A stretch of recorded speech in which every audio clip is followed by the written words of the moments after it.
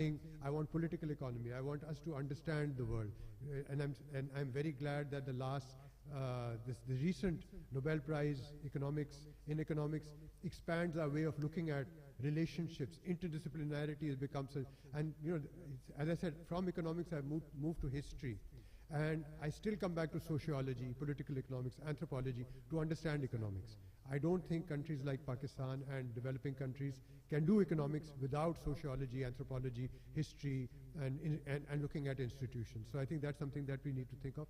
And that's why I think rethinking economics is a very important field. And I know some of the papers to be presented here do exactly that. They question, implicitly they question things that are happening. So I was asked by Lubna to fill in for a little while and speak a few minutes, so I'm just rambling. So I'm going to say a few more things about these issues. There's a very interesting article in Dawn of all newspapers in their EBR section today. It's very, very interesting. And this is why I think the debate from economics, from macroeconomics, okay, state banks reserves at 11.3 billion. Okay, so what? Most of it is borrowed. Our debt is 126 billion, but nobody's talking about that. Our inflation has come down fantastic. It's about 5.7%, very good. The exchange rate has been the same, whether it's the right rate or not, but it's been the same for many months now, almost a year. I think these are good signs. But that's not what economics is. That's what you go and say a few phrases on television when you're asked to do a talk show or something. हाँ, economy ठीक हो गई है, देखें 5.7% वो हो गया, देखें हमारा current account deficit भी हमारा surplus चल रहा है, remittances इतने आ रहे हैं. Okay, that's okay. But as economists, I think we need to think about other things. There's a very interesting article in Dawn today, which I would recommend that you read. It's about this debate about agricultural income tax. And I don't like the IMF, but sometimes they say some good things. And I completely agree with their idea of imposing a tax on agricultural income in the provinces, which is commensurate with other income tax. 45% is the rate. Too high, that's a separate debate. But nevertheless, it should not be 10 or 12 or 15%. And there have been debates. In fact, the Sindh government has said, no, we're not going to do this. The Punjab government, surprisingly, has said that, yes, they've actually posted a bill in Parliament which looks at an increase in agricultural income. However, this article today talks about how what's called implicit taxation, how the agricultural sector, and this is an old argument, is overtaxed. And they argue that, for example, if there are price controls on what you can sell, on say wheat and cotton and sugarcane, for example, isn't that a subsidy to the urban or to the industrial sector? I think a good argument to look at. So they are making the case that, as I said, it's beyond the three main figures: inflation, debt, fiscal deficit, current account deficit. So these are things that I think as economists we ought to be looking at. And that's why I think vested interests, institutions, lobbies, and all those become important. Something that econometrics does not teach us. Something that quantitative methods do not teach us.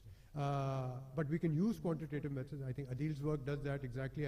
I've been present at many of his presentations and seen how he uses quantitative techniques to make arguments.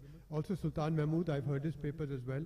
I think 2 years ago at the LUMS conference, where they use quantitative instruments to look at non-quantitative things, like how do lobbies, I mean, I think Adil's work on shrines is one example, and so on and so forth. Finally, I'll just end by saying that two of our faculty members, senior faculty members, Hemandas Lohano and Qazi Masood, I don't know if either of them are here, I don't see them here, have been asked by Oxford University Press, Pakistan, to write 2 textbooks, one for microeconomics, one for macroeconomics, for first-year undergraduate students. I think that's a great development. That it's good to read Samuelson, and I'm not even sure what the new literature is, Barrow and so on and so forth as textbooks. But I think it's also important to have a local context. Our students learn from these books, which are foundational. We've all of us who study economics have learned from the same books, and they keep being updated and revised But I think in the context of Pakistan, for example, it's something that our students, our faculty should be more. Adil Nakhuda writes a lot in the public press about trade and other things like that. I think it's important to look at local context. I think that's very important. Use theory, use quantitative methods, but also look at, for example, we say that there should be, that everybody should pay taxes in Pakistan, income tax at least.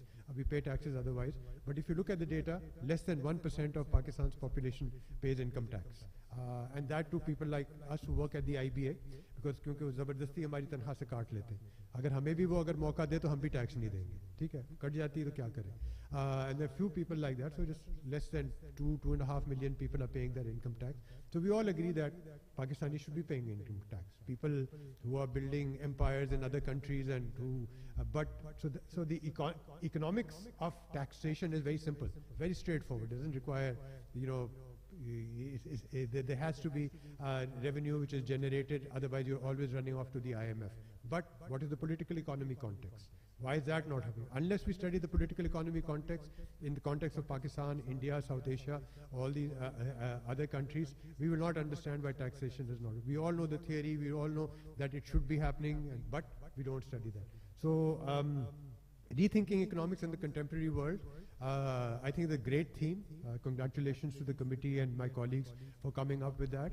And I think this is going to be an interesting conversation with different economists present here from different backgrounds, different theoretical models, different political economy concepts. So I look forward to this. And this evening, I have to advertise this. I have a session with, I think, the best economist in Pakistan.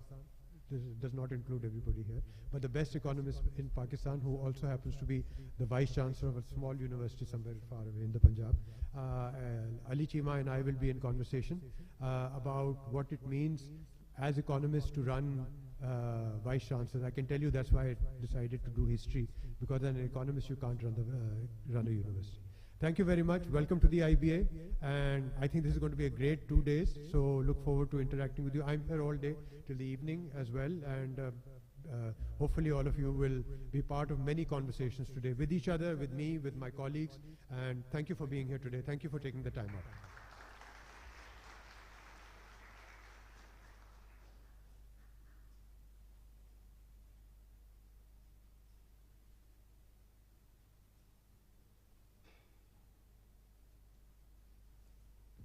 Thank you, Dr. Akbar Zaidi, for your opening remarks.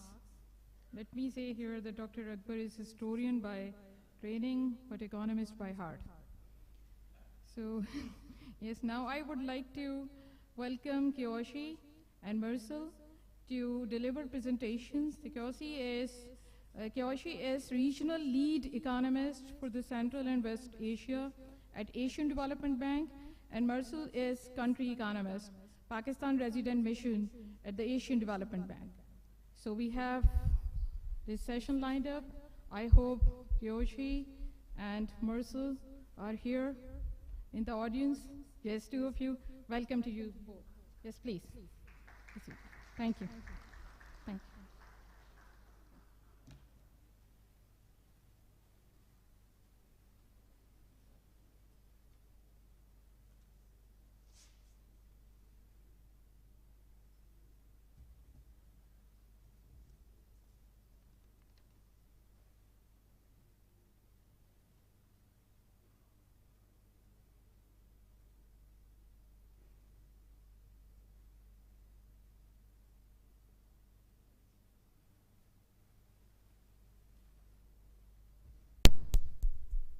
Okay, good morning, everybody.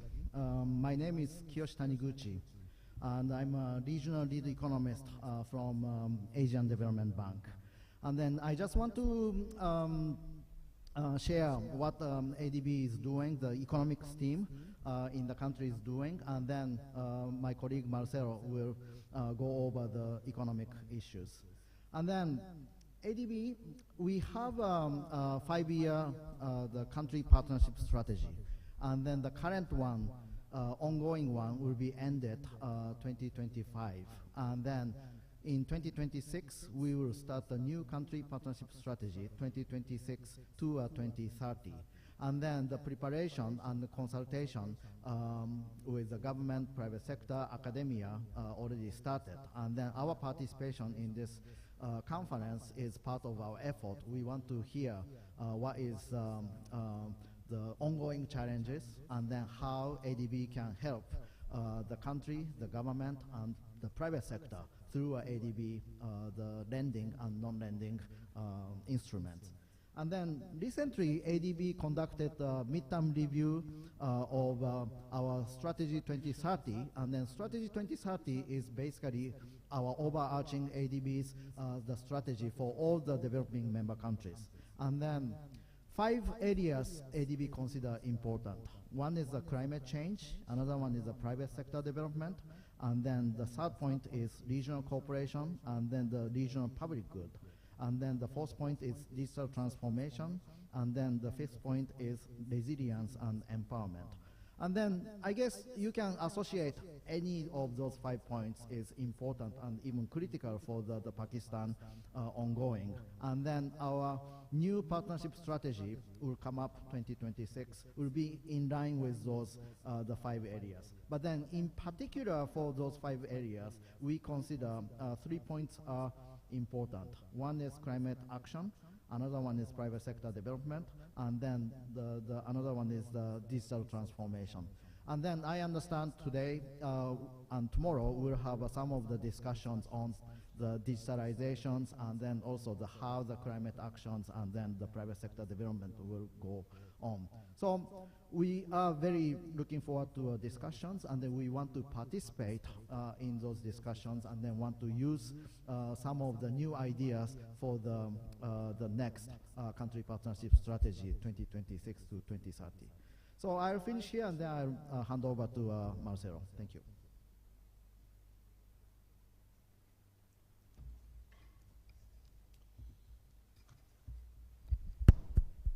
Thank you, Kiyoshi, and good morning, everyone. It's a pleasure to be here. Thank you for the invitation and opportunity to present to you today our latest version of the Asian Development Outlook, in which ADB shares its views about the economic situation in the region, economic outlook.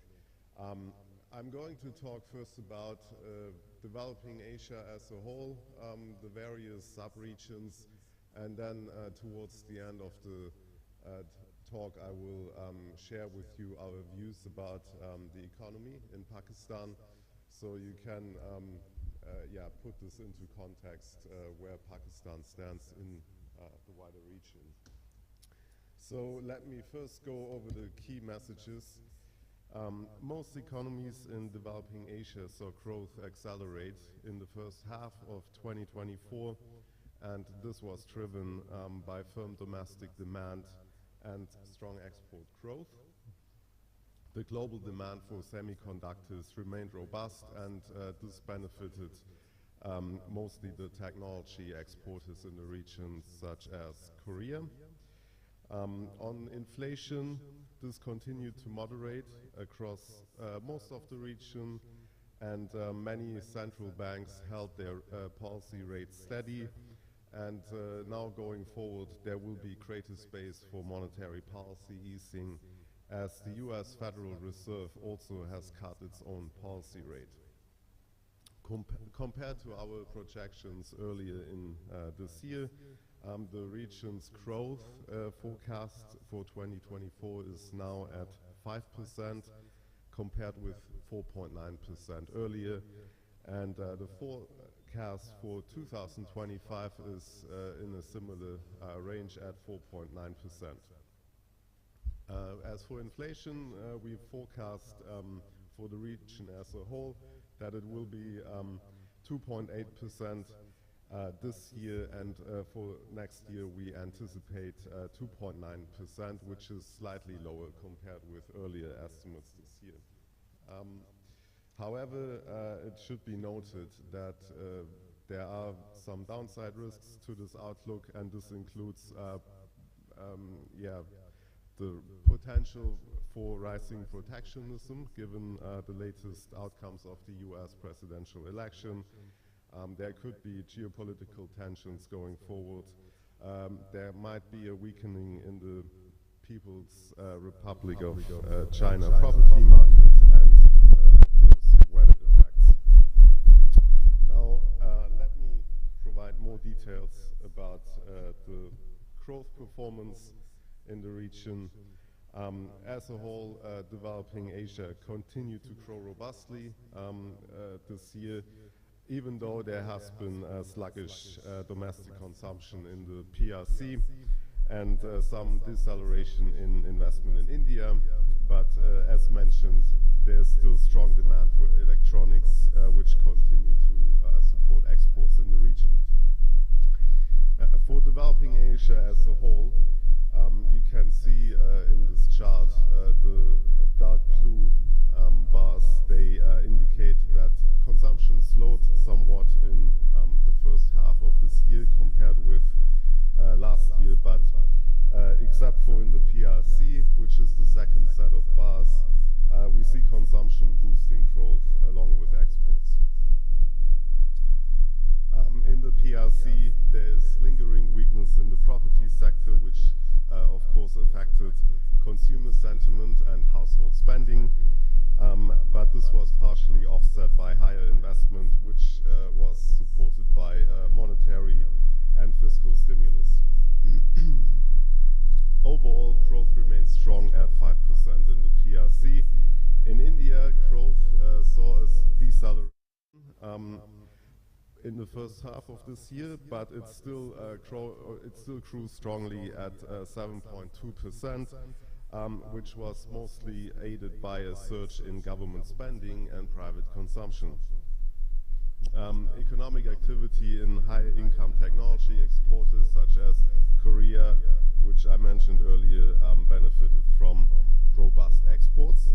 And in ASEAN 4 economies, growth was bolstered by strong increases in consumption. Moving on to inflation, you can see on this slide that price pressures eased in 2024. You can see in the figure on the left that inflation in developing Asia continued its downward trajectory.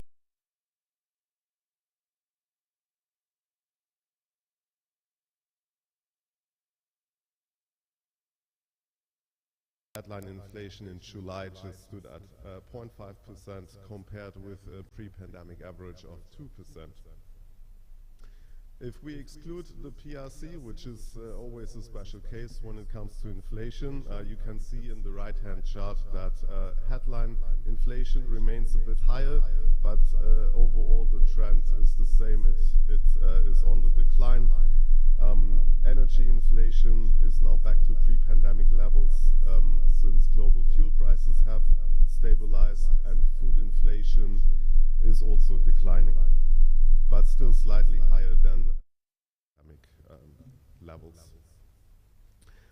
Core inflation, you can see this in the yellow bars, also continues to decline and is now below pre-pandemic levels. Now, turning to the outlook for the region, growth outlook first. We expect that going forward, developing Asia will still post robust growth rates. We have, in fact, marginally revised the forecasts up for this year compared with earlier in the year. We expect now 5% in 2024 and 4.9% next year. You can see in the left-hand chart that while growth in developing Asia is still below pre-pandemic levels, you can see it, the pre-pandemic in the light blue lines, but this is mostly due to slower growth in the PRC.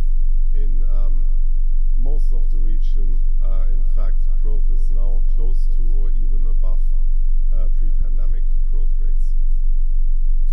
In East Asia, we forecast growth at 4.6%, which is driven by better than expected export growth in Korea and also Taipei, China, which is another technology exporter.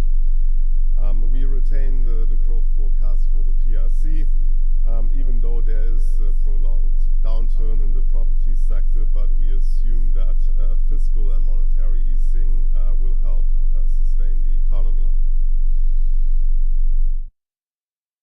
outlook for Caucasus and Central Asia is upgraded to 4.7%.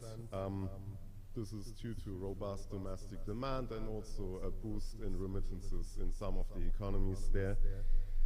South Asia will and remain the fastest growing sub-region, and growth is at 6.3% expected in 24, and this is unchanged from forecasts earlier this year, and in general mostly driven by India. Southeast Asia and the Pacific are projected to grow by 4.5% and 3.4% respectively. Inflation forecast, as mentioned, inflation is on the decline, so consequently we downgraded our forecast to 2.8% in 2024 and 2.9% for 2025. There is some heterogeneity across countries and regions. So for Caucasus and Central Asia, we lowered the forecast, but it is still relatively higher compared with other sub-regions at 6.9% in 2024. In East Asia, due to developments in the PRC, the inflation forecast is lowered to 0.5%. Which is mostly a result of weak domestic demand and slower than expected bottoming out in food prices. For South Asia, inflation remains at 7% forecasted, but will be higher or raised in 2025 at 6.1%, which is mostly a result of developments in Bangladesh, where the currency depreciated and there have been some supply side disruptions. In Southeast Asia, we expect inflation at around 3% in 2024 and 2025, and in the Pacific also in that range, slightly higher at 3.6%. And 4% going forward in 2025.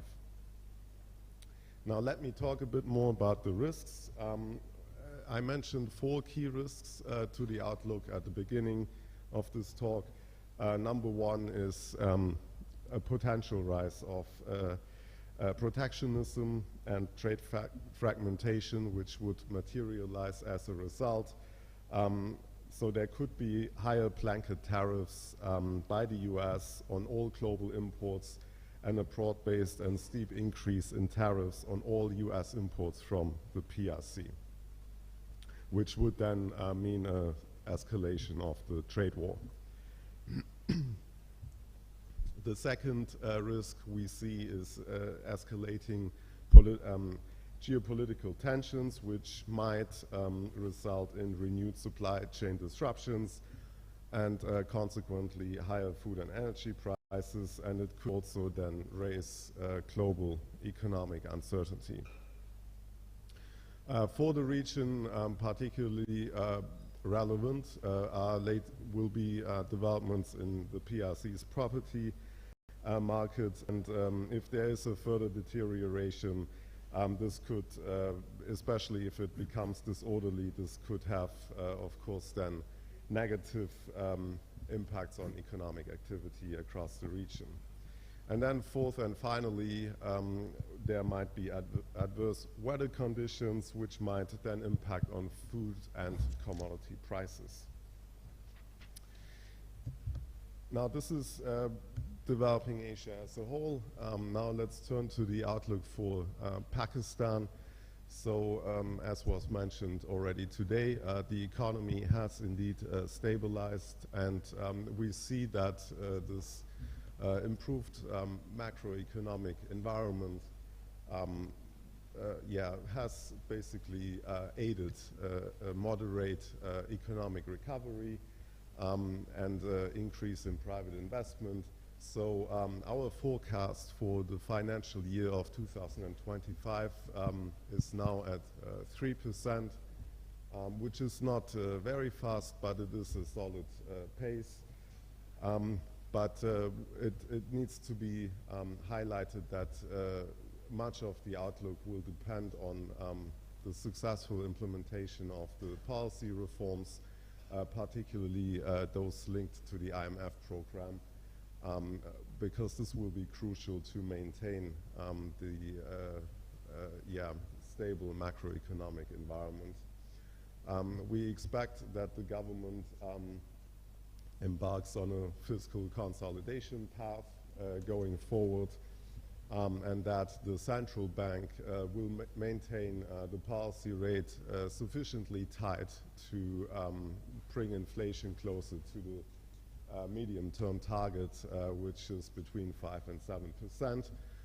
The inflation forecast, so on inflation, this has come down for us at least much faster than expected.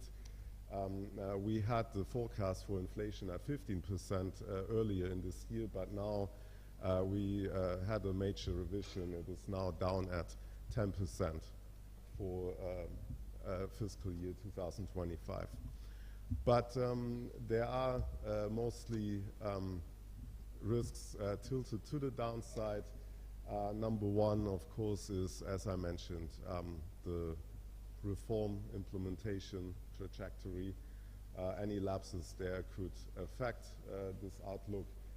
And of course, if there are any tensions which spill over to the macroeconomic environment, this will also then affect growth and inflation projections. Finally, very important to mention in Pakistan's context are any weather or climate change related adverse impacts. I will stop here and thank you very much for your attention.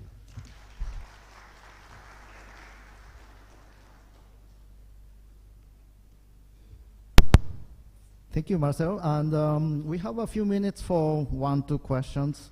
If you have any burning questions about the Pakistan economy or the ADB, and then we'll be happy to respond.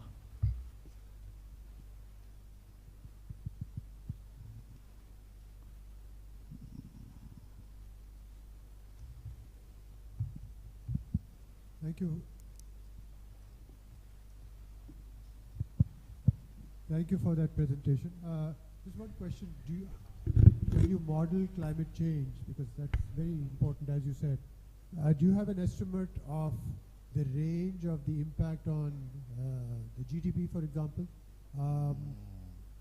An event, climate change event, like floods or something like a disruption like that, or a longer term decline in, say, sustainability. So is there a figure, approximate figure, which you have been able to model? Thank you.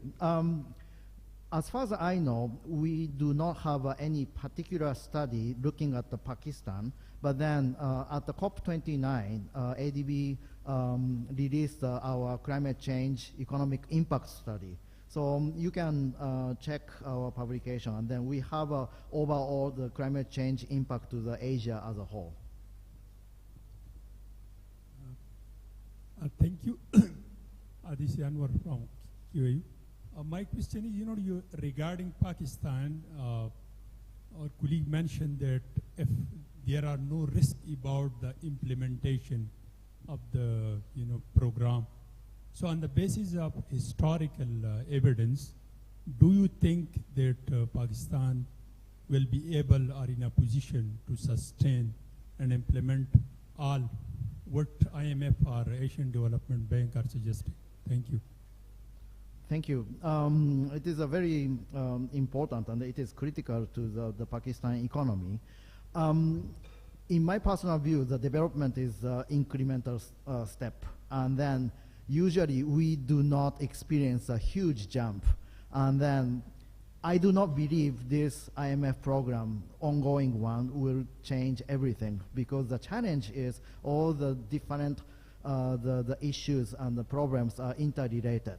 But then I think IMF trying to give incremental step, and then one issue is broadening the tax base.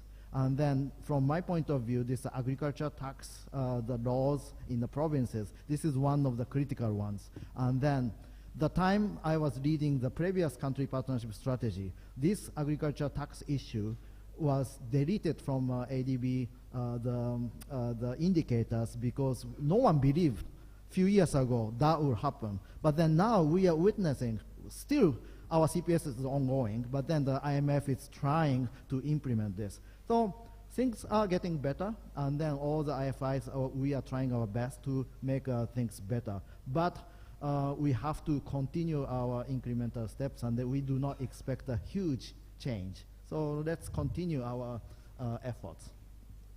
Thank you. Yeah, I'm Shahid Zaki, yeah? I'm the former CEO of Philips Pakistan. We are very much concerned about the inflation. And in your slides earlier, I've seen the figure of 23% or something like that for 25. But later on, you say that it's going to be 10%. So why this anomaly? Is it because these figures were supplied to you by the government of Pakistan, or what? Thank you.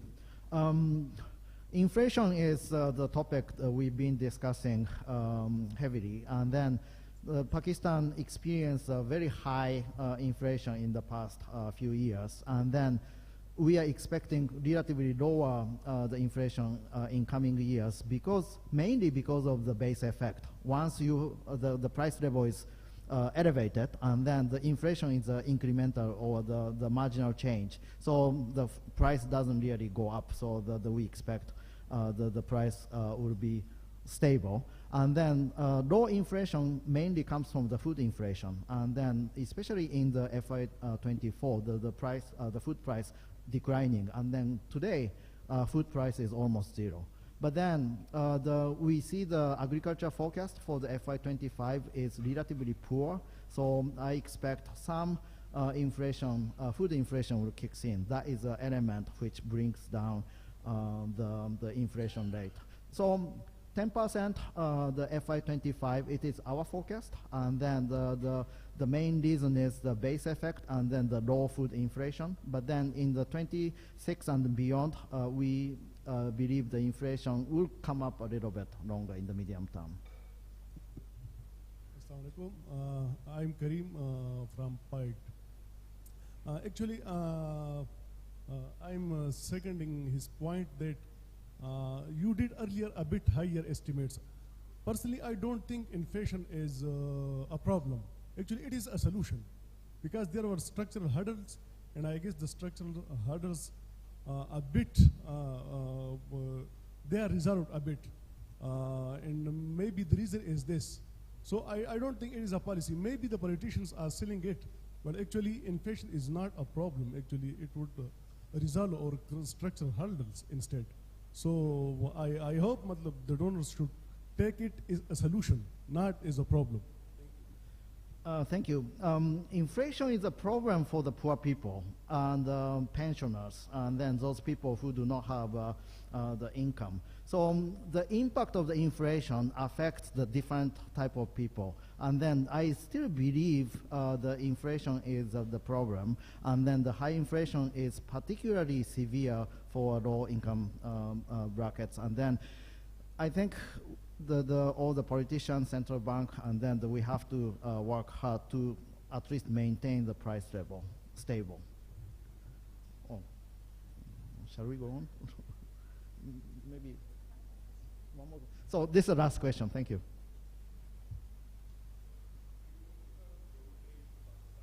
Can you use the microphone? So you talked about growth rates in Pakistan, and you showed this chart about these growth rates, but you didn't talk about inequality. So can you just shed some light on inequality in Pakistan? Is that growing? Is that reducing? Especially in the wake of these IMF structural adjustment programs. So I would just like to have your thoughts on this. Can you repeat quality of growth? So you talked about growth rates in Pakistan, and you showed this chart regarding growth rates. But can you also shed some light on inequality? So is inequality is it worsening? Is it improving, especially in the light of recent IMF programs and so on? Thank you. Thank you. Growth rate is, as you know, it's an average growth rate, right? And then the inequality is an income distribution issue. And then it is a very big, serious challenge in this country. And then there's a lot of poor. They do not enjoy the benefit of the growth. And then often, I don't like this term, but then often it was called the elite capture. And then the income, any income increment is kept by the small group of people, and then the large, the poor group of people do not enjoy the benefit of the growth. So the income inequality or the distribution of wealth is a serious challenge, and then that's why IMF is still encouraging the BISP, the conditional cash transfer programs. ADB will work on the social protections, the insurance scheme, and so forth. Those will help distribute the wealth to the larger body of population. Thank you.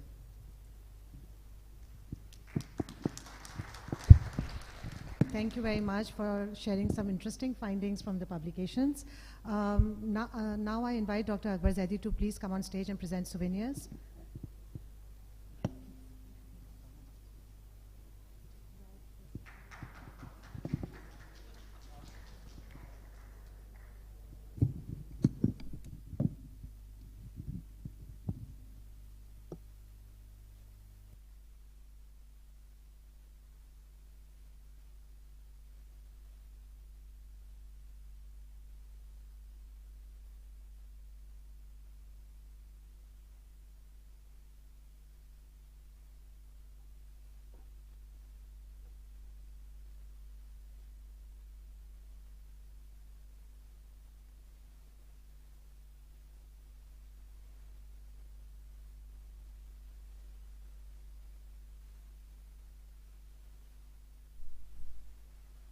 At 11:45, we have a very interesting panel session on rethinking international trade in a digitalized world. Right now, we have a short tea break in the foyer area of the auditorium, and I request all of you to be back at sharp 11:45 to join us for the panel session. Thank you.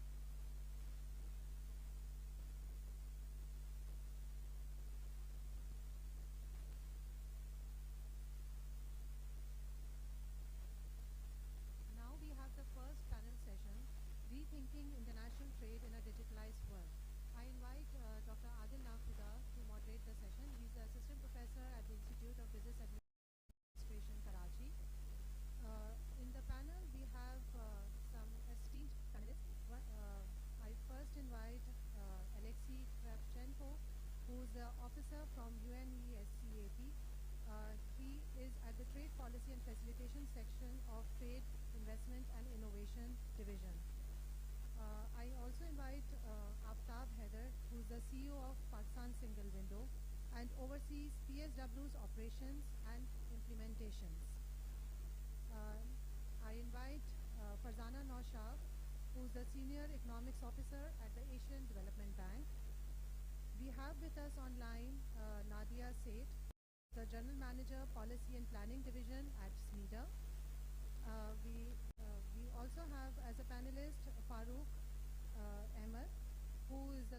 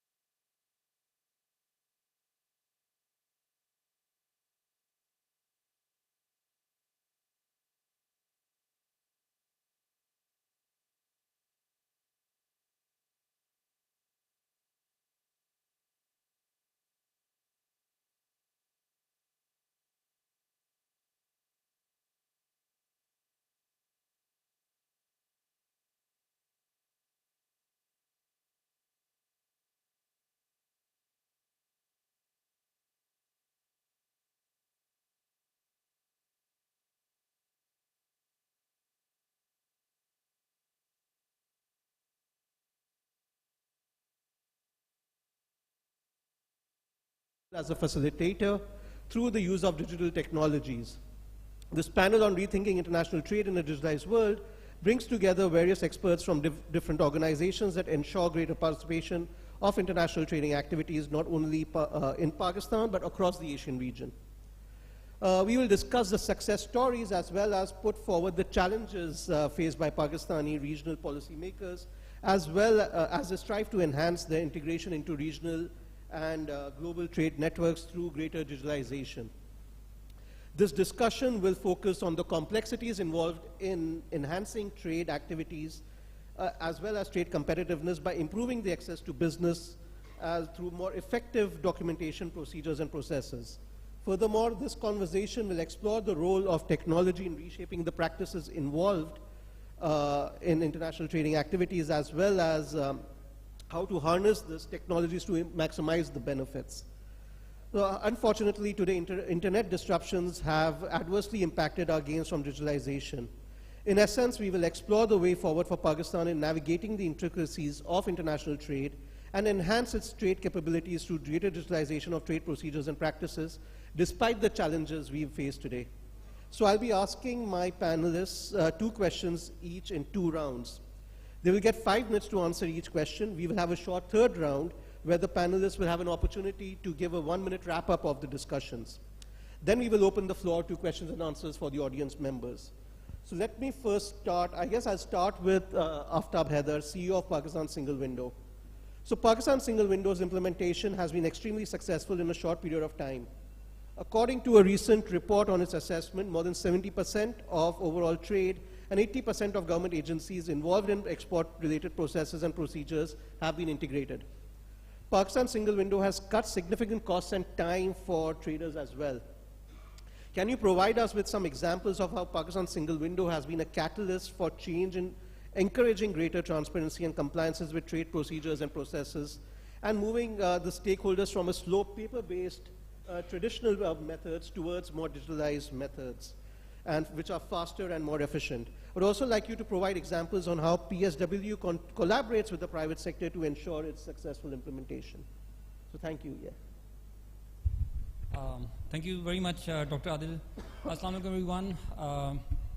Let me start by saying how much I feel honored and excited to be here at this great seat of learning amongst a crowd that has some very dear seniors, but also a lot of young people around.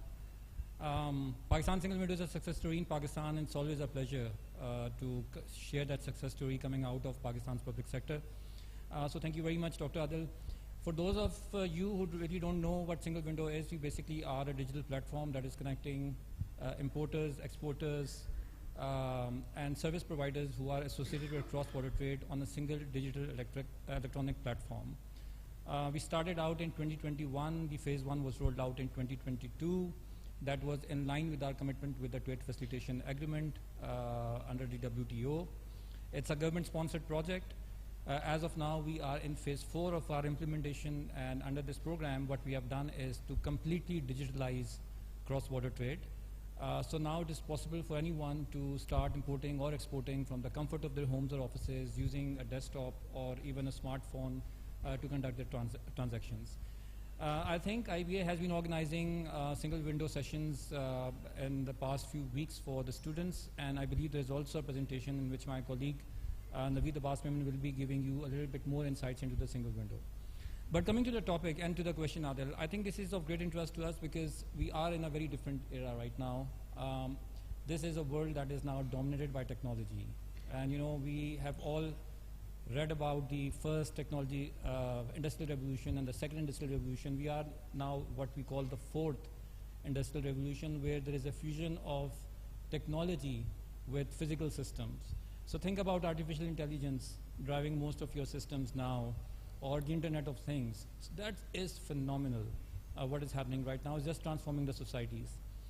And then the global trade is also increasing. So there's cross-border trade that has tremendously increased in volumes, despite the dip that we have recently witnessed or during the COVID era.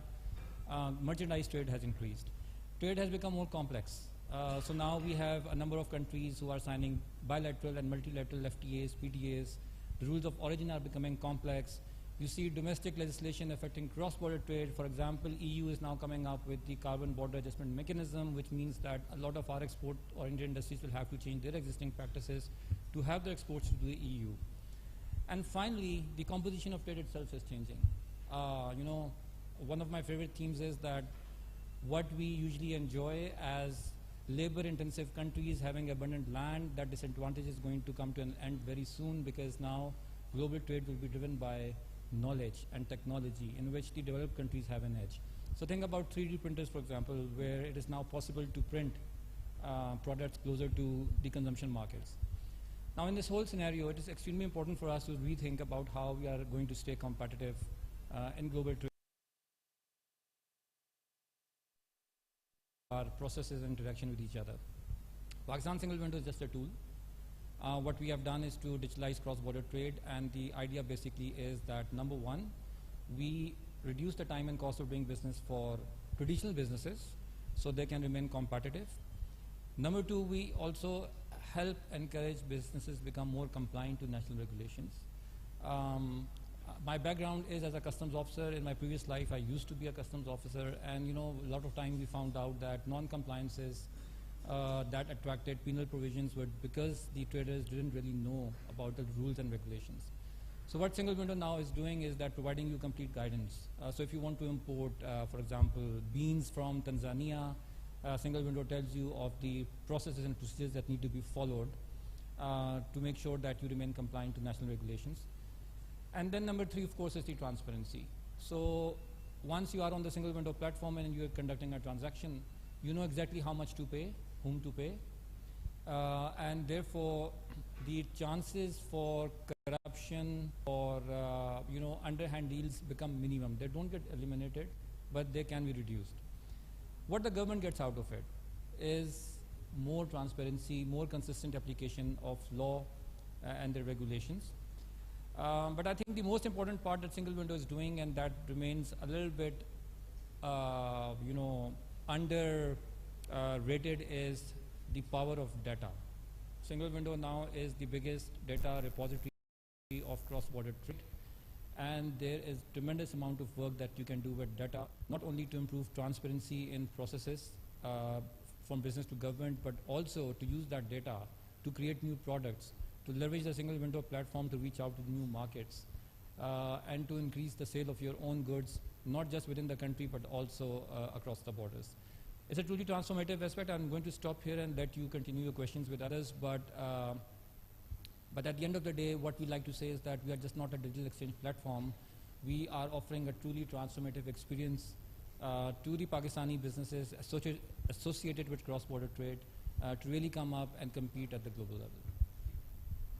Thank you, Aftab, for an answer. So now I'll come to another government organization which has an important role to play in digitalization. So Nadia Seth, General Manager of Small and Medium Enterprise Development Authority. So SMEDA, as we know, has a very important role to play in promoting digitalization of trade procedures and processes. For instance, business development services can be aided by digitalization of trade, while digitalization of trade itself will increase demand for more business development services, such as outreach programs, engaging smaller firms that need such services. Similarly, other objectives related to trainings and seminars, as well as development of sector-specific strategies, can aid the promotion of digitalization of trade procedures and practices. Can you provide some examples of how SMEDA in recent years has joined the digitalization bandwagon and helped businesses become more digitally integrated?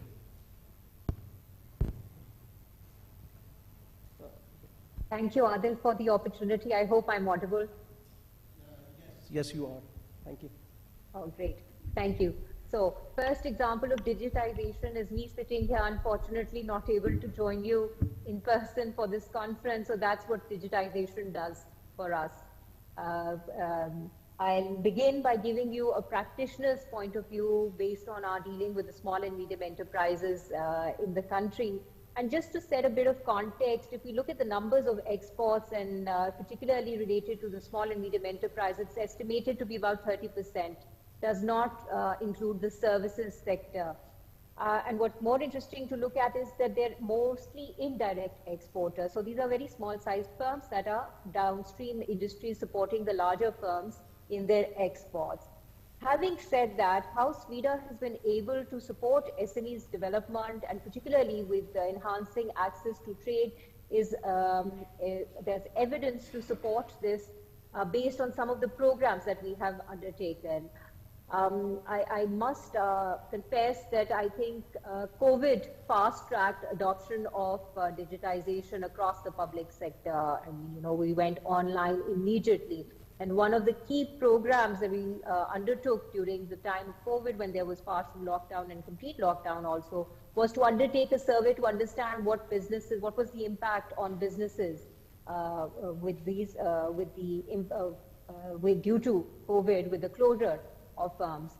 And what happened was that as a part of this research that we undertook, the government of Pakistan launched the Industrial Electricity Support Package for small and medium enterprises. So that's the power of digitization to support SMEs. A lot of firms did not go under because of this support coming through by the public sector.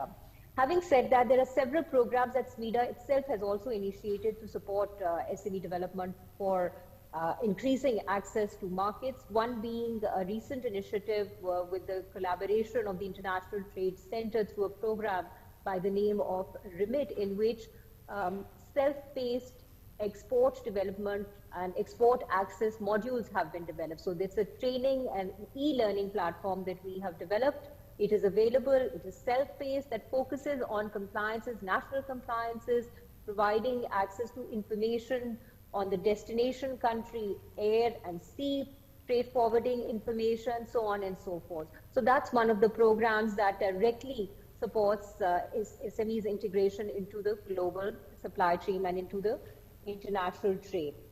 Another program, and you mentioned business development services, how important the role of BDS and in terms of expanding and reaching out to SMEs is concerned, considering that they're not just concentrated in large cosmopolitan towns, but far off areas. And how do you bring them on board is when we as an institution have gone digital in terms of our business development services.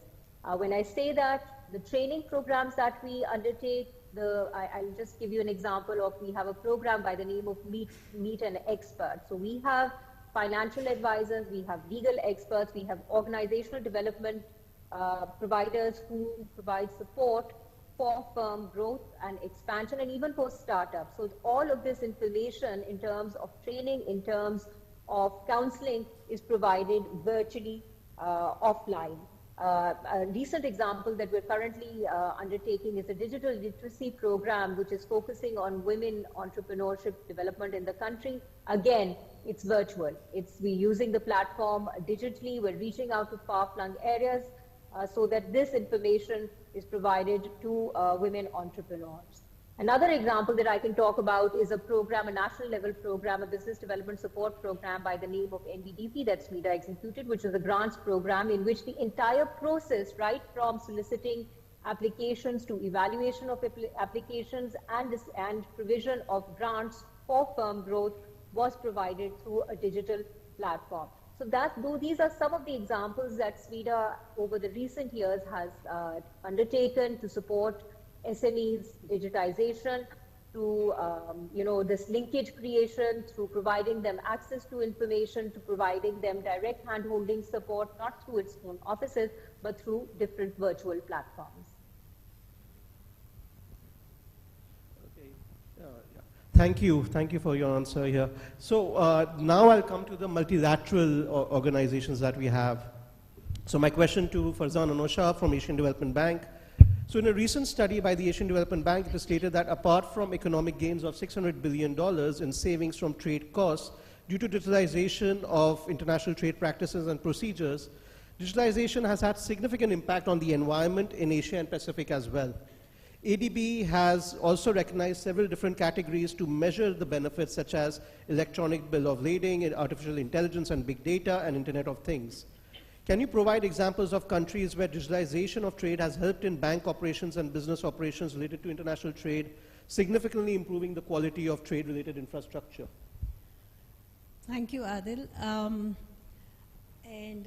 I will join Aftab in saying that first of all, this is my first time at IBA, and I'm very pleased to join the future of this country and a very capable faculty here, and share experience in ADB in implementing its projects and programs for trade facilitation in Pakistan and some of the regional countries.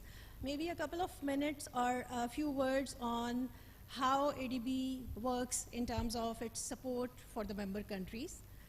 ADB's assistance focuses on supporting government's development agenda, such as, in this case, Pakistan government's development agenda, to help lift key development constraints in the economy. In doing so, it provides assistance both for upstream and downstream, for instance, trade activities, as well as in other areas. And it has various modalities to provide this assistance. It has infrastructure project assistance. It has technical assistance to undertake diagnostic work, which basically provides the basis for identifying key constraints and focus of different projects and programs. And finally, it has, we call it policy-based lending, which is budget support modality to support government's initiatives in key legal, regulatory, policy, institutional reforms. Now, digitalization, nobody can deny there is no second opinion in terms of its efficiency gains, improved governance, and service delivery. So it is not just about technology upgradation, it is about transforming the whole ecosystem, it is about transformation of the culture in a particular organization.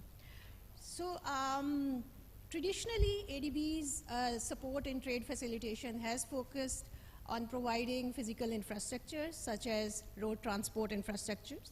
And one of the examples is from Pakistan. ADB has been supporting Pakistan's National Trade Corridor Investment Program, which started back in 2006. And there have been multiple tranches under which ADB supported infrastructure development in roads for integration with the region. Basically, it was to support national trade corridor from north to south, and ADB provided support for segments. Now, as the world is changing, ADB is also in transition in terms of its focus. So what basically guides ADB's operations is the country needs. And ADB is accordingly transitioning into focusing on digitalization of support in trade facilitation as well as in other areas. For instance, ADB approved a project focusing on addressing key constraints at 3 border crossing points in Pakistan. It is a $250 million project which was approved in 2015, and it basically supported integrated management of transit trade at 3 points, 2 with Afghanistan and another one with India. And with Afghanistan, we all know Afghan transit trade is something where there is a lot of potential, and 2 border crossing points, Torkham and Chaman, where most of the transit trade happens between Pakistan and Afghanistan. What project did was to improve the efficiency of infrastructure, developing facility at the border crossing points of Chaman and Torkham, and also, so when this is there, it needs support from the governance systems as well. So Pakistan Land Port Authority was set up, which provided the management regime, and together with that, all the operating agencies, because it is not just one agency, there are a number of agencies, and there are operators that need capacity development to operate these systems. So basically, the objective and impact is to minimize the challenges in terms of reducing time, reducing the effort at border crossing point in an integrated manner. So the new trend is about smart trade facilitation. Pakistan single window is an example of that. In Pakistan, integrated risk management systems, integrating different stakeholders at one-stop shop. So that is the new trend. And here I would like to quote another example from India, a program supported again by Asian Development Bank to support legislative, institutional, and policy reforms. So this is a $600 million program, SMILE, for integrating multimodal logistics ecosystem. So again, the focus is more or less the same in terms of the challenges, usual challenges which are in developing countries, such as institutional and policy framework. But here, so this is integrated model, and we know that India is a huge country, and there are, so the program worked at all tiers of the government. So first of all, what is needed is to provide governance structures, institutional framework, policies plan at 3 tiers of the government, starting from the federal, state level, and selected city governments as well. So policies plans were supported. Then the next step was standardization. Obviously, when such integrated program happens at that large scale, it has to be standardized in terms of processes and systems. So the program picked up standardization of warehousing, and that was done across several states as pilot. And an e-book was published. The interesting point here was that private sector was engaged. So now, when the governments, and with support of even development partners or independently, they undertake these reforms, who is the beneficiary? Basically, these are businesses, private sectors who are end users. An interesting point in this, and maybe that is an innovation, that this program engaged private sector in developing, for instance, ranking of the warehouses for standardization.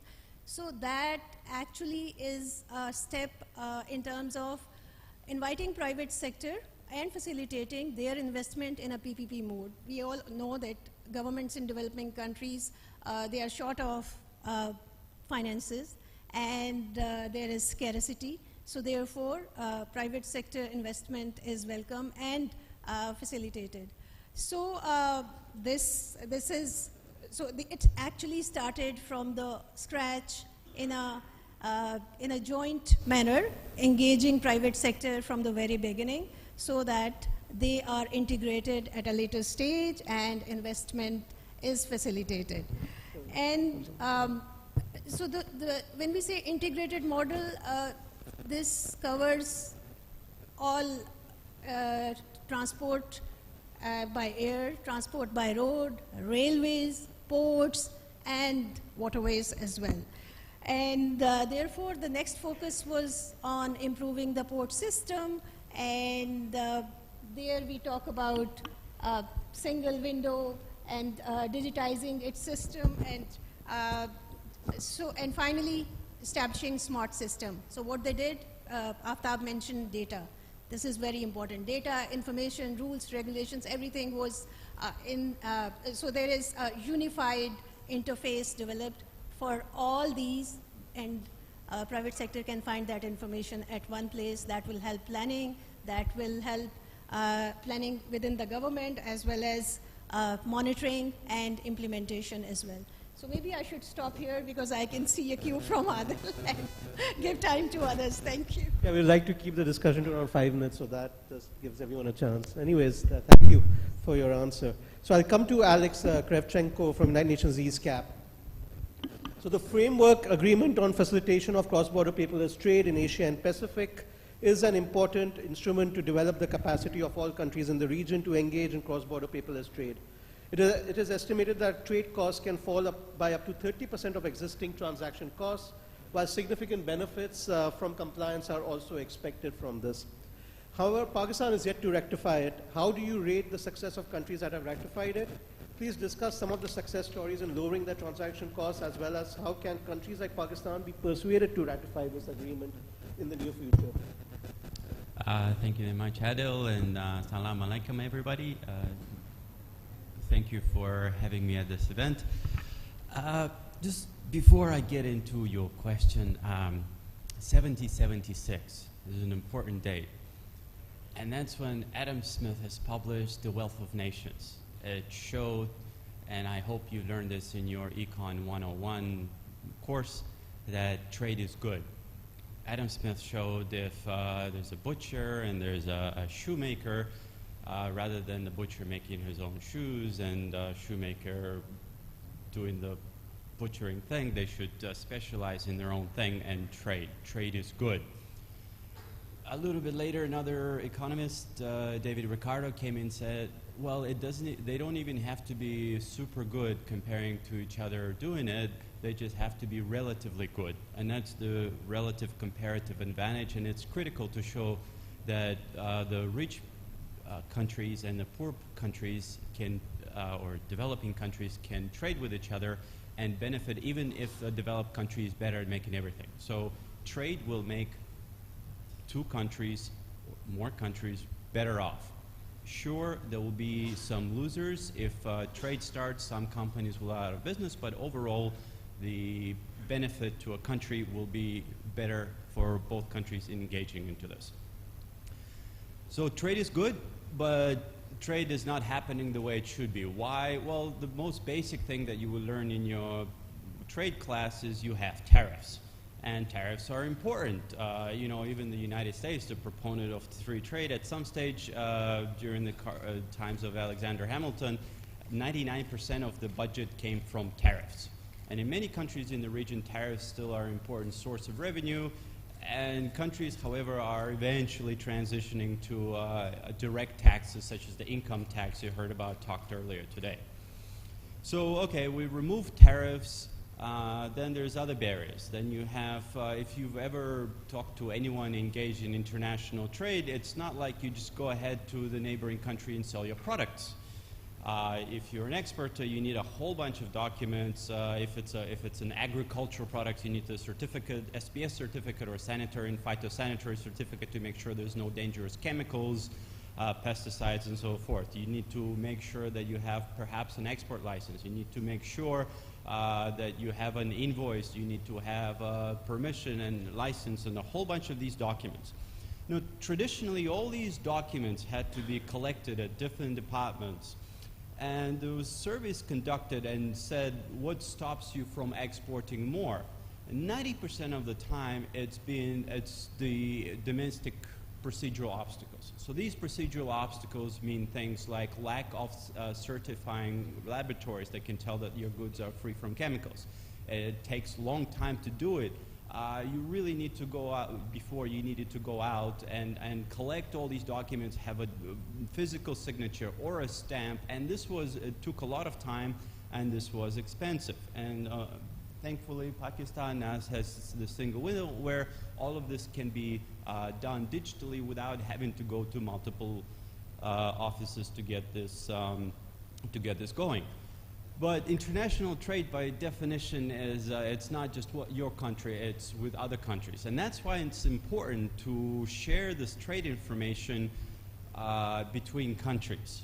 Okay, and you'd be surprised to know that it doesn't actually happen that much at all. So when you export to the EU, you have to do Pakistan stuff, and you have to do the European Union stuff separately. There's no sharing information, and sometimes that information doesn't actually match.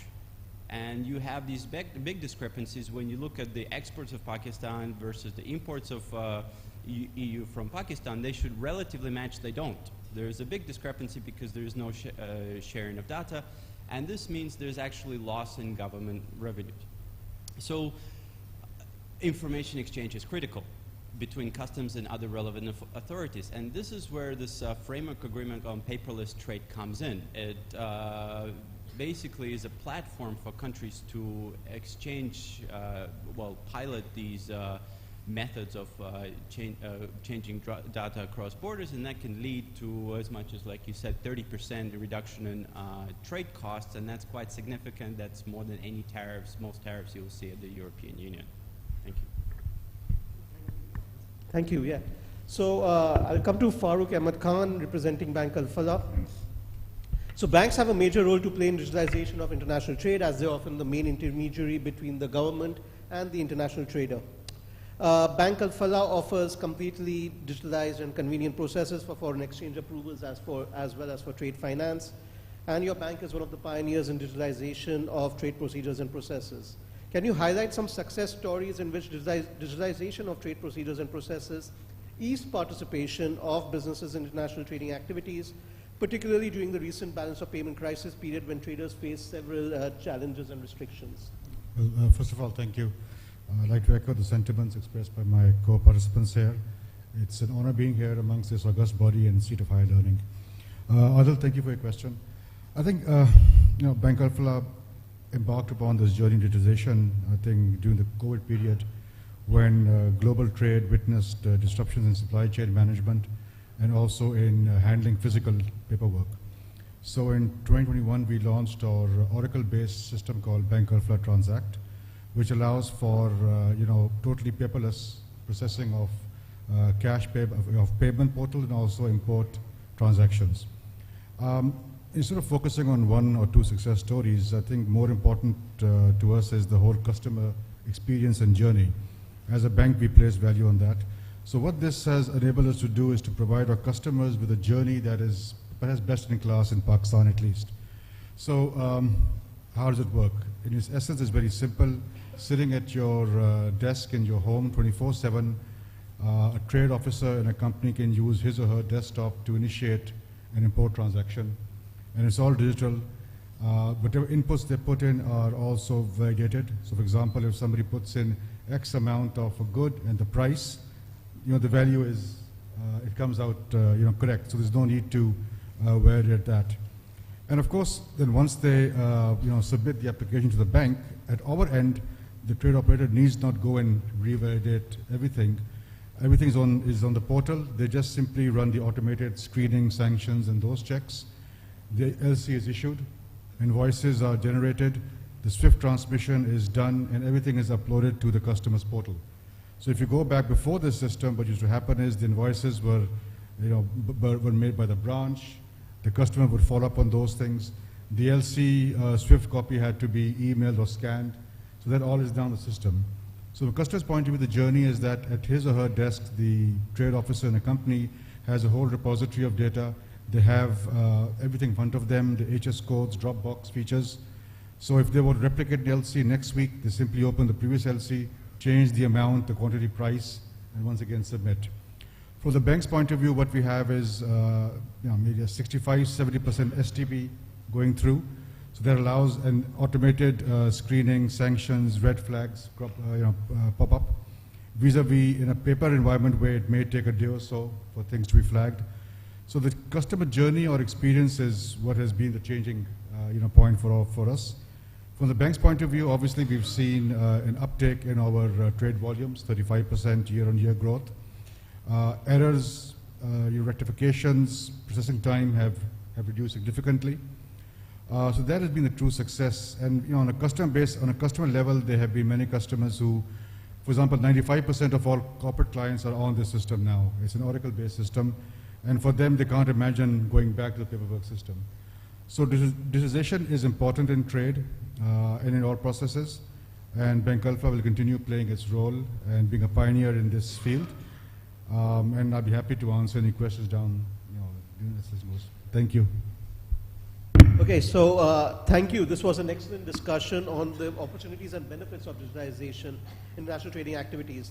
Now let me come to a more important, I think, a more interesting discussion, which will be based on the challenges that you face in promoting digitization.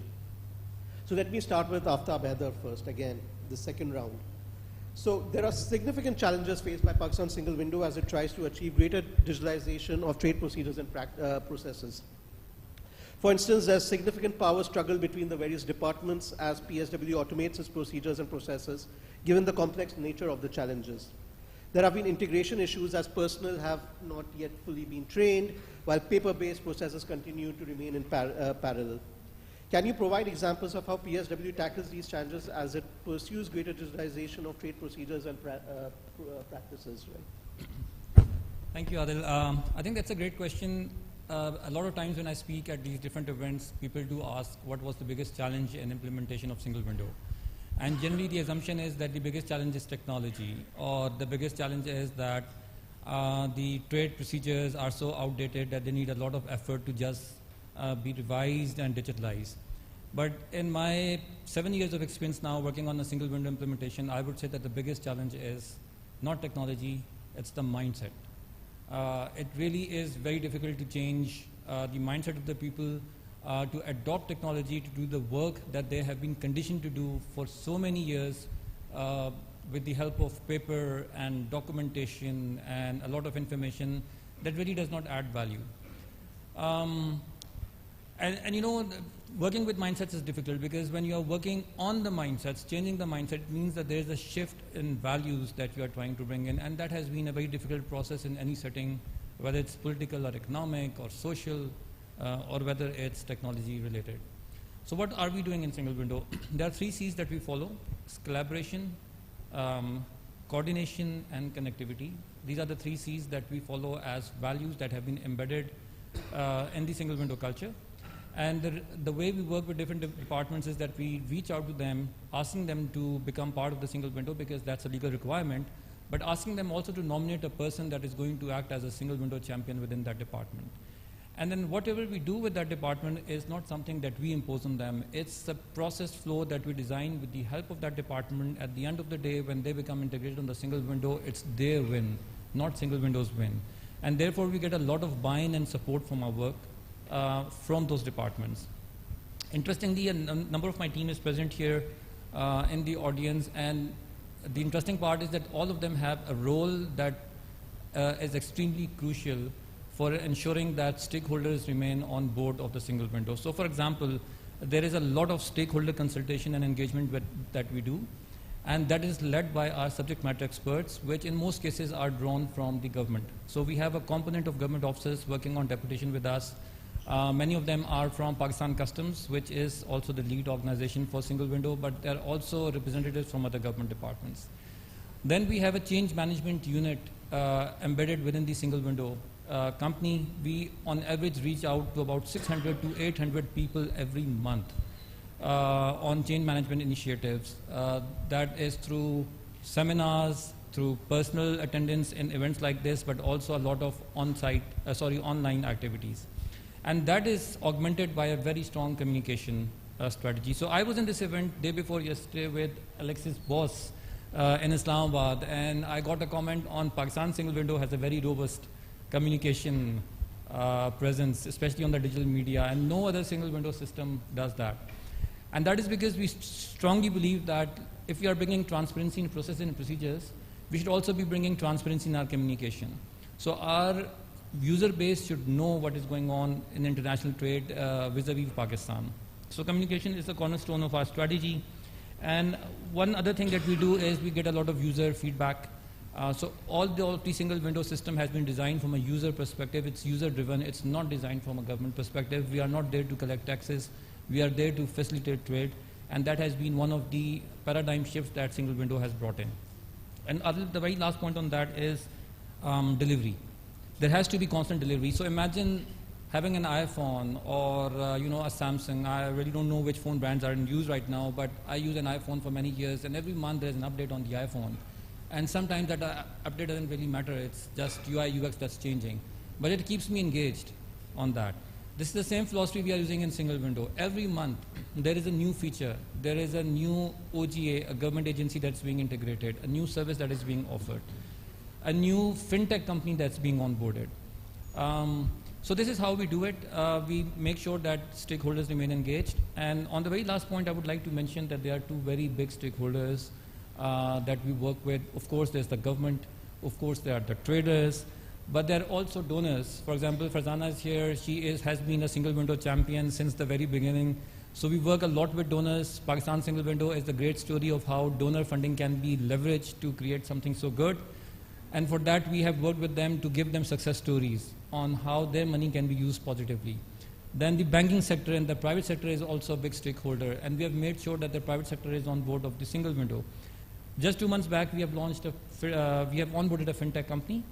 And what we are doing is we are offering banks trade data to improve their due diligence and KYC compliances. So, this is something that we are doing to make sure that stakeholders remain on board. But it's an ongoing challenge. We always come into contact with people, again, coming back to the mindsets, who need a little bit of extra push to come over to the digitalization journey. Thank you, Adil. Thank you, Aftab. So my next question is to Nadia Said. Some of the key challenges to smaller businesses are access to finance, competitive pressure, and lobbying that favors large businesses, greater regulatory burden, lack of linkages with foreign buyers that can deter smaller businesses from participating in international trading activities. Can you please give us some examples of the challenges that businesses face and how SMETA has used digital technologies to overcome the challenges and ensure participation of smaller businesses in international trading activities?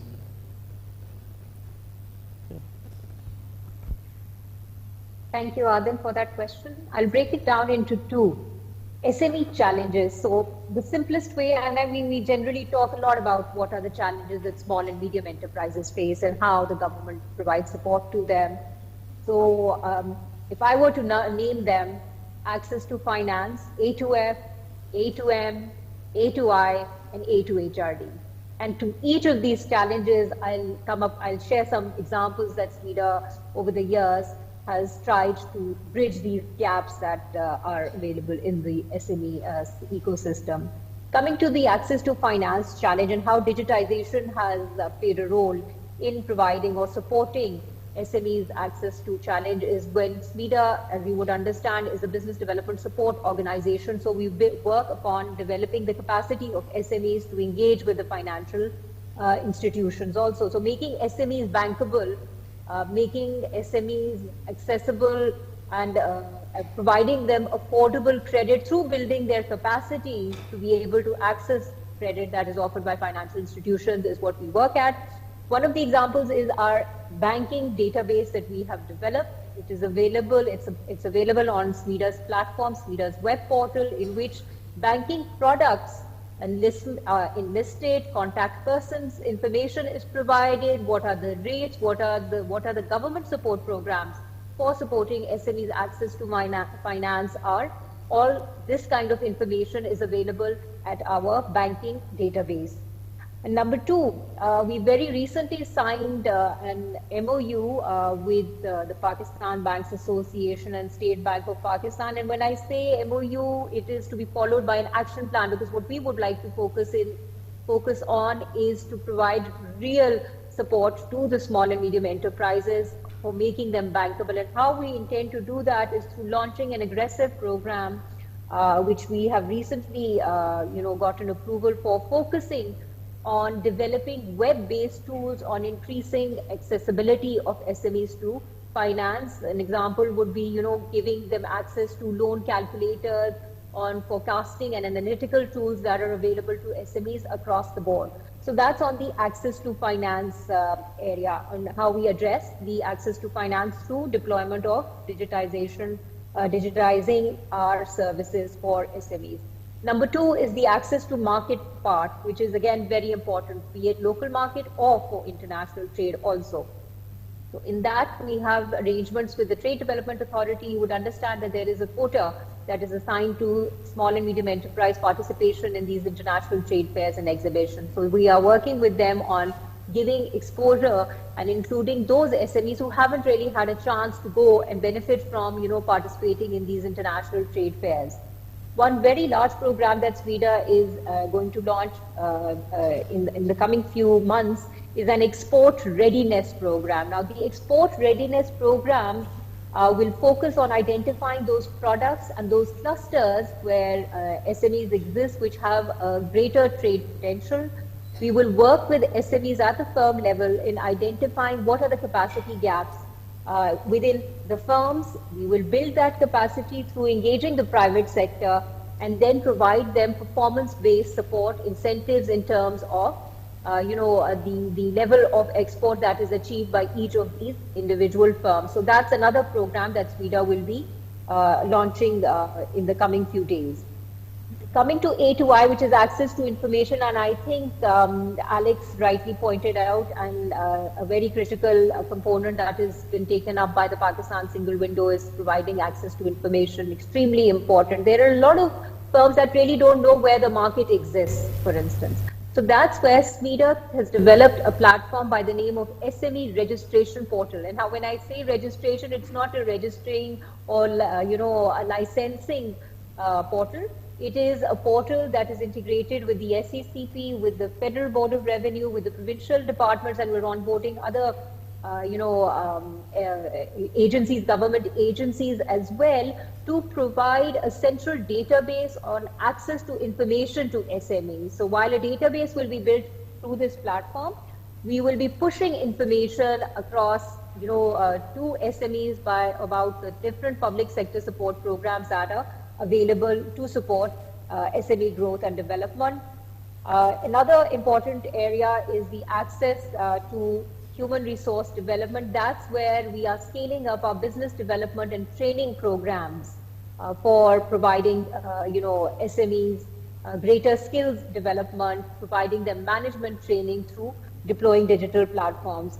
A very important area, and this sort of ties in with trade and finance, is providing credit information. So while there is a credit and ECIB is there, banks have their own due diligence process, they have their own scoring and mechanisms when they're evaluating firms for lending purposes.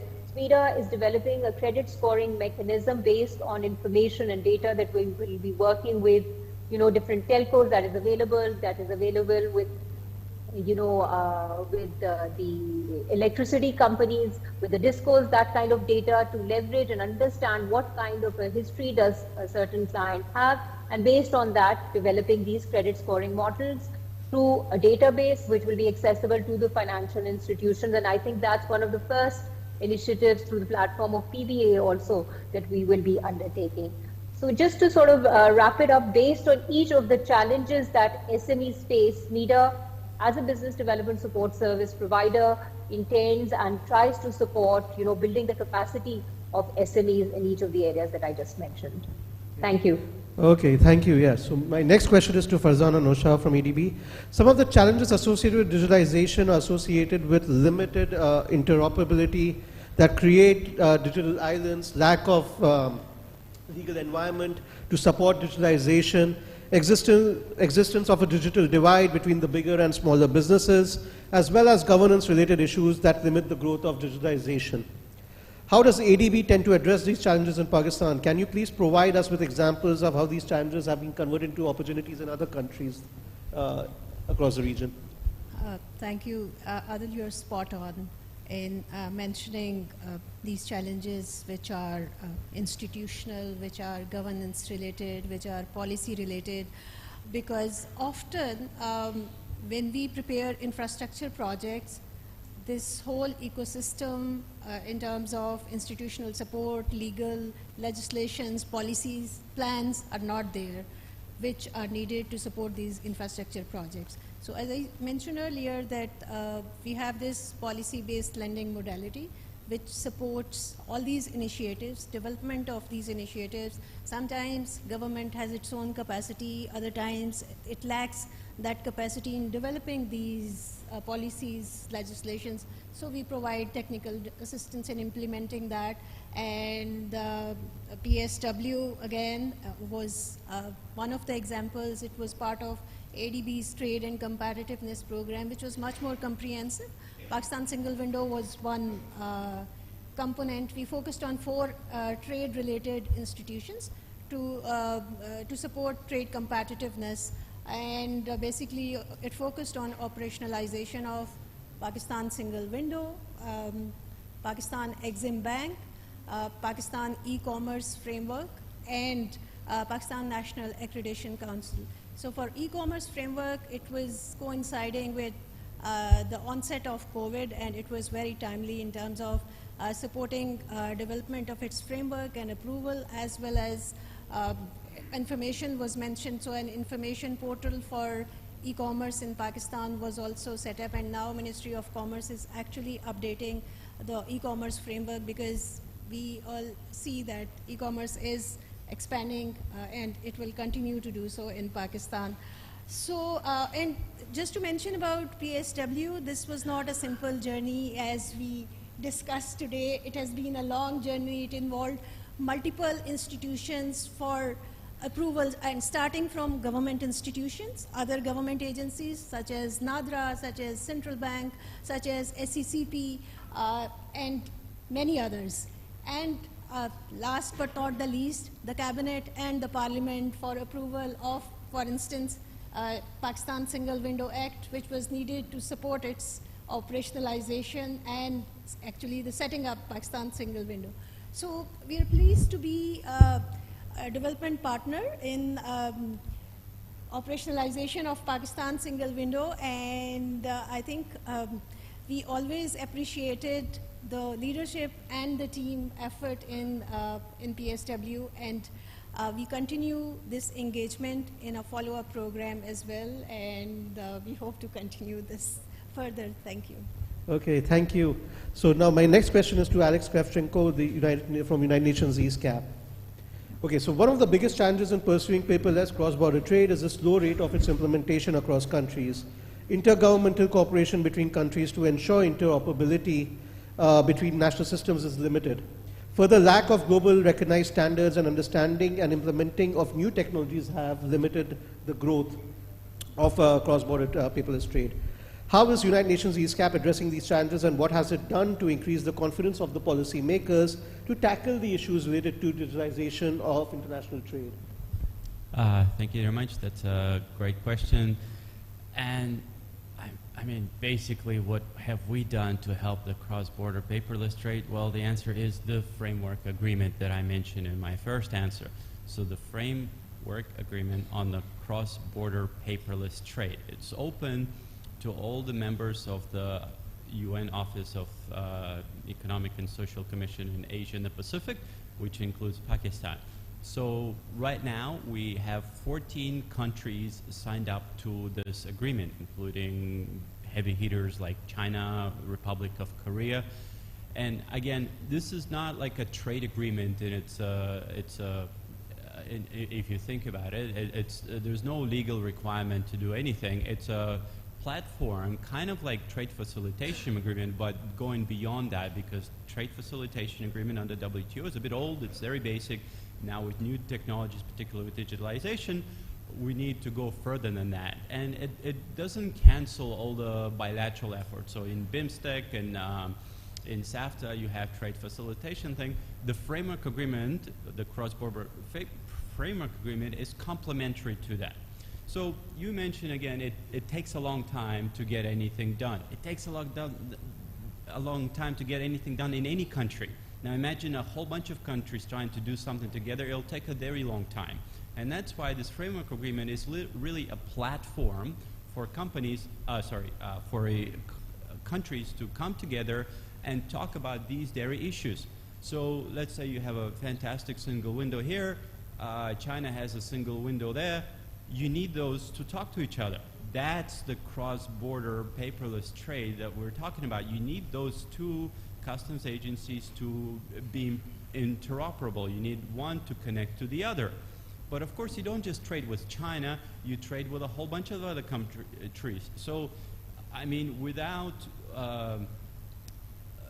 cooperation between lots of countries, that means that you would bilaterally have to negotiate these communications with every single trade partner. So the framework agreement says, okay, how about instead of doing that, you all get together in one room and you talk about which standard to use. So we propose the UN standards from CFAT standards from United Nations Economic Commission for Europe, which are popular standards for data exchange. So you have those standards and perhaps they can be used, perhaps some other standards. But the point is, the more countries join this agreement, the more they will adopt it together and reduce these dairy trade costs. So countries now are scrambling to join this agreement because they don't want to be left out, because once you're in the framework, you are able to discuss on government level which standards work for you, which data transfer standards like XML, JSON, whatever, just as long as they match each other. So you have the standards, you have the pilot projects, and there are pilot projects, and they work really well, because once customs talk to each other, they can verify data, and this reduces a whole bunch of work for the traders and for the government, and hence the trade costs reductions. So again, trade is good. Go beyond tariffs, look at how make it easier across the borders, and that's the cross-border digitalization. Thank you. Thank you, Alex. So my last question is to Farooq Ahmed Khan. The recent restrictions on international trading activities, particularly import-related, as per policymakers, use measures to curtail the balance of payment crisis, has deeply affected many traders to participate in international trading activities. Also, Pakistani businesses have faced challenges related to misinvoicing, misdeclaration, and money laundering that can negatively affect the cost of doing business in Pakistan. So do you feel that digitalized operations reduce the challenges that traditional paper-based processes and procedures would otherwise face? Further, how can digitalization make the processes more efficient so that legitimate operations are better identified, businesses face less disruptions during challenging periods, and businesses prefer digitalized channels over the traditional methods? Thank you for the question, Adil. I think these are two interesting questions. I'd like to address the first one first, of course. With respect to traders facing issues at the height of the balance payment crisis, when, of course, the State Bank and authorities had put restrictions, what you can import, what you can't import, there was a priority list. So if I had a customer who was low on the priority list, whether or not he or she had access to paper-based trade modules or digitized was irrelevant. He or she could not import, simple as that. So if you were importing, let's think of the most, iPhones. Whether or not Bank Alpha offered you Alpha Transact or it was a paper-based, you couldn't import it. So that, that's the first thing.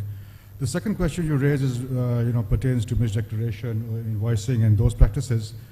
We have to understand those practices emanate from or are instigated by bad actors.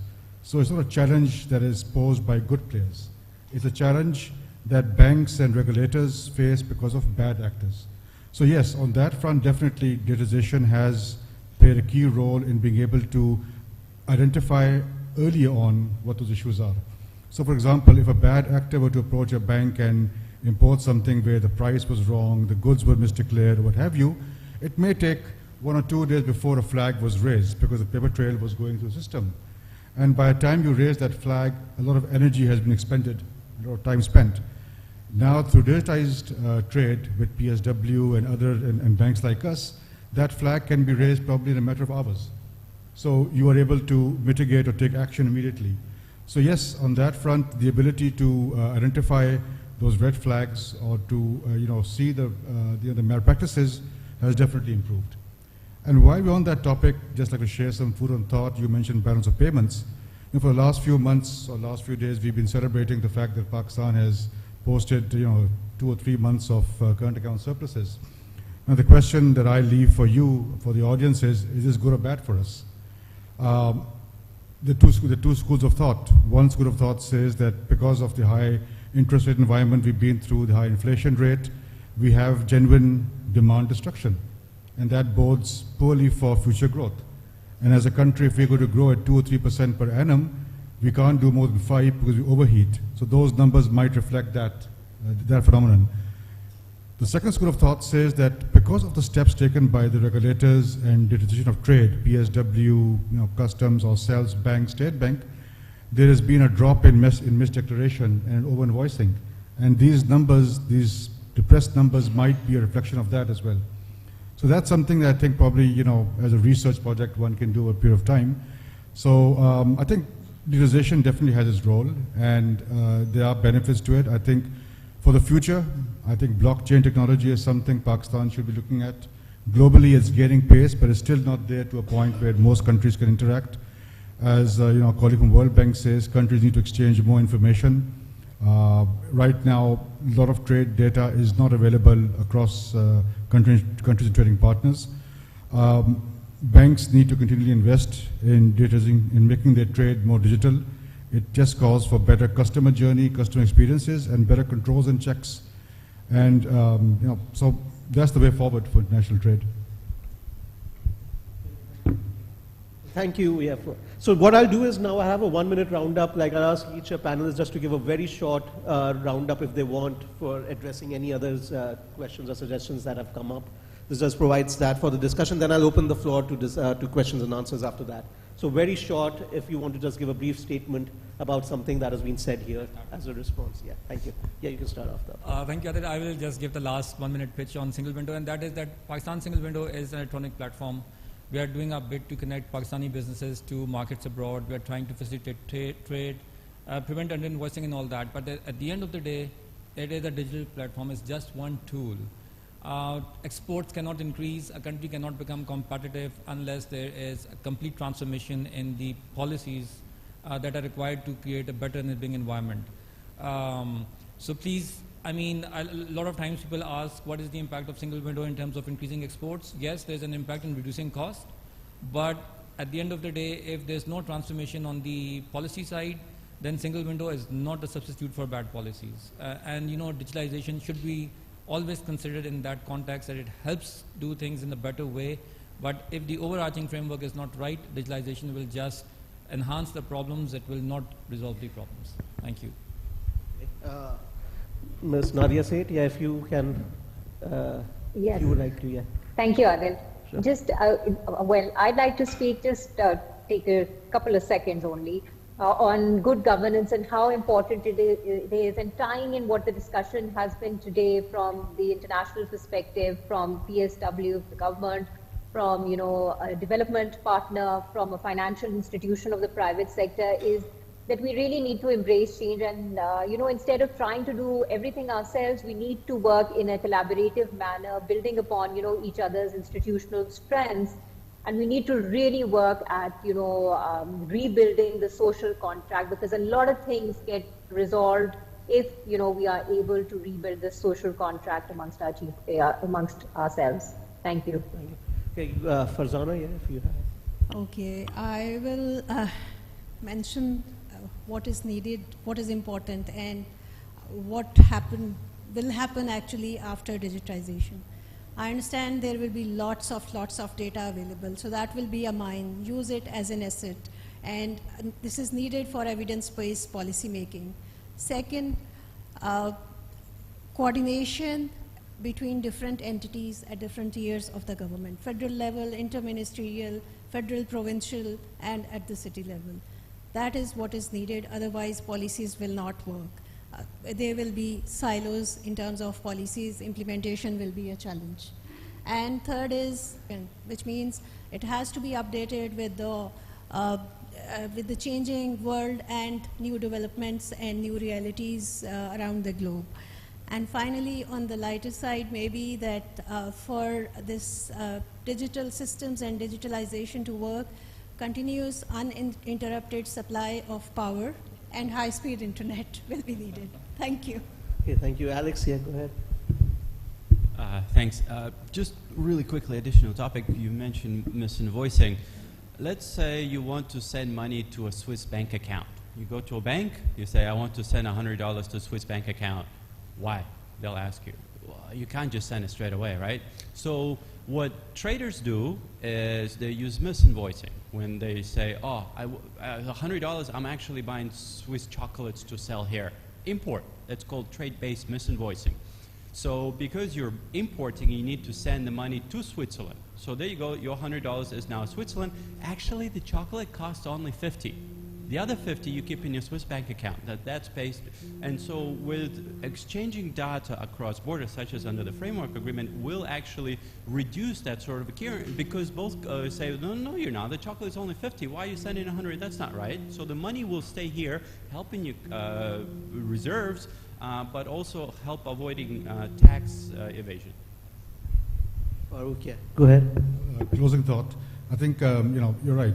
We can have the best technology, the best online portals, the best banking platforms, PSW and whatever, but if there's nothing to export, we can't export anything. And if there's no demand for import, it won't happen. So as a country, I think it's imperative that whatever reforms we have to implement, those are implemented ASAP. We don't have much time. As I say in Pakistan, so we need to act on that front. And I think, in wrapping all, as far as, we talk about digitization, I think this, in Pakistan, let's not forget that besides PSW, we also have Nadra, which is another success story. So the data, as a country, we have enough repository of data information to implement those fiscal reforms, and also to, to identify bad from good players and treat them accordingly. Okay, thank you. So now I'll open the floor, because I'm running short of time, I'll open the floor to question and answers. We'll take about three questions. Well, there are quite a few hands up, so I'll try to accommodate as many. But please be very specific to the speaker so that they can get, and I'll ask the speakers to be short, very short, because we need to fit all the questions. Right, so there are quite a few hands up and I would like to take them, so yeah, go ahead. Thank you. My question is to Ms. Nadia. CBER is doing definitely wonderful. I am also a consultant at CBER. Rethinking economics, so my mind goes to rethinking entrepreneurship by CBER. I have seen that there are different programs at different universities where I have also trained students. Is there any need of a conference by CBER to rethink entrepreneurship, where you can call students from different universities and then you can create a competition among them related to entrepreneurship? Thank you very much. Yeah, go ahead. Yes. Yes, we had an international conference on SMEs in which we were working with universities that was mostly focused on research, but when it comes to entrepreneurship and startups and businesses, organizing business plan competitions, we have that on the annual, and we will be starting this up in the near future. In the past, we have been collaborating with different agencies, be it, TIE, or other government agencies at the provincial level also. There are several that are working within this entrepreneurship ecosystem. So that's where we collaborate with these agencies. However, on its own, I think it's a great idea, and we will be launching an entrepreneurship program that specifically focuses on these new startups from universities. I've got one question with you.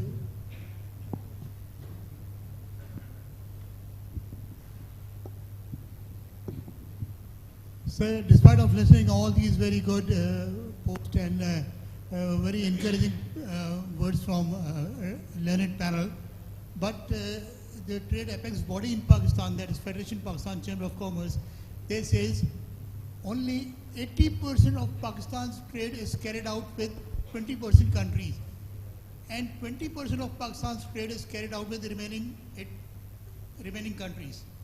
So how come only 20% of trade is carried out with 80% countries, and 80% of trade of Pakistan is carried out with only 20 countries, and 20% of trade is carried out with the remaining 80% countries? So how come it's possible they are not using this? And what is the percentage of digitalization in current business usage? So do you think we are maximum marketing our products? Can you name any single commercial treasury of Pakistan who is responsible for marketing Pakistani products in his country of posting? That is he qualified enough to market Pakistani product? doctors are posted, police serviceman is posted, custom officer is posted for commercial taxis. So do you think as Pakistan, as a nation, we are properly marketing our products? What is the share of digitalization in marketing? This is my question. So I guess, you want to answer it? Okay. Smeda can, I guess. Yes, I think I might not be the right person to respond to that question, but I think we share your concern, sir. This is about trade diversification and finding new markets for Pakistani products, right? And from a single window perspective, what we are trying to do is working with our partners, including SMETA, including TDAP, including private sector participants like Alibaba.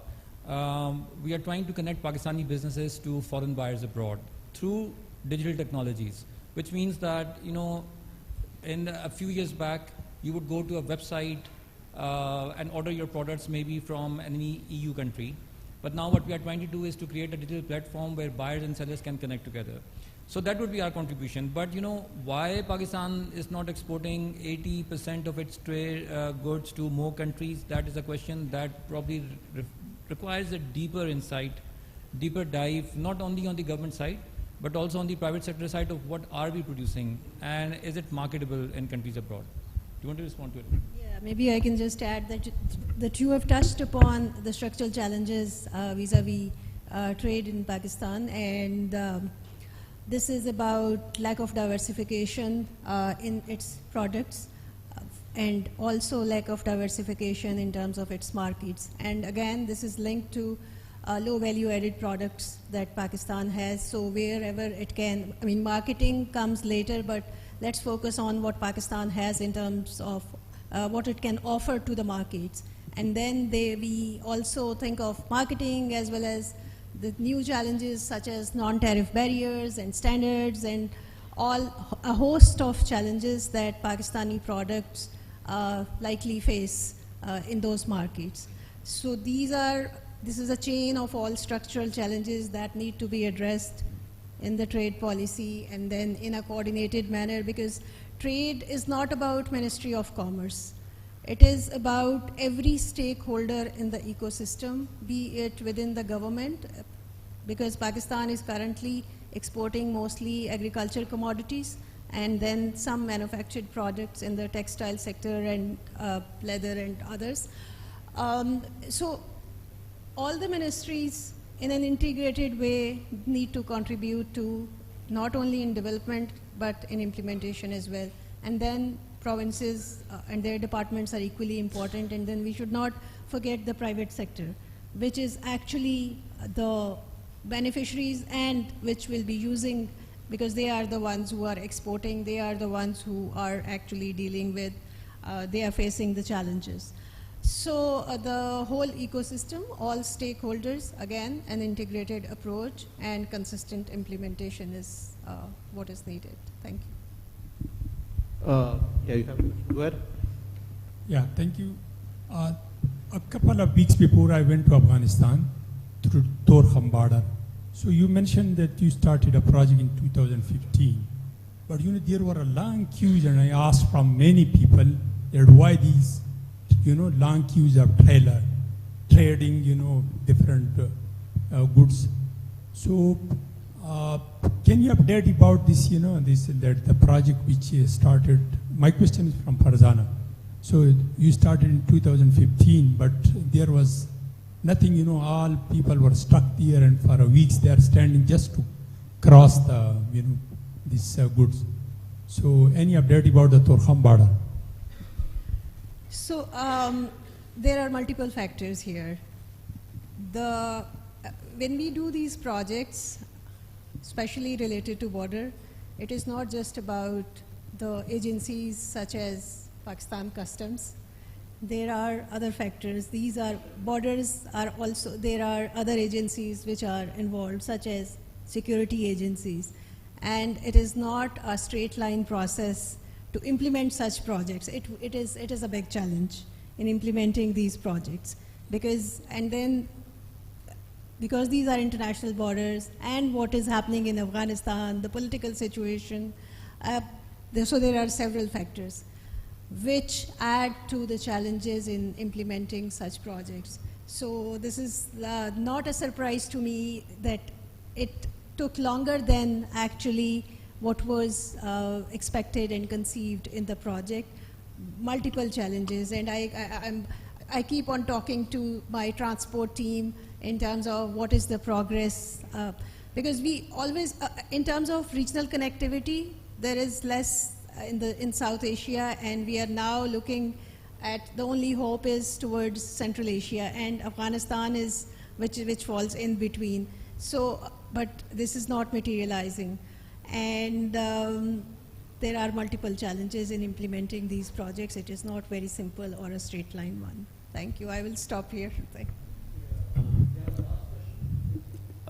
I'm Mohammad Adnan Khan, PhD student. My question is from Alexa. As we know, trade facilitate a country, but the importing country imports some restriction on trade. So my question, why so far the world of the country has not transformed to the free trade? And second question is from Farooq Saab. Digitalization facilitates the bank and its customer, but there is some of the issues like cyber crime, and we have experienced so many people's account has been hacked. So what a bank do in this regard, and how the bank can address these issues?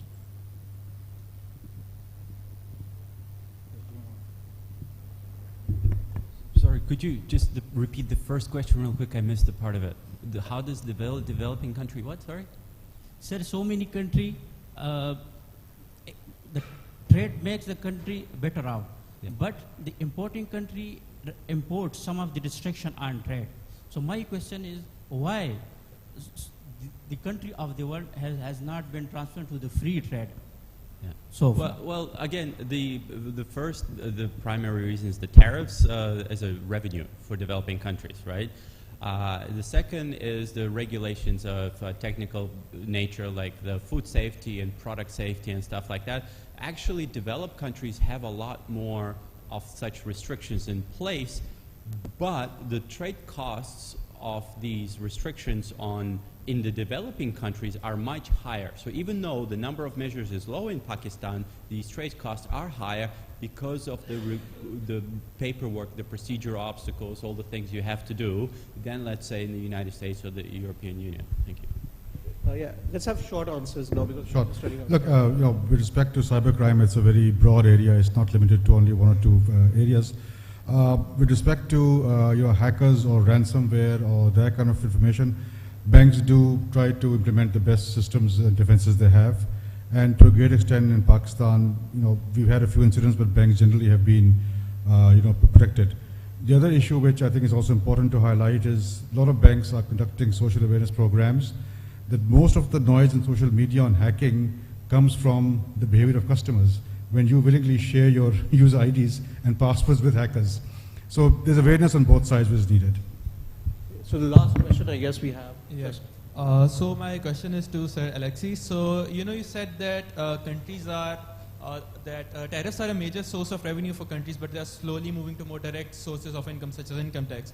But with recently with the election of Donald Trump, who is already proposing up to 100% import tariffs on some countries, and now recently China has enacted a ban on export of precious metals, especially to Western countries. So we are seeing a rise in protectionism in international trade. So first, my question is that do you think this is an anomaly, or do you see the rise in protectionism as a long-term trend? And if it is a long-term trend, how do you think Pakistan will be affected by it, especially considering our balance of trade? Yeah, I have to be very careful here answering this, right?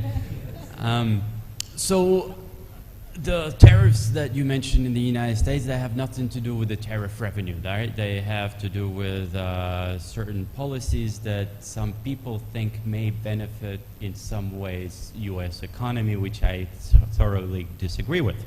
But if you impose tariffs on certain goods, the producers may benefit from it, while the consumers' overall economy will slow down. That's the way I interpret this thing.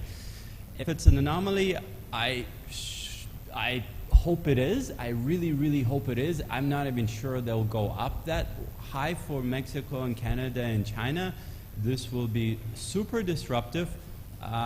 Pakistan economy will be affected in both ways. If it's not touched by the tariffs, it can replace the export. So the traders should go ahead and look at what are the products that match it. But chances are Pakistan may also be flooded with these products from China and other affected economies, and the importers will suffer. So it's both an opportunity and a threat, and unfortunately it seems to be the reality.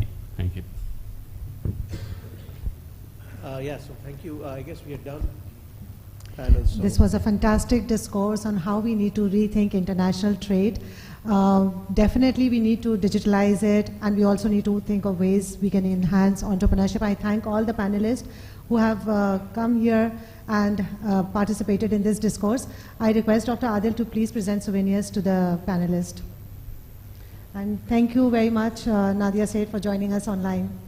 It was a pleasure to have you. Thank you. Thank you so much.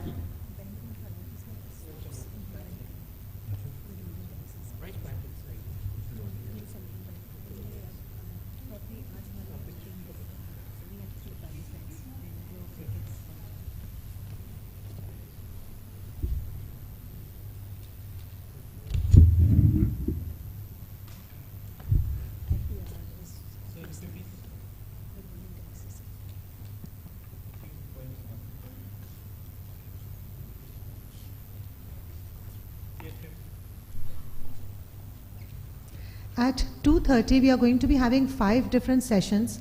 We are going to be having 1 session in this auditorium. Rest of the 4 sessions are going to be parallel paper technical presentations that are going to be taking place in the Adamji building.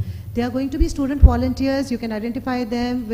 They are wearing maroon lanyards. Please, if you cannot find the specific building, do ask the student volunteers for help. Right now is a lunch break, which is in the student center. Again, the student volunteers wearing the maroon lanyard will guide you towards the student center.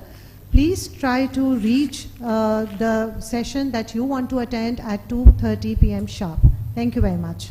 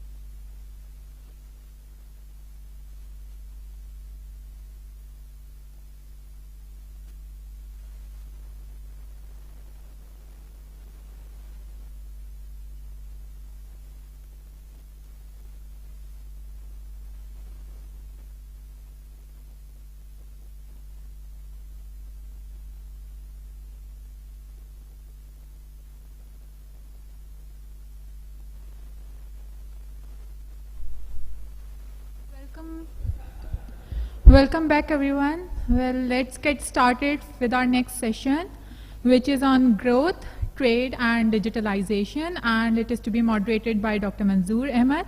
He's a senior fellow at Pakistan Institute of Development Economics, chairman of World Trade Organization, Trade Dispute Panel in Geneva, and trade advisor to the Revenue Mobilization, Investment, and Trade Project.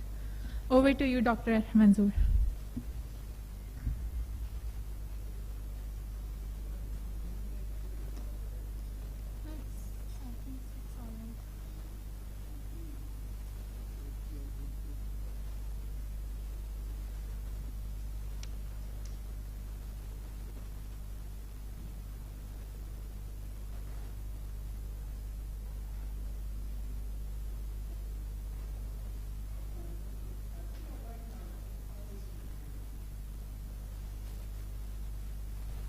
I would like my panelists also to join me, and then we, I'll introduce you, but come up, I'll introduce you when I'm going to ask you to speak, but please come and join me here. And Naveed, and we have Asim, I think Asim Jawad, he's not here, is he? Not here, sorry. Okay, we'll get going and wait if he joins. Do the organizers know? Is he going to be on Zoom or something, or no? No? Our third panelist? No idea? Okay. All right, we'll do it slightly differently than the previous because it's after lunch. And after lunch, it's always difficult to attend these sessions. So we'll like more of your involvement. So what I'm not going to ask, if I need to ask any questions, I'll join you when you are asking questions. So I'll ask supplementary questions, etc. So what we intend to do is that we have 2 hours, but we don't necessarily have to spend 2 hours. But if there's interest, we'll spend those 2 hours. But what we intend to do is that each of the panelists will speak for about 10 to 15 minutes, and then we will open for questions.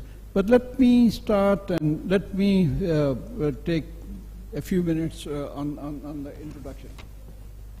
Well, to start with, I'd like to thank IBA and various sponsors for this opportunity and for this honor. It is indeed okay. Well, we have our third panelist is here, Mr. Jawad. आप उनके related हैं अपने जवाद साहब के जो T-dab के chairman थे नहीं टी-डैप के जो अच्छा फादर ओके बिकॉज अब मैं उस जनरेशन को जानता हूँ सबका अच्छा so what I mean, we have 3 panelists, and we have the program here. But anyway, we have Nasser will be speaking about the future of digitization, Pakistan, etc., and maybe current and future. Then we have Naveed Memon. He would add to what Aftab has been, what they've been doing in the first session. And then we have you, Asim, you'll be speaking more about macroeconomic. But let me start. And I would, since they'll be covering the present and the future, I'll speak about history. How did all this start? And I'm not going to go back too much into history unless there's demand, unless somebody asks me a question on that side. But what I'm going to do is I'm going to start from 2002 when they started talking about trade facilitation, etc. In 2002, I got posted to Geneva as Pakistan's ambassador to WTO. That was the time when things were really happening. There was a lot of excitement. For example, China and some other countries had just joined WTO. They had just decided to start a new round of negotiations after many failed attempts, this Doha round. And then it was the time when trade and internet both were moving very fast. I mean, rapidly they were making progress. And WTO came into being in 1995, but the first 5 years were kind of for implementation and housekeeping, etc. But even during that period, which was normally allowed to the developing countries to implement those things, WTO had very successfully negotiated 2 or 3 very important agreements. One was on financial services. One was on financial services and telecom, deregulation of telecom, and the third one was on information technology. And Pakistan joined the first 2. It gave some offers on telecom deregulation and also something on financial services. And they decided, okay, we'll do all this thing in 7 years. And you can see how much impact those things had on Pakistan. Because Pakistan took it 7 years, will open up our telecom sector by 2003. And Pakistan's telecom sector grew really from 2003 till we started fiddling with it, and we stopped that, but Pakistan was doing very well. It was the same thing about financial services. Our banks were privatized and open to competition, etc., and finance also. Unfortunately, there was a third agreement. This was, normally WTO agreements are all countries, but because the WTO was in a rush, they said, okay, we will do these agreements. This is coalition of the willing. So countries which want to join, they can join. And the third agreement was on information technology. Here, I think Pakistan failed badly. I mean, it started with 29 countries, and the requirement was that to enable internet widely available, they said, okay, we will cut down, the countries will not charge customs duties and other taxes on import, on software, hardware, etc., of these products, and you become a part of that. And originally 29 members, but then it became so successful that normally now over 97% of world trade is a member of that. And Pakistan has been thinking for the last 97 and now 27 years. They've been conducting studies, one study, another. And somehow if one ministry agrees, then another creates some problem. At the time, I remember Ministry of Industry said, no, but we have to protect our Haripur telephone industry, and because we are making these advanced mobile phone has just started, but they were thinking that they would be making those, and they said if we have zero duty, then we won't be able to. So they opposed it. And then later on, FBR, they said we collect so much of customs and tariff revenue on this, and if we lose this revenue. Somehow or the other, one ministry or another always opposed it, and at one time, the Prime Minister set up a high-level Secretaries Committee. Secretaries Committee said that this will be in our interest to join this, and Prime Minister, now FBR at the time opposed it, but Prime Minister said, no, I don't agree. I think it's in the bigger interest of the country that telecom, IT should flourish, and we don't need to have these maybe 10, 20 billion rupees duties on this, and we join this. We become a part of international club, which is, promoting this. And FBR again raised some objections. We lose so much, our target should be, and the PM said this time, okay,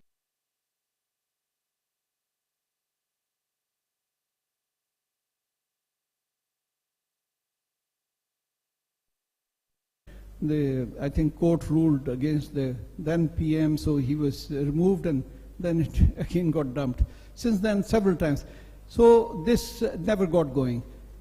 One other thing that, yes, at the time, WTO members were thinking of, one was the big go-around, which was all about modernization of all trade rules, about whether it was about agriculture, whether about industrial goods, whether intellectual property, etc. But that was a big agenda. But on a side, they were doing some other agreements, and so they were thinking about 4 other issues, which were called Singapore issues. That was about trade and competition, trade and investment, trade facilitation, and investment, facilitation, competition, and government procurement. Okay, there'll be these 4. And but developing countries said already we just concluded this big Euro go around, there are too many rules and we don't want to get into any more rules. But eventually they considered that, okay, we can take one of these four, and that was trade facilitation. And Pakistan, I must say, had a very big influence in that decision.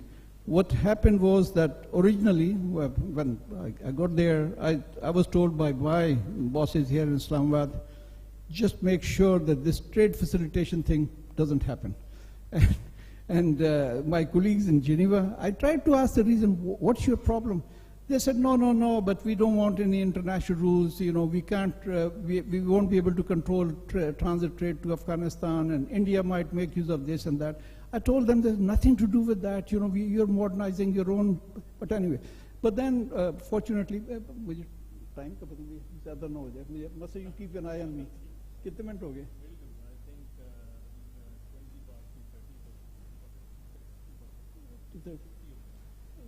मेरा time over हो गया? Oh, a couple of more minutes. Okay. So they said, okay, we will do this trade facilitation. Yeah, Pakistan, we had this a very forward-looking minister, Humayun Akhtar. He used to come to Geneva very often, and he was very much interested in these issues. And he said, no, I think our people are wrong. You need to move on. And we were the first developing countries to said, okay, this is in our interest, we want to do it.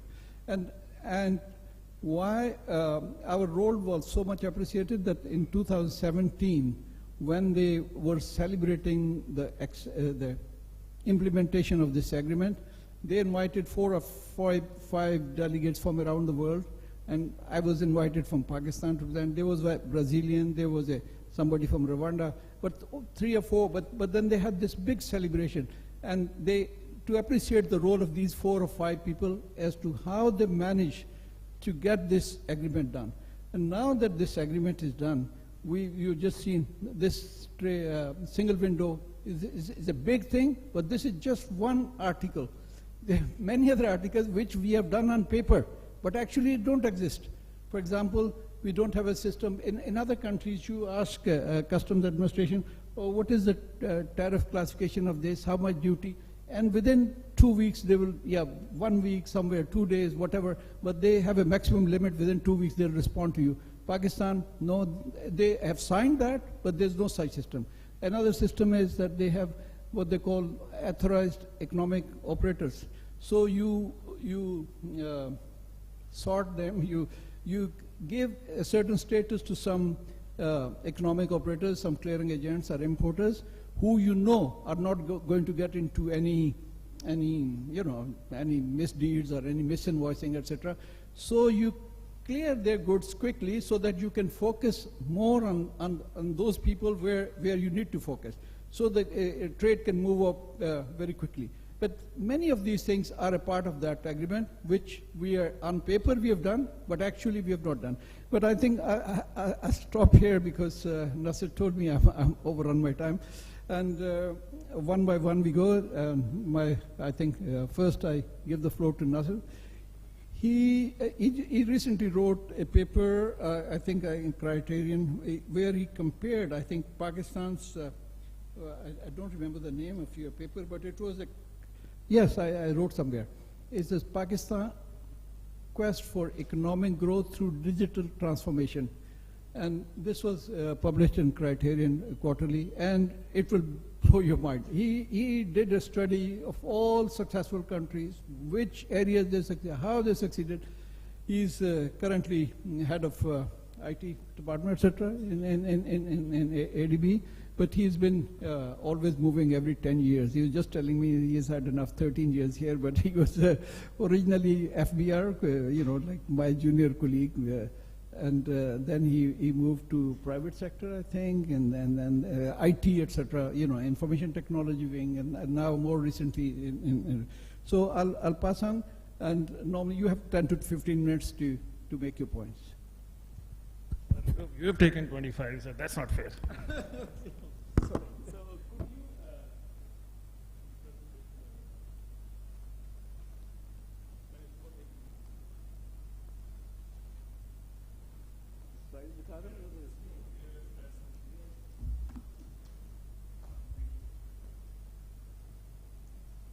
Assalamu alaikum ji.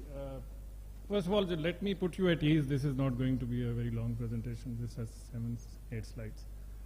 And then, of course, the foremost thing is I'm very, very honored and pleased to be at IBA. I think it's really a privilege to be standing here and speaking to this house. And thank you, Doctor, for your very kind introduction. I think the basic question is, I really like the word rethinking economics. But are we thinking for Pakistan also? अगर मैं आपसे सादा सा एक सवाल, पाकिस्तान के लिए कौन सोच रहा है? Is someone thinking for Pakistan? Yeah, we have one fine gentleman, you know. We'll be sure to engage you in a discussion after this. So, and I asked this question to somebody who is a federal secretary now. He was sitting at a dinner and he said, no, we don't have a thinking center in the government. And I said, we should better get one, you know, because eventually, you know, there is a growth discussion that needs to take place in this country. You can't live off debt and promises and hollow stories for a very long time. So for any entity to survive, it has to be solvent, and its expenses need to be less than the revenues. It's a basic principle. So somebody has to better start manufacturing or creating a service that the world is ready to pay in hard currency for. That's a very basic premise. So we can have the Pakistan single window and all, that's all facilitation. But there is a growth discussion that needs to happen. So, and then one of the areas, of course, you know, when you talk about growth, you know, we're all these days all about, you know, freelancers and software exports, and the government, the Prime Minister is saying it has to be $25 billion. ये target है जी अगले कई सालों का, but होगा कैसे? किसने करना है? You know, कहाँ से growth आएगी? So these are, you know, important questions. So I'll go to the, this is an AI generated image, as you can well imagine. So on your right, you will see this is a $4.3 trillion digital trade global economy. And 4.3, just to set a reference, is more than the Russian economy, is more than the Indian economy, and you won't see Pakistan on it. And you'll probably see UAE down there, you know, which is also $48 billion. $48 billion, that's UAE. And India, of course, is 257.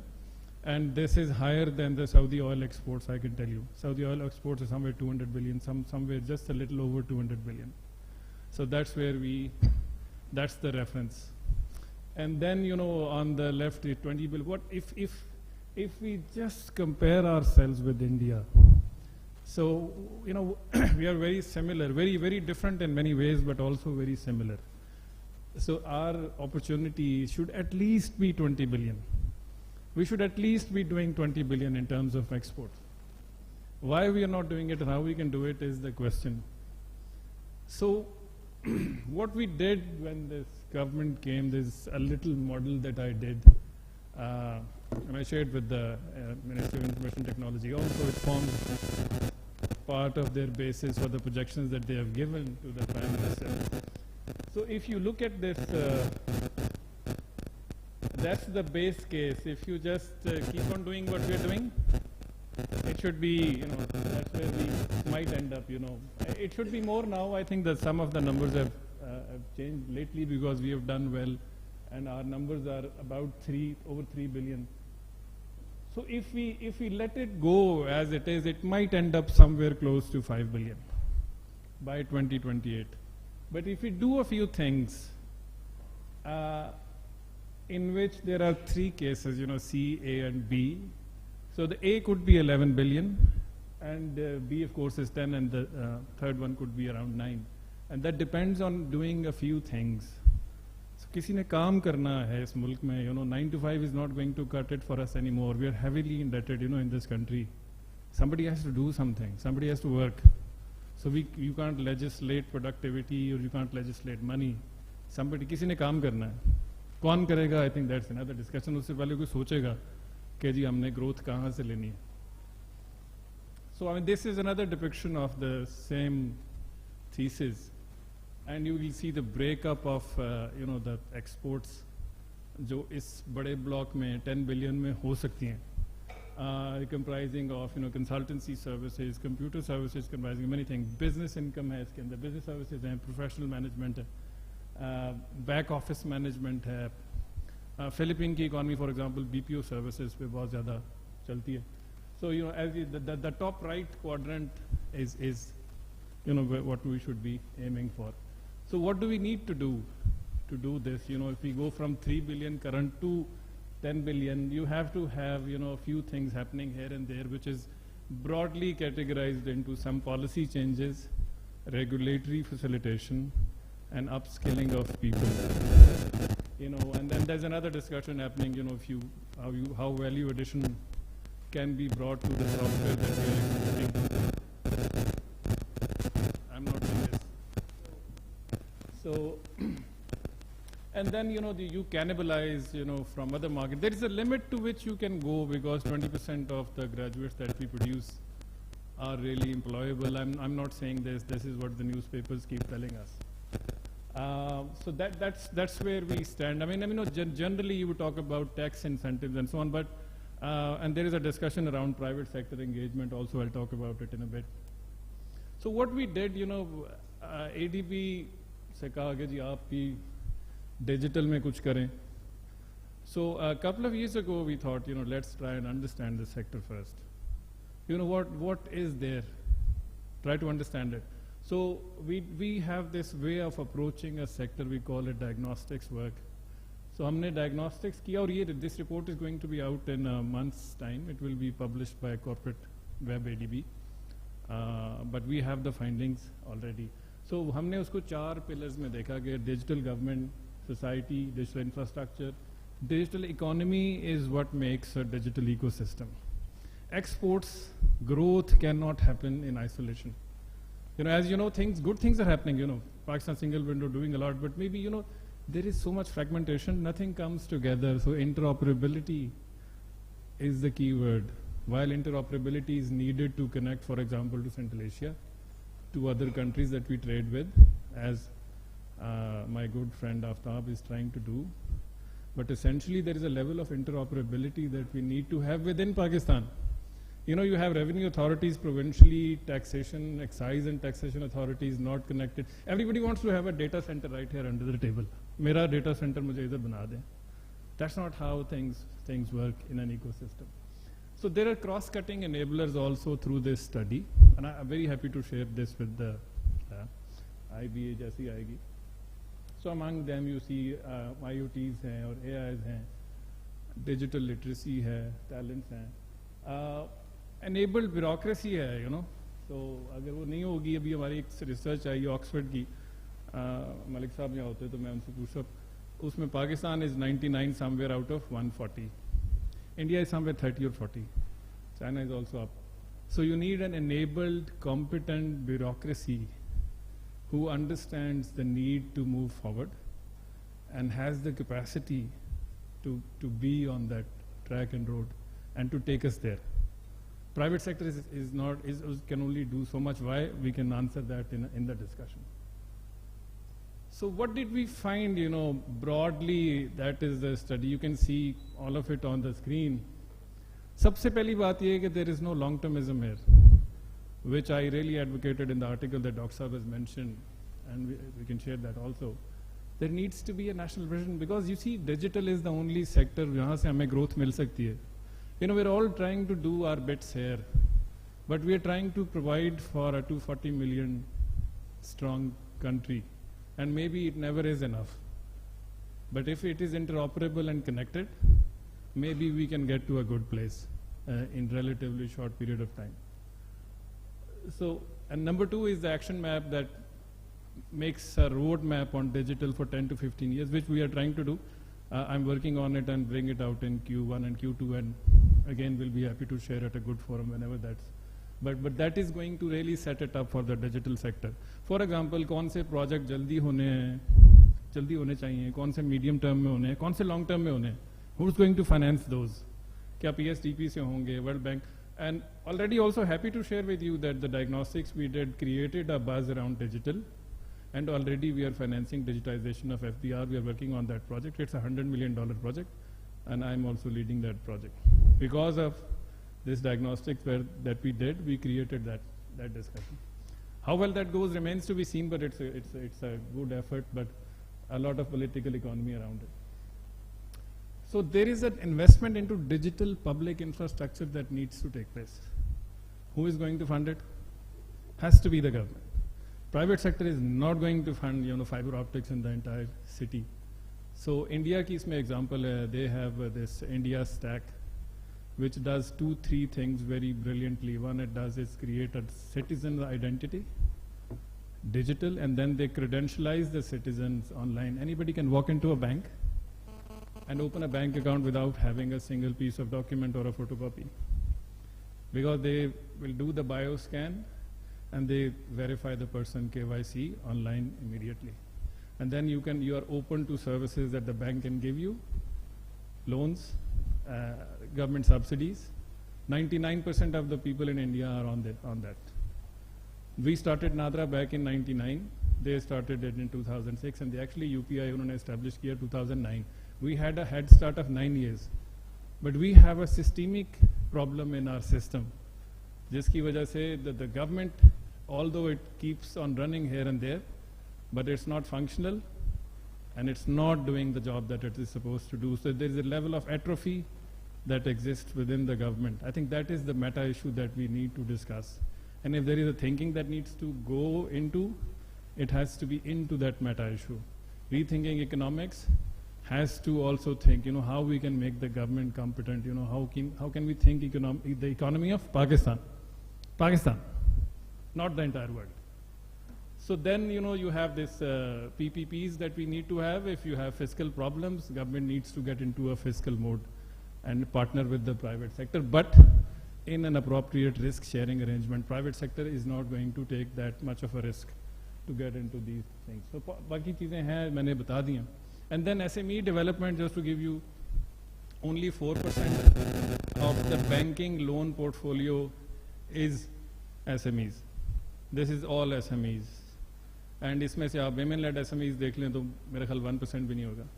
So SMEs are the backbone of India's economy. 60% labor force belongs to SMEs and MSMEs. And we only have 4% lending to SMEs. Because the entire, and this is the last slide, so don't look so concerned and pale. So that's the last one. Ye to ek bonus slide thi, just the internet speeds. That sort of corresponds to the level of digital exports that countries have with the strength of the economy, but not exactly. But it is one factor which tells you that if you have a higher internet speed, you can enable a digital economy. So that's the roadmap that I was talking about. And that's where we are, somewhere, here.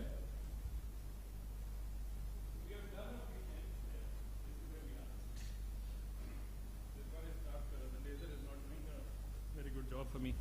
So what we've done is diagnostics. We're also working with the key regulators, including tax and State Bank, to sort of make them understand how the internet economy works, so that you don't stifle it or strangulate it, because if you make it work, it grows. The government also, taxation after all is a function of a mature economy. From tariffs to taxation, direct taxation, I think it is a journey of a growing and mature economy. So the next one, of course, is a roadmap, and by 2030 we'll have this roadmap, inshallah, in 2 to 4 months. Working very hard on this.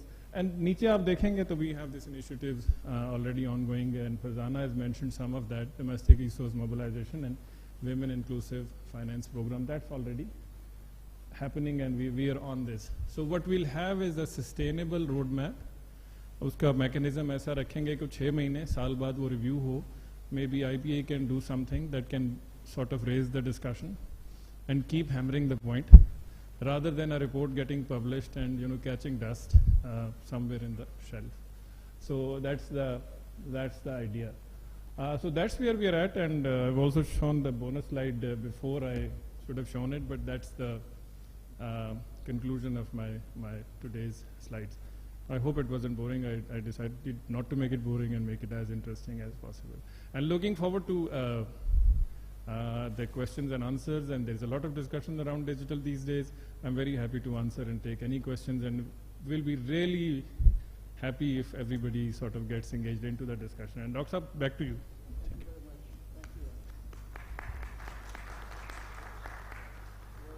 Next on the list, okay, Naveed is, I think, an IBA alumni, huh? Naveed? Yes. Am I right? Yeah, okay. So, and the other thing is he's originally from Customs Service, but even in Customs, still in Customs. you still are. Yes. But you know, when I joined Customs, one of the first things I started working on was automation, and you're somewhat like. I've now become a hybrid kind of guy, custom IT kind of half IT, half customs. Yeah. But now I can call myself as a techno-functional guy. Okay. Working more than 4 or 5 years on customs automation, and now around 6 to 7 years in PSW, sir. Okay, go ahead. You have been introduced and you have kindly added, and so Thank go you, ahead sir. on your presentation. You have between 10 to 15 minutes. Thank you, sir. Okay. So it's really honored to be the first time with you. We have already heard a lot of things about you being a trade guru, so it's really. And it's also an honor to be in IBA after around 18 or 19 years. I could still recall that ramp when attending classes of our MBA in IBA. So it's really a kind of a feeling which I can, it's a kind of refreshing feeling that I can recall. My brief autograph or a kind of introduction was done by sir, that I'm a customs officer, but my now specialization is on more on trade facilitation, trade business process re-engineering and automation. And I'm working in Pakistan single window on deputation basis since last 4 years, but on the project since last 5 to 6 years. My today's presentation or discourse will comprise of giving you some introduction or a context of the global trade, and then what is the standing of Pakistan in that global trade, and what PSW has done so far, and what we intend to do in the near future and in the longer run. So the global trade is, you can see from the figures, it's around now $31 billion in goods and services. And actually the thing is that it's a great jump in 2021 to 2022, around 13%. But now in 2023, the figures were hovering around a bit less, 2 to 3%. And the trade in mercantile is around 64% of the total trade. So still the tilt is towards trade in merchandise than services. But the growth in services is a bit higher during the previous years as compared to the trade in merchandise. But this growing trade is coupled with a lot of now intricacies, a lot of challenges with those two notions, how to trade, what to trade. If you say how to trade, the complexities are increasing with the passage of time, with the growing number of regional and the multilateral trade agreements. With these agreements, there are coming a new set of regulations, especially in terms of certificate of origin, or data exchange, cybersecurity, and a lot of other challenges. And then the new occurring issue is of carbon tariff on different countries. Like we also foresee in near future from EU, the same kind of challenge in the textile sector in coming few years. And what to trade is also a very relevant in these years. E-commerce is growing phenomenally. The China's success in the coming years is mainly starting from the e-commerce and then to the engineering sector, but still the driving force is e-commerce. But the mix of the goods to be traded is also changing with every passing year.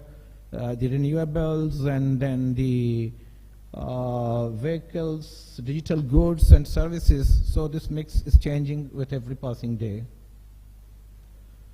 I think Sir Manzoor can bail me out that these the intricacies of this international trade. What we in customs used to see a bunch of huge documents every day. It has been concluded with some study that around 36 documents are needed for a single transaction with 240 copies, and that's 20% cost of the whole transportation is mainly spent on the documentation. And there's a study about the consignment of roses, which was coming from Kenya to Rotterdam, and the cost and documentation was found to be more than the cost of transportation. So this is the world where we still trade at the global level, and still a lot of documents are still paper-based documents. One example is of BL. In a lot of research, a lot of attempts have been made, but still BL is mainly a paper-based document, and a study by Digital Container Association that says that $4 billion could have been saved if only the 50% of the BLs would have been digitized. How the world is responding to these intricate or complex challenges? The first and foremost attempt is to transform the borders from these physical borders to the digital borders. Digital borders means that the flow of goods should be smooth, seamless, and same for all, like for SMEs, MSCs, women, that kind of inclusive trade for which the world is looking for.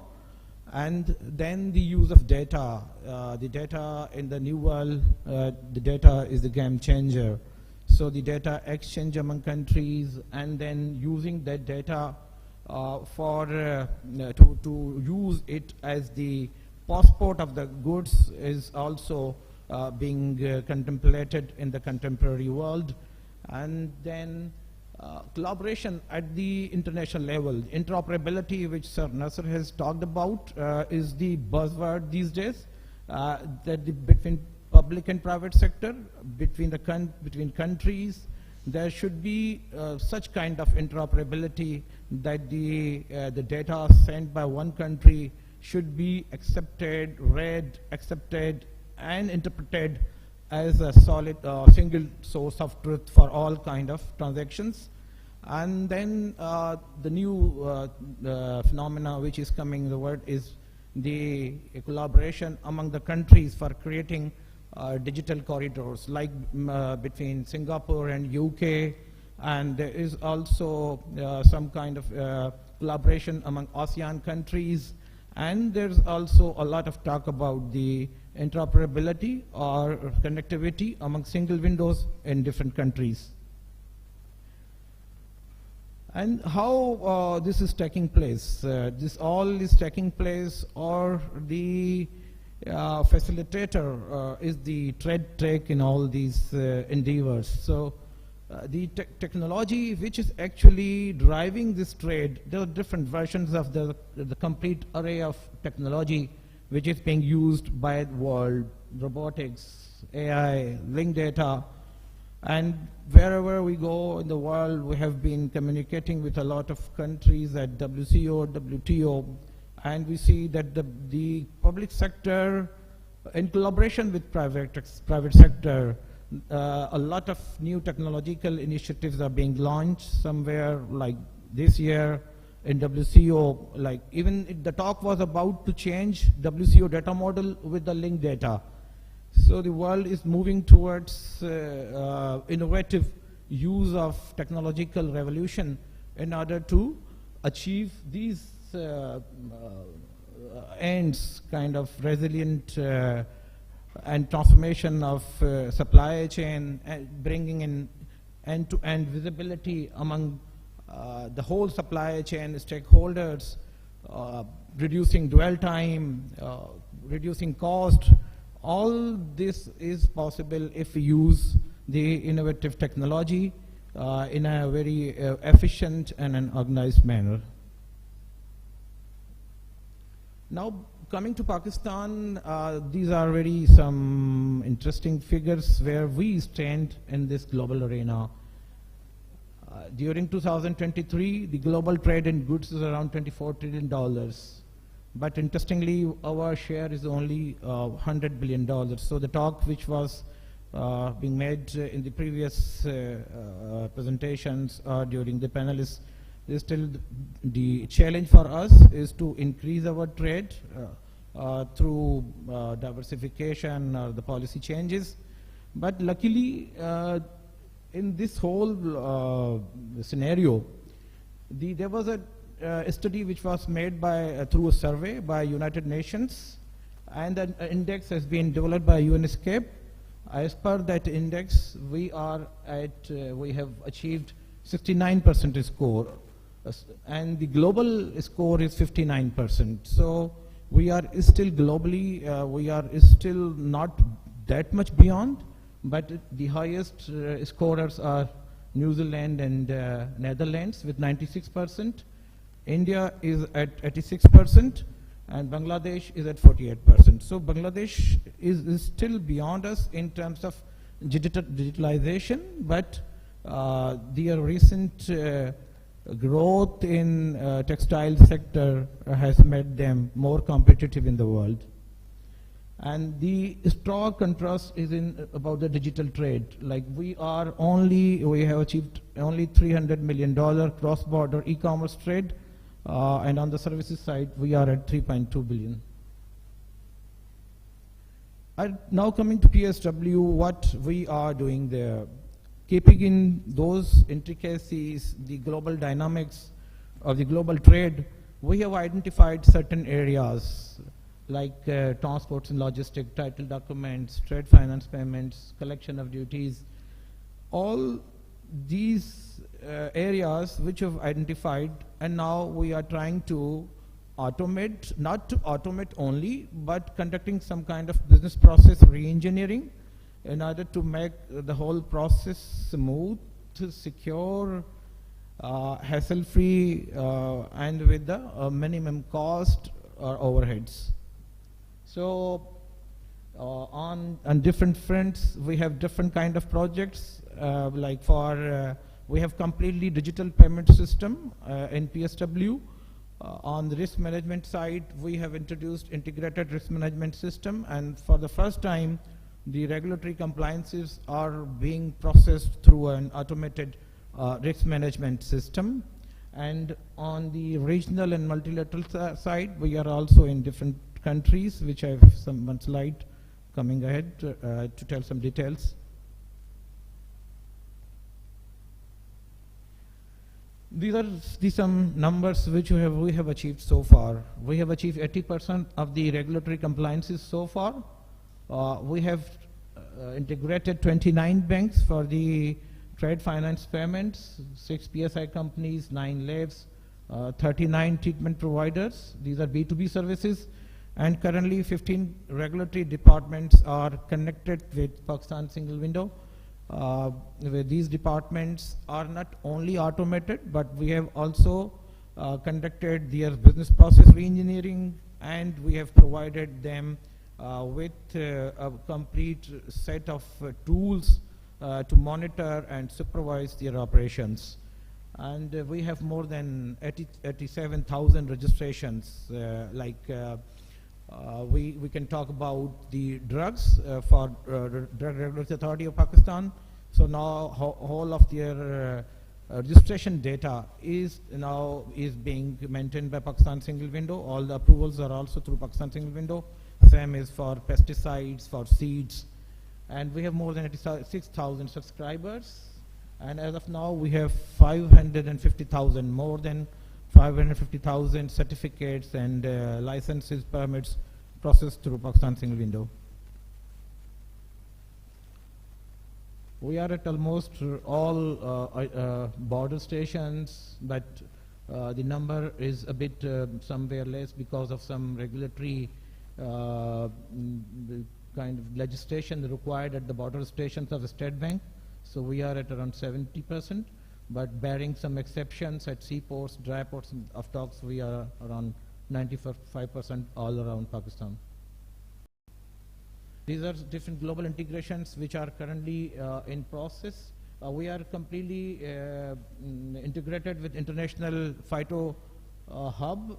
For we like the second most biggest product of Pakistan's exports is rice. So now we are connected to ePhyto hub. All the phytosanitary certificates issued by Pakistan are being transmitted to the ePhyto hub, and then those are pulled by those countries for which the consignments are destined for.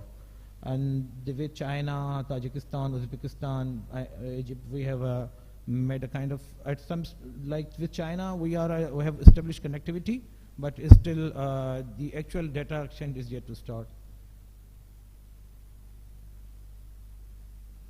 This is some synopsis of business process reforms which we have done.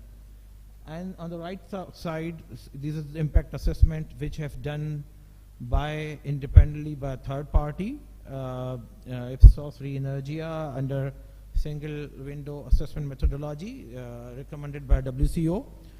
There's a complete framework under which Pakistan single window has been assessed, and the results are very encouraging. Like the time has been reduced by 1/3, and then custom declaration filing time reduced by half. Average cost reduced by 18.75%. Use of digital payments doubled, and physical visits have also been eliminated. This is also encouraging for Pakistan in 2023. This is based on a UN survey in which Pakistan's scores in trade facilitations jumped from 56.99% to 70.97%.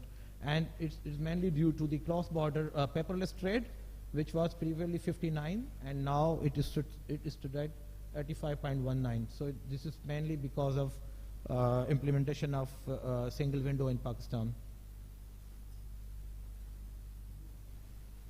Last one, sir. So now what we now intend to do in the longer run, we have achieved a bare minimum kind of technological intervention. So now we are planning to insert or to inject some technological enhancements by machine learning, AI components. Blockchain is also somewhere on the way, and we have trying to build a complete community of stakeholders on all air, on the maritime, on e-commerce side. We are also working for a data-centric strategy among data exchange among public, private sectors, and the bilateral, multilateral among the countries. We have for empowerment, we have a SMA Elevate program for SMEs with the collaboration on Alibaba, and then for women and Khadija, and we have very proactive change management program running under PSW. Thank you.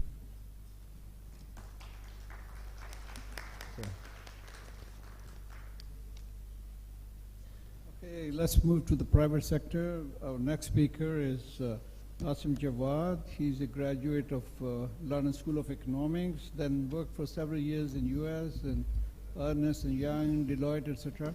Then he moved to Pakistani banking, and now he's with Alfra Bank. Please go ahead, Asim.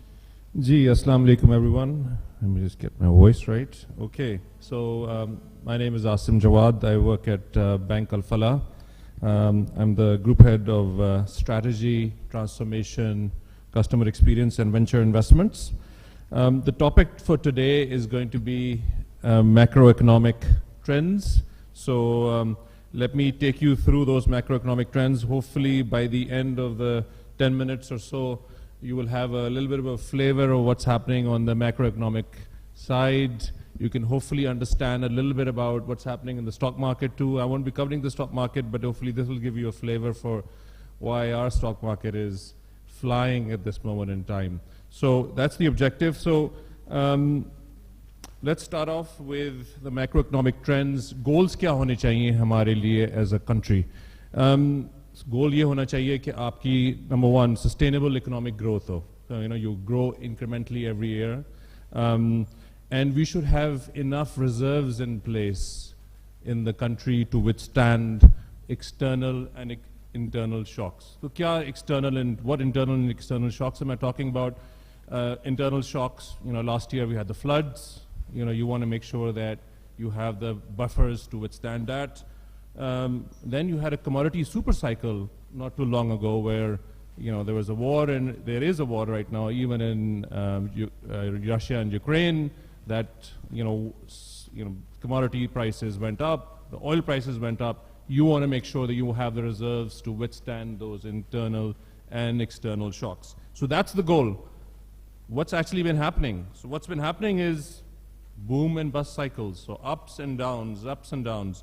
So we've gone through I think you will all know, a very tough economic period of late. So we've had stagflation, which is essentially high inflation and low economic growth. We've had the twin deficits, which is the current account deficit and the fiscal deficit. Current account deficit deals with our foreign exchange dealings, the imports, exports, home remittances, and so on and so forth. And the fiscal deficit is really just the income and the expenditure of the federal government, and the provincial governments as well have an impact there. So we have gone through a tough economic cycle. Second point there is the IMF program. We've had 22 IMF programs. 22. I couldn't find anybody who had any country which had been through more IMF programs than us. I could be wrong, but I couldn't find them before when I was doing my research. Argentina is giving us very strong competition. They've also been in 22 IMF programs.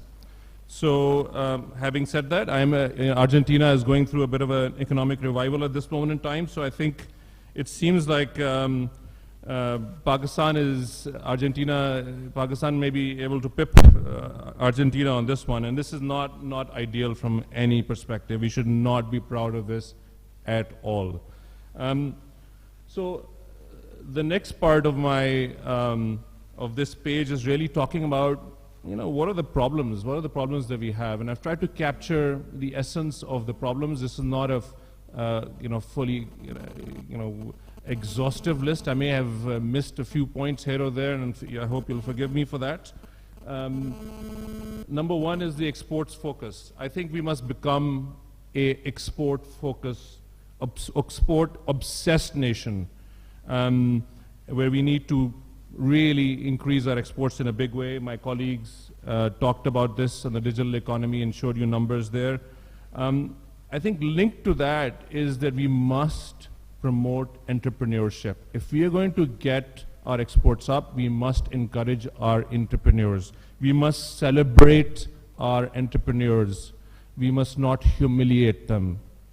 We must encourage a culture of promotion of entrepreneurship. And that's what's going to lead to innovation and exports going up, number one. Number two, I think we will all know that we have a perennial problem of not paying enough taxes. I can't say that about myself here, I have to say. I'm paying more taxes here than I was paying in England, where I was living there 15 years ago, and I was getting a lot more in return for those taxes than I do get here. But then these are certain specific sectors, the salaried class, for example, who are overtaxed. And then there are certain other sectors which are just not taxed at all, like the agriculture, like the retailers. So we only have a few, maybe 500,000 meaningful taxpayers, maybe even less than that. So we have to make sure that we sort those imbalances out in the economy. The other thing we need to think about, obviously, is the direct and indirect taxation, because direct taxation are more progressive form of taxation, whereas the indirect form of taxation is not progressive, it's regressive, because the cost of buying milk is the same for me, and it's the same for any poor man. So tax, we need to make sure that we increase our tax revenues. Government expenditures, I think they need to come down. We need to have a lot more of a right-sized government, and their expenditures need to be reined in. The other point is about privatization. It's been talked about. You'll read it in the papers. We just now need to execute. We need to go and execute and get these entities, loss-making entities, privatized. Government should not be in the business of running businesses. The other point is about ease of doing business. I think this is a really, really important point. I mean, I've had foreign investors that we deal with, and you talk to those foreign investors, and you don't know how difficult it is for them to get a visa into our country. Something very basic like that. We need to make sure that we make a list of all those things that are important to encourage investment in the country, both for foreigners as well as our domestic investors. Not have so many problems for them in documentations and paperwork and taxes. This is really, really important if we are to attract FDI. The foreign direct investment that we have in this country is very low. Okay, we move on to the energy sector. You would have probably heard about this quite a bit. You know, this needs to, we need reform certainly, and that's because our businesses are paying, you know, are rendered uncompetitive because their cost of electricity is much higher than their competitors in different countries. Also, the consumers are paying a huge cost. Also, our government, they have a huge, commitment in terms of capacity payments. The other point of concern is the high poverty level in our country. This obviously needs to be, it's a big challenge that needs to be addressed. And then the foreign currency debt management. Now, these are the sort of the broad issues that we need to, are the structural issues that we need to solve for. And if we don't solve for those structural issues, then we'll continue to have those boom and bust cycles. So with that in mind, let me just take you through a few trends, macroeconomic trends of the economy. Number one being, just quite a few graphs here. The first one on the left is the Goldman Sachs commodity index. This is really telling us about what are the commodity prices looking like. Luckily for us, the commodity prices are soft, relative to the highs that we saw last year. Same with crude oil. So we as a country are very, very sensitive to commodity prices and oil prices. As soon as they go up, we start to import inflation. And things start to go south for us. Our current account deficit, that starts to get affected. So luckily for us, we need to make, the crude oil prices and the commodity prices have been soft, but we remain vulnerable if these prices go up. So we need to make sure that we are very careful and watch these prices very, very carefully. Luckily for us, as a result of, a lot of noise, sorry. Maybe it's the phone. Okay. The third chart at the bottom is talking about the average USD rate, and you can see the USD to PKR parity has been pretty flat, which is good news. What is also good news is the red chart at the bottom, which is the real effective exchange rate. What this is telling me is how competitive is my exchange rate. It's telling me if you want that number to be below 100 ideally, and so we're hovering around 100, so I think we're doing well. If it's over 100, then it's a problem. That means it's overvalued, starts to have an impact. The other good piece of news that we can see is we were comparing numbers for IMF.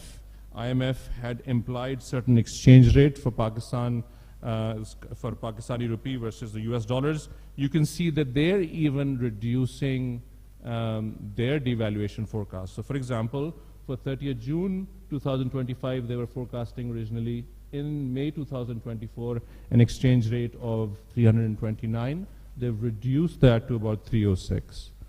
So that's good news. It shows that the numbers are looking good there. We move on to the next slide. Okay, that's talking about exports. The first three bars you can see. So our exports have actually come down in the last 2 years, from 51 to about 47. But the good news is, in the last 4 months, we've done 16 billion, and that's up on the previous year's 4 months. We are now on a run rate to hit about 50 billion, which was our probably our highest exports in FY 2022. So that's a good sign.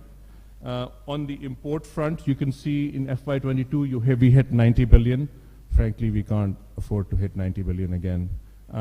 So imports thankfully have come down in the year to 30th June to 68 billion.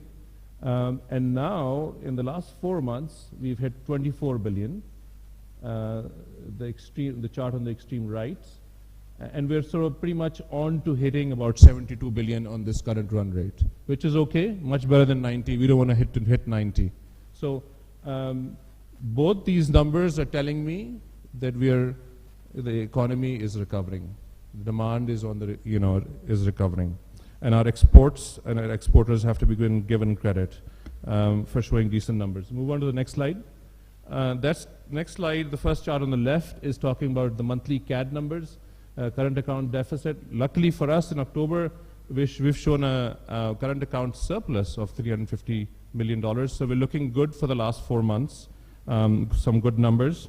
The other CAD has been supported by very strong home remittances numbers of near 3 billion or so. So that's a really, really good sign.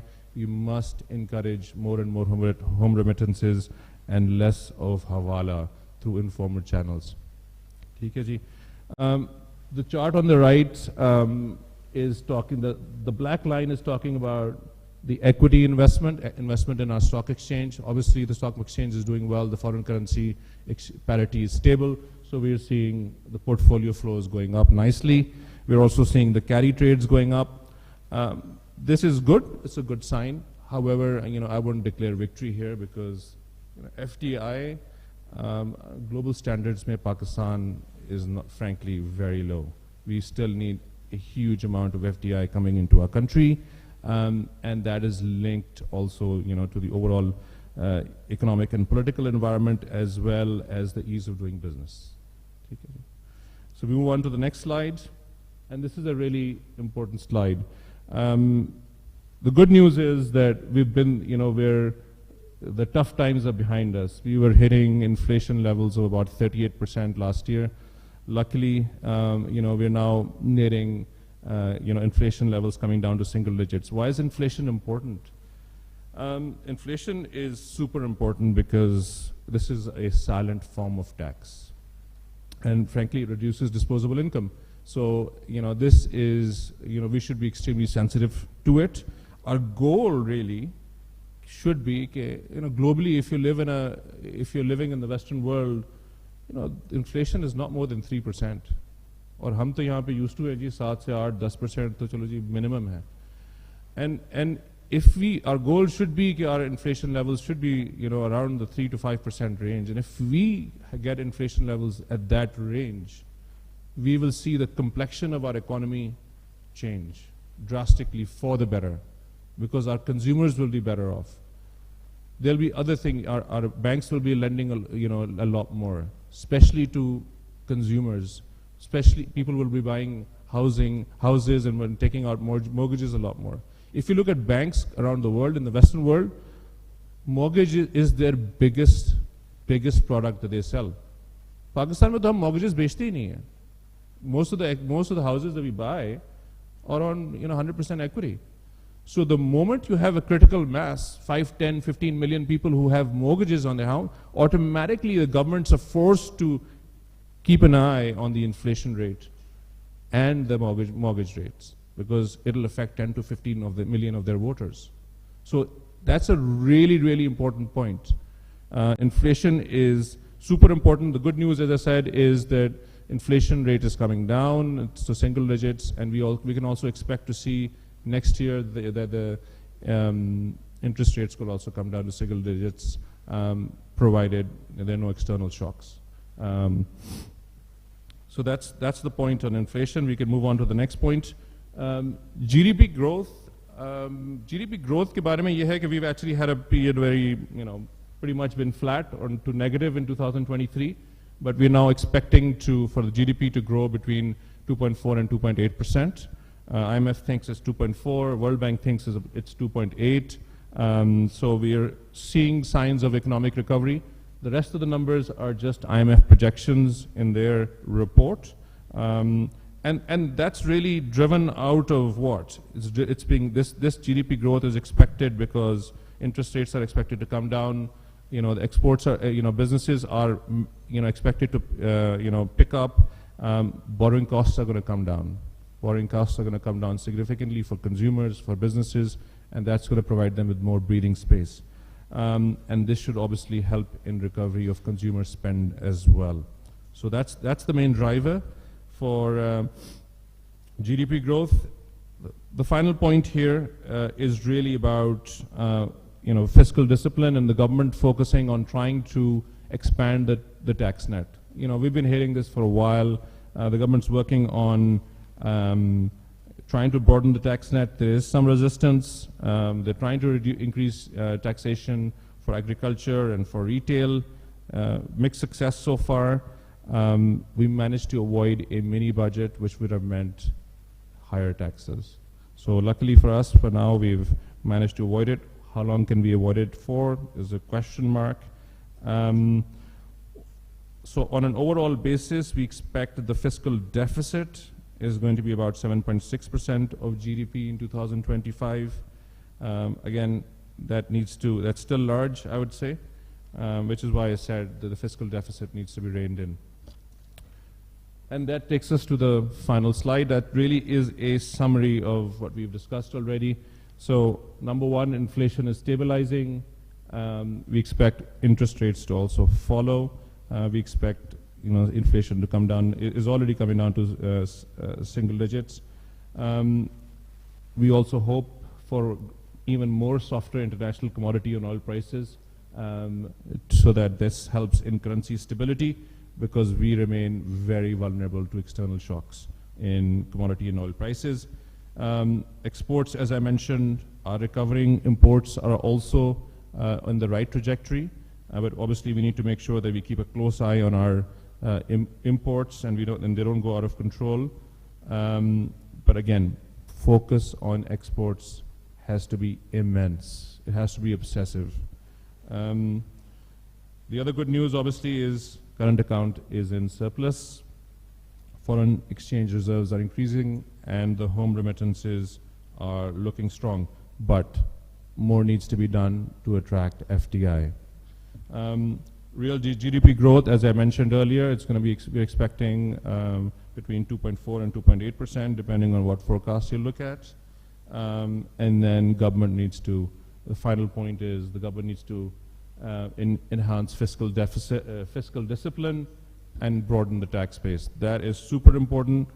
And again, the results we'll hopefully see in the coming months. And that takes me to the end of my presentation. Thank you very much.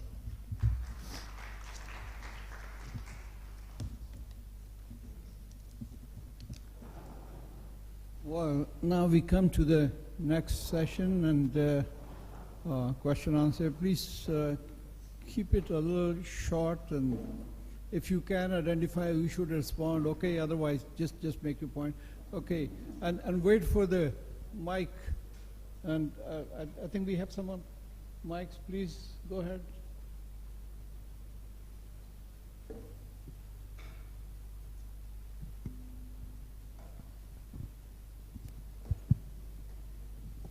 Hello, Assalamu alaikum. My name is Mir Mukhtiar Hussain. So I'm from Economics Department, University of Karachi. I have a particular question of Asim Wajid. He talked about taxes in the end, that we have to broaden our taxes, or there will be extra taxes in coming days, we are seeing, according to you.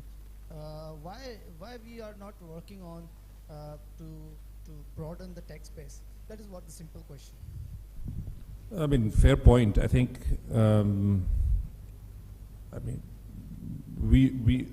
lack of political will, it's very clear that agriculture, for example, makes a huge contribution to the GDP, but they hardly pay any taxes. Same with retailers, restaurants, they hardly pay any taxes. They collect taxes, but they don't pay those taxes. It really boils down to political will. I think the power, decision makers obviously feel it's easier to tax listed corporations and salaried employees because we're stuck. So I think it's lack of political will. It's extremely frustrating. As I said to you, when I was living in England over 15 years ago, I was paying the highest rate of taxation we were paying was 40%. उसके अंदर health भी free थी, आपको कोई security के लिए security guard भी नहीं चाहिए थे, पानी के लिए extra पैसे भी नहीं देने होते थे, या maybe देने होते थे पानी के लिए, but security and all those infrastructure didn't have the same issues. I'm paying higher taxation here. And on top of it, we have to pay extra for security, extra for, X, Y, Z. What do we get in return from the state? So I think it's coming to a point where, I think the country really needs to broaden the tax base and needs to execute. It's really an execution problem now. ये नहीं है कि solutions पता नहीं है लोगों को, जो rulers हैं उनको भी पता है, जो ministers हैं, FBR को उनको भी पता है. उनके पास लोगों के assets की details हैं. It really is just about recovering those monies from them now, basically. Okay, next.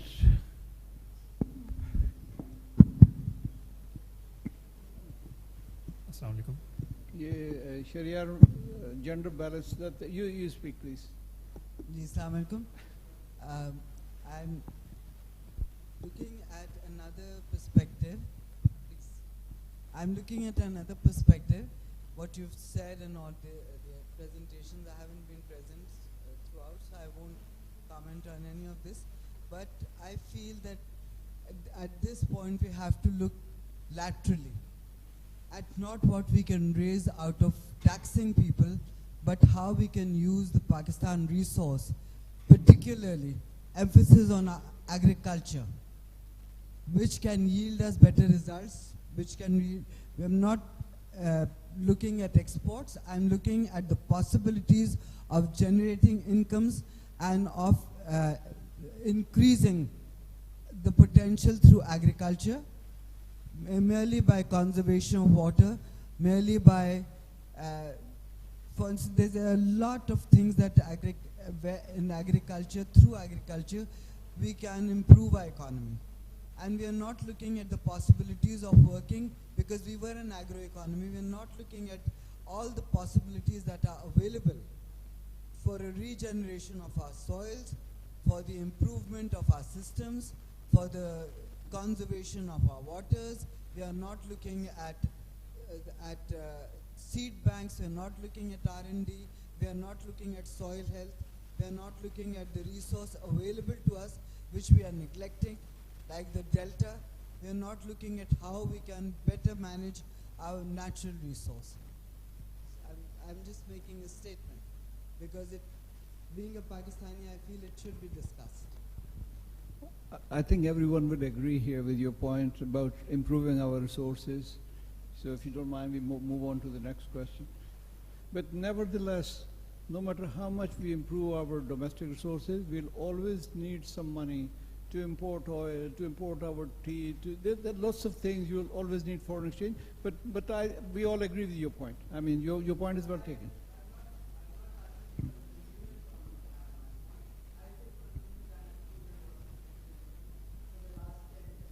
Yeah.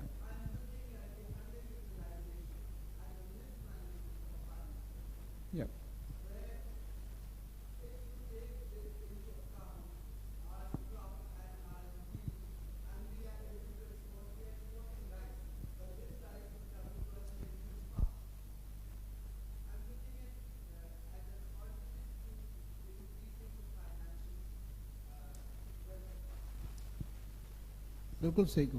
Shahryar, you wanted to say something?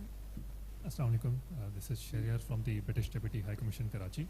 I wanted to ask, my question is addressed towards Naveed Abbas Memon Saab. So as the change champion in the space of as far as digitalization of trade is concerned, is the PSW making any recommendation to the government of Pakistan on the impact that the internet disruptions is having on e-commerce transactions in Pakistan? Thank you. Which transactions you're talking about? E-commerce transactions in Pakistan and the impact of internet disruptions. Luckily, because of kind of hurry in a last slide, I missed my last point actually somehow, which was, to me, it was the essence of a lot of things which I was talking about. Currently, PSW is acting like a bridge between government sector and the public sector and the private sector.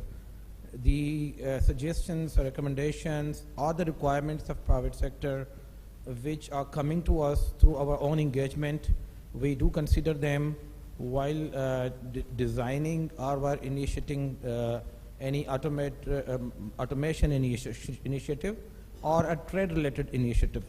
So when we were dealing with some private sector stakeholders, we came in contact with Alibaba. Alibaba is the giant in e-commerce sector. So currently we are in collaboration with them. We are developing a platform which will serve as an engine for or a platform for all stakeholders to interact with each other for data exchange, starting from the e-marketplace till the visibility to all stakeholders, customs, State Bank, and the commercial banks. And while designing that e-commerce portal, we are also looking for some policy changes which will be required by to be notified by Government of Pakistan through Ministry of Commerce, or even some regulatory changes will also required to be made by State of Pakistan. So yes, we are also working on e-commerce sector, and we will be sending our recommendations to Government of Pakistan for some policy changes. Thank you. I could add something. Yes, yeah, please go ahead.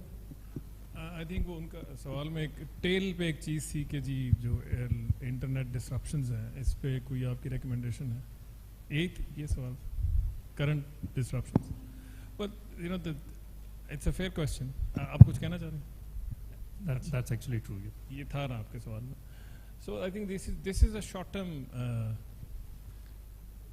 you can call it trend or a short term initiative that's happening and then I think this VPN registration is also mandatory in India.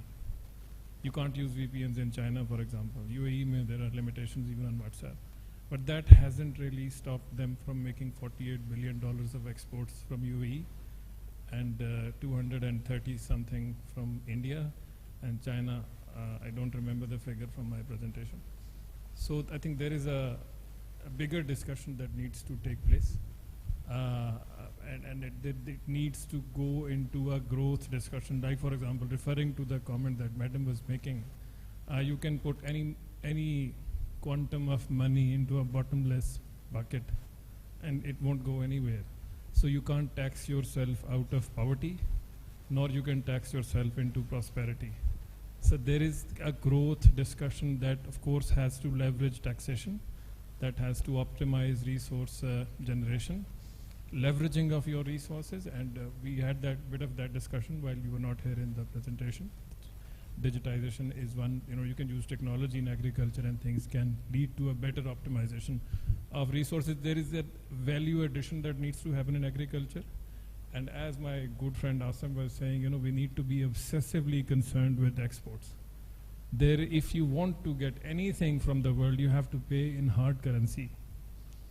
You have to be able to earn it.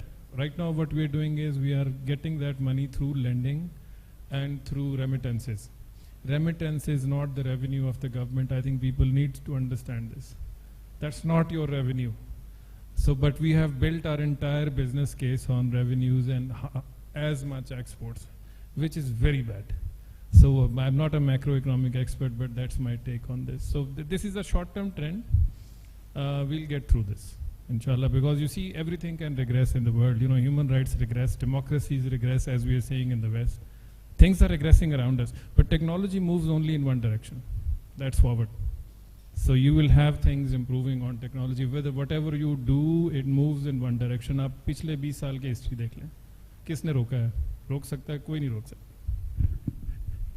Thank you, Nasser. You're optimistic, but our ranking, except for that single video you showed, we improved. Otherwise, all digitalization, I mean, the way rest of the world looks at us, we are somewhere in the bottom 10, 20%. I mean, I don't know. But, Yeah, you're right, but you see, that's why I hinted on looking at the meta issues which affect our economy.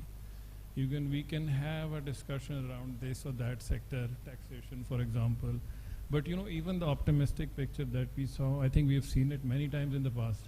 We have been there 22 times at least. We've gone to IMF 22 times. This is probably the 23rd. So is it going to be a 24th? Most likely, because that's the history.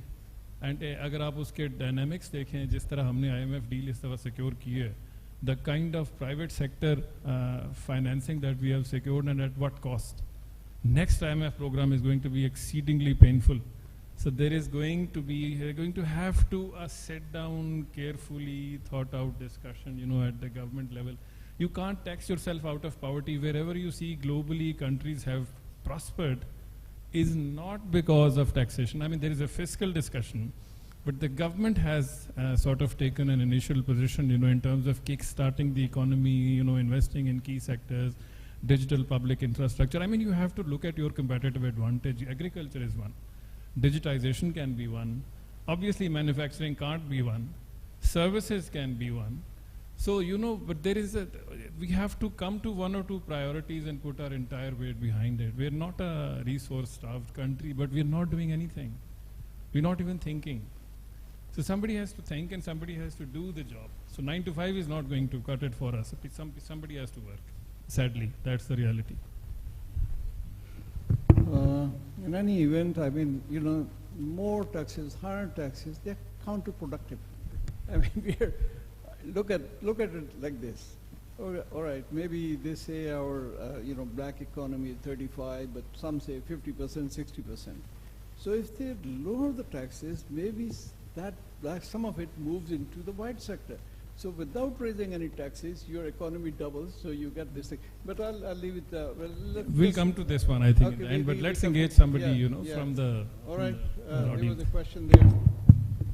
Hi, my question is for Nasrullah from ADB. Sir, you already answered one of my questions about the internet disruptions.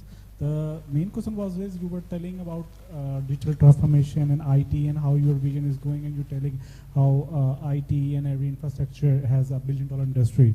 So you never mentioned blockchain or something, because that's a cheapest or more secure way of getting to your goals. So are you including this in your goal or something? Yeah, blockchain, from I'm not sure if everybody in the room understands this, what is blockchain. How many people understand what is blockchain? Can we have show of hands? Yeah, just maybe 5% people. So blockchain is simply having, instead of having one server and one record, having 20 servers around the world, and the record is basically replicated. So it's the other name for blockchain is distributed ledger. So you have multiple sources which are constantly in sync with each other. The idea is that you can't tamper with it, and it takes a series of authentication steps so that the record remains of a very high integrity and can't be tampered with. So blockchain is a bit distant for us because, and also I would like to ask another question. Two terms are used interchangeably: digitization and digitalization. So how many people understand the difference between the two? Yeah, of course. So I think digitization is to have data in a structured, usable, leverageable form. So then you can use that data to deliver a service like the banks do, like PSW does, and deliver a service to the user. That's called digitalization, using technology infrastructure. So हम तो बहुत पीछे हैं. दुनिया में जो I think we're using 400 million terabytes of data is created every day. So I mean, the kind of data that was created, for example, throughout history till 2000 perhaps, is being created in a day today, but only 0.5% of that is being analyzed. So you need to have that kind of infrastructure, digital data centers, for example, to be able to go to the next level. It's a good technology, still untested. But I think we have to focus on things that have to happen before that. I mean, you need to have a data policy, interoperability on data, so that, as I was mentioning, that people want to have data centers under their tables. So data, जब तक data के साथ combine नहीं करता, nothing happens. So I think there's a few things that need to happen before we go to TLT. Next, where is?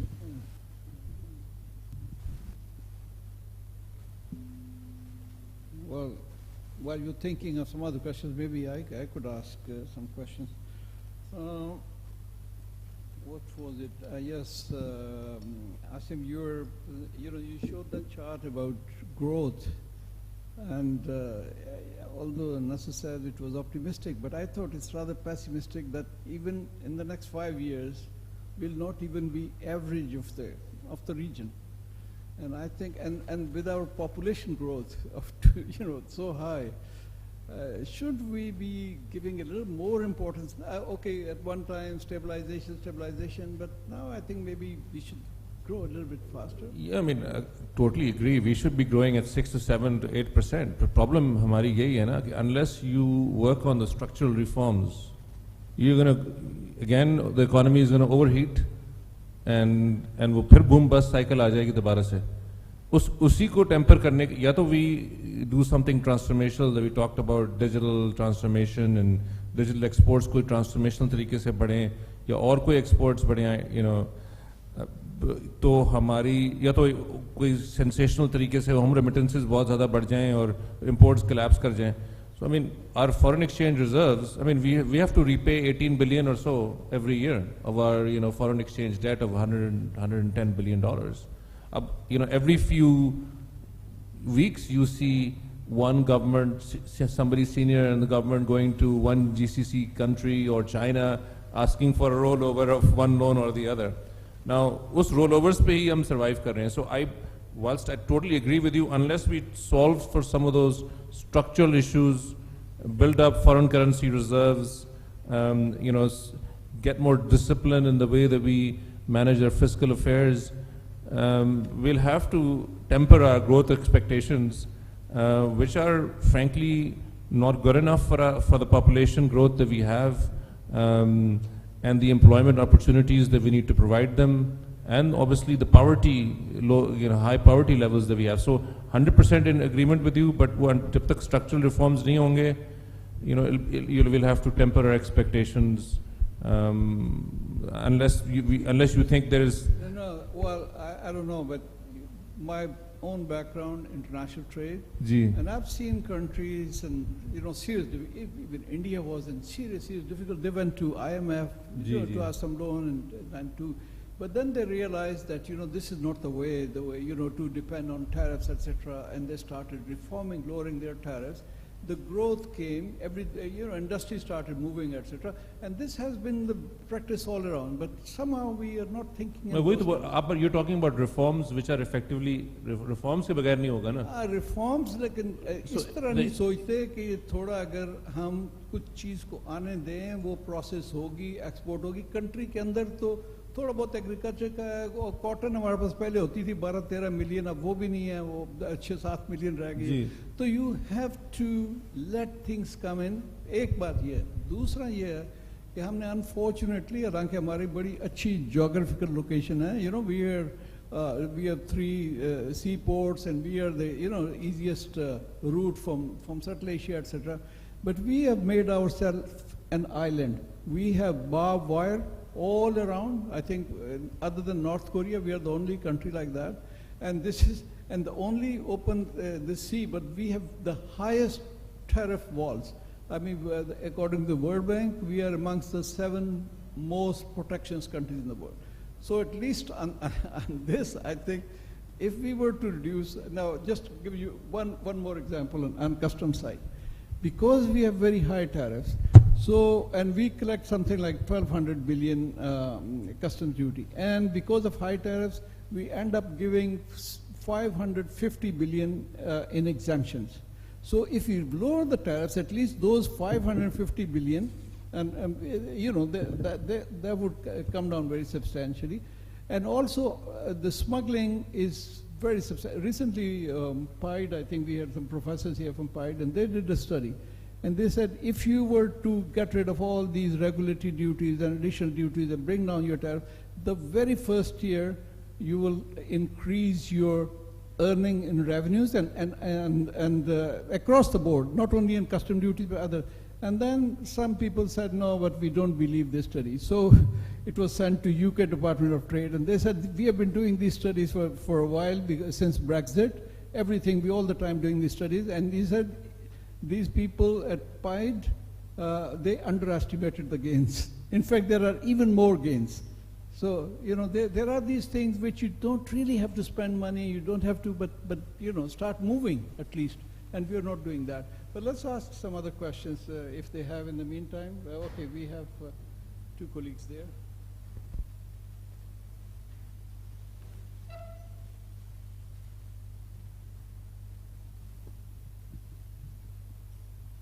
I know we're in an academic setting where questions are generally theoretical, answers are similar. Asim mentioned that we need to have an obsessive focus on exports. Nasser mentioned that technology and IT exports could be our savior. Do either of you have any very specific things that let's do this, this, and this, and there will be a change, either in general exports or in IT exports? Let me give you my own perspective on this. That in general, when we talk about increasing exports, we are talking about facilitation, like PSW. We are talking about making it easier for products to be developed. But we are never talking about the marketing of the product. Have we cornered the market for low-quality T-shirts? Is the entire world buying all of its low-quality T-shirts from us? Why focus on improving the quality of our T-shirts when you haven't cornered the market for low-quality ones?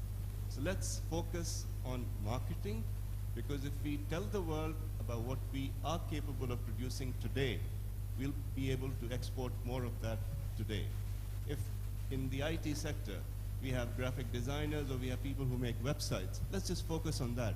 Let's not talk about blockchain and AI if we don't have the capabilities. Let's talk about what we can do today, and let's focus on that, promote that, and try to increase our exports of those particular items. I mean, that's a good point. I think you're raising a good question, and obviously also observations. I may not have all the answers, but I think everyone sort of alluded to some solutions. एक देखिए, सबसे पहली बात तो ये है कि जी,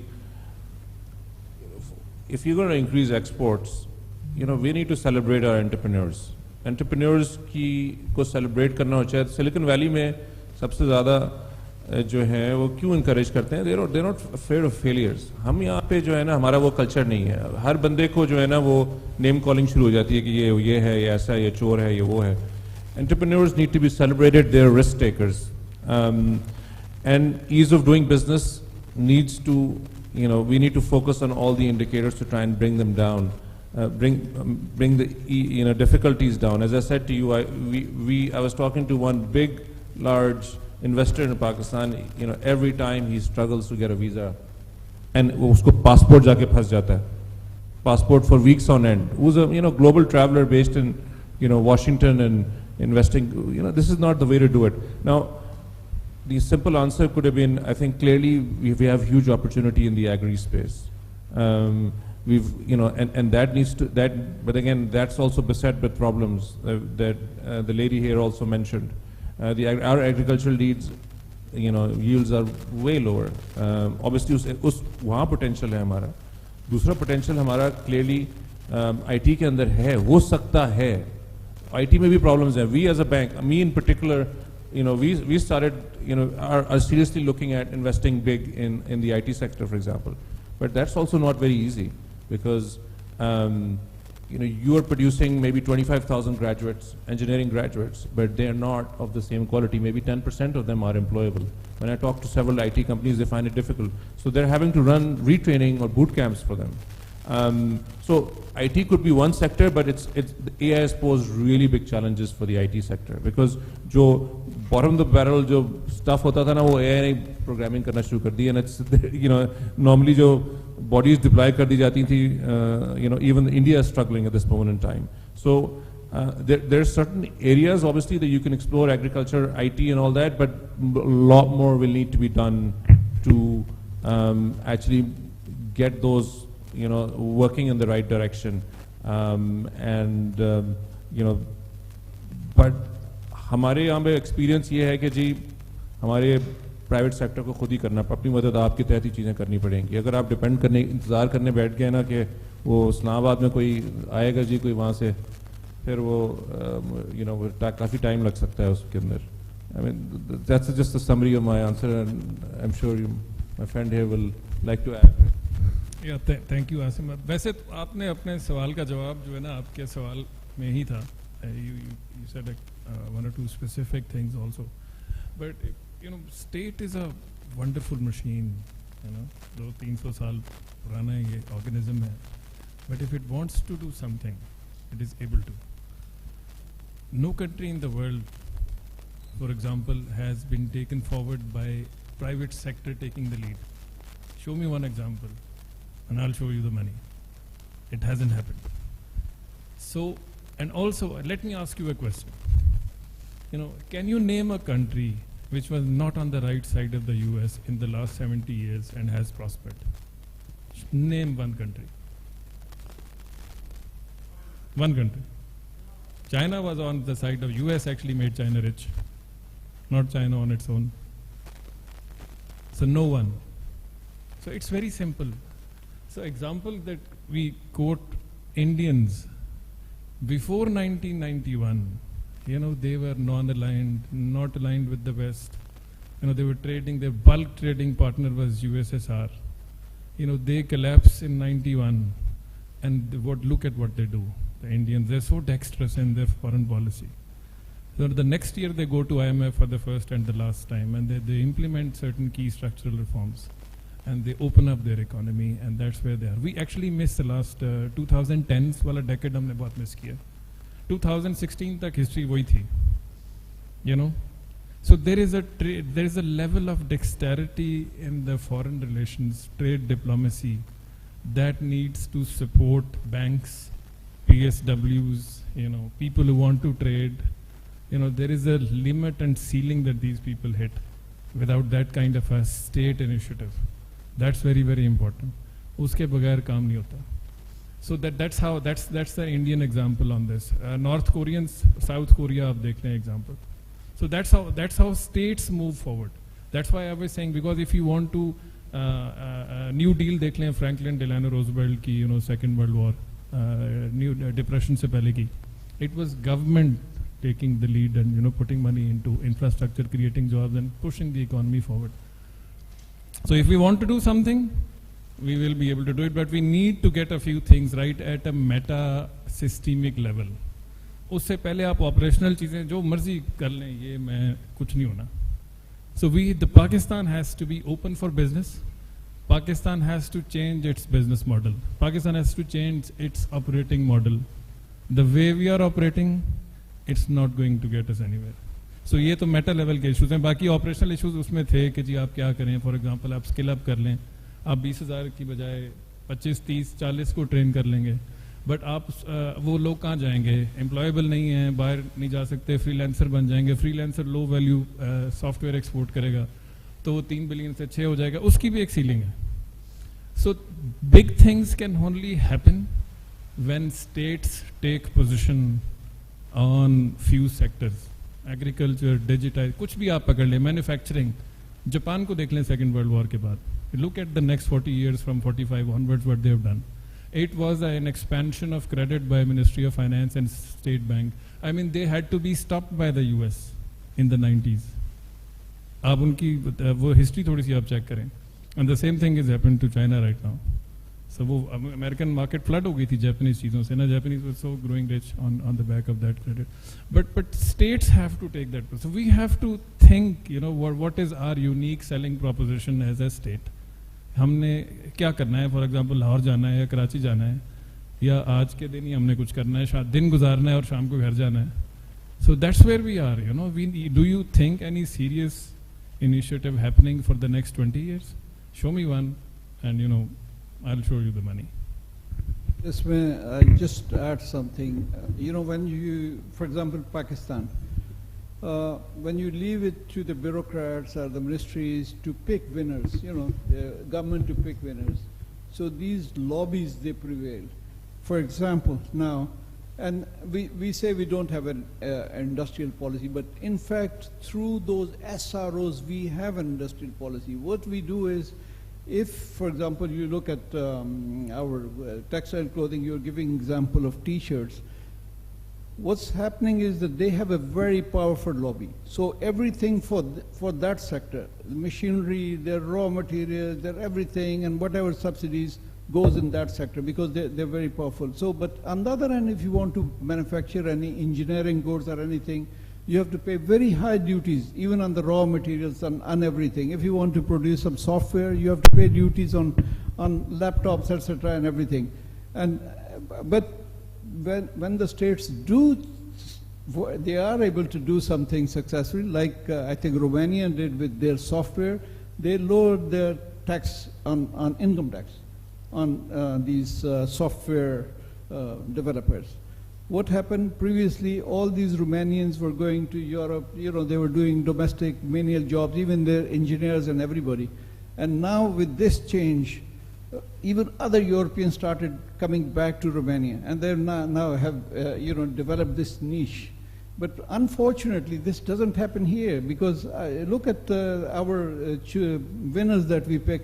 We pick auto industry, which has not exported a single car. We protect them very highly. They are pampered, and then this thing. So we have to somehow provide level playing field, which many countries tried. For example, give you an example of, say, Chile was a poor country, and they brought down, they said all tariffs at 10% and then 6%, and now Chile is the most prosperous country in Latin America. I can give you more examples, but I think there's time, very little time, so maybe one or two more questions, and then we'll have to wrap up.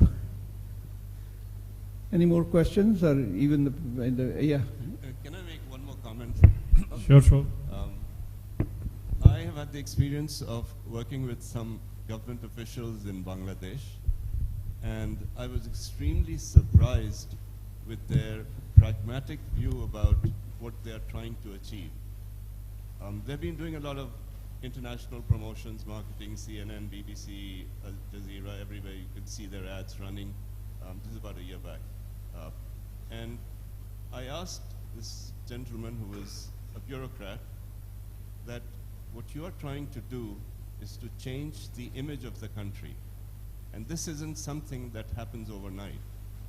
And he said, I totally agree with you. We have a long-term, at least 10-year plan where we want to change the perception about Bangladesh, made in Bangladesh. Why? Because in 2026, we will be graduating from the LDC status, and we will no longer be getting European or US preferential trade agreements. We will no longer be, because we will no longer be an LDC, we will not be able to export our stuffs with duty-free. So in order to get people to buy our products, we have to tell them that we are no longer the basket case that Kissinger once said Bangladesh was. You keep dumping money, aid to them, and they will never grow. Said we want to change that perception. We want to change the perception that people, that we produce low-quality products. We produce good quality products. I was amazed when this gentleman told me that they make 85-inch Samsung TV in Bangladesh. 85-inch is one of the largest sizes, but they make that in Bangladesh. So there's a whole lot of other stuff that is being done, and they're trying to tell the world that we have grown out of the low-level status. And you have to pay a premium to buy our products now. I think that's what the state here also needs to do. It has to tell the world that we are no longer a cheap destination for products, that you have to pay a premium to buy our products, because we do have quality. And I'm not just saying that we do have quality, we do have excellent people. I mean, if you look at the Kareem app, for example, that was developed in Pakistan, and Kareem was sold to Uber for $3.2 billion. So we have technologically savvy people who can create game-changing products. But why don't we tell the world about our success stories? Okay, yes, but you have to have a product to be able to market it. You know, you cannot just turn around, because what changed in the last 20, 30 years, these global value chains, what they call them.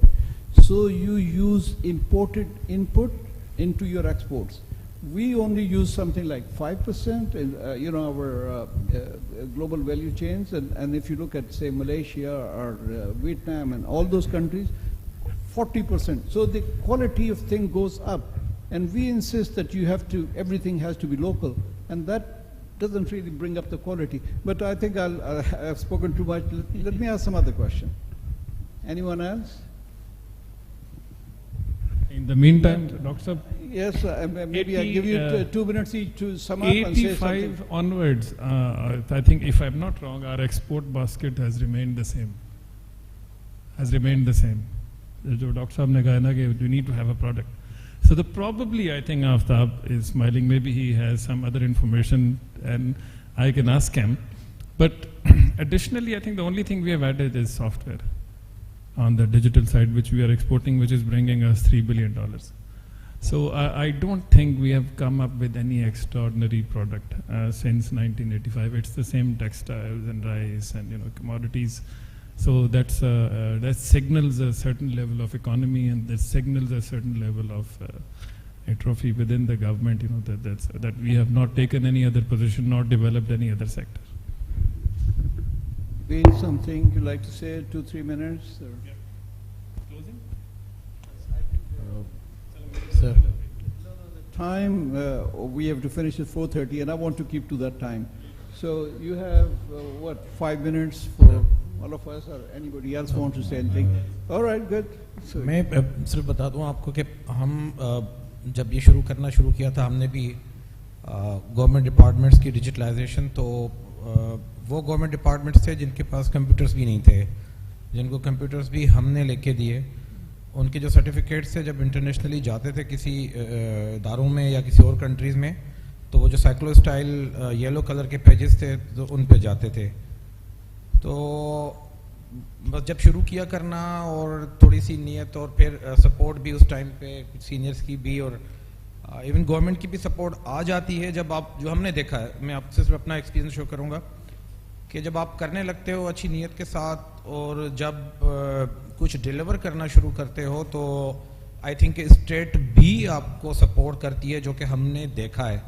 और जब आप अपनी product को या जो आप बना लेते हो इंटरनेशनली भी लोगों के साथ शेयर करते हो, तो वो रिकग्निशन भी आपको मिलती है। और हम जिस लेवल की शायद प्रोजेक्ट जो इन्विजन करते हैं या जो हम सोच रहे हैं, that can also be exported.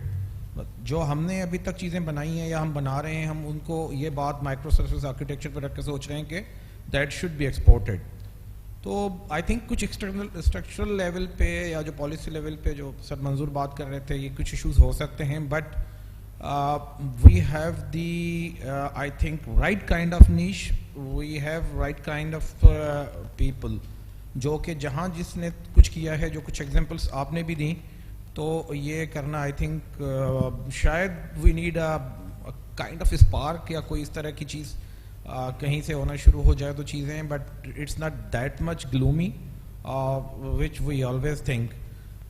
Even ये डिस्ट्रप्शंस की जो बात की एक भाई ने, तो बिलीव करेंगे चाइना में भी VPNs बंद हैं, व्हाट्सएप भी बंद था, लेकिन हमने देखा दुनिया चल रही थी, everybody was live, everybody was productive.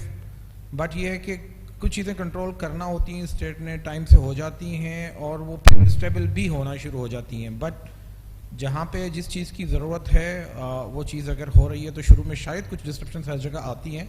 हम भी जब कोई नई प्रोडक्ट लॉन्च करते हैं ऑटोमेशन के लिए, तो हमने कंसाइनमेंट्स रुकते हुए भी देखे हैं 2-2 दिन, बट ये है कि जब स्मूथ चीज़ें होना शुरू होती हैं, तो it's kind of very much normal. Thank you. जी, I was looking at your the overall theme of the conference, Rethinking Economics in the Contemporary World. I think the only, for us, the way forward is we just have to go back to the basics and just do the basics right.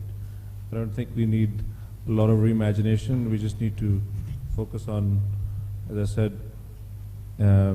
having the right recipe in place for the country to start getting on a sustainable path for economic growth and economic development.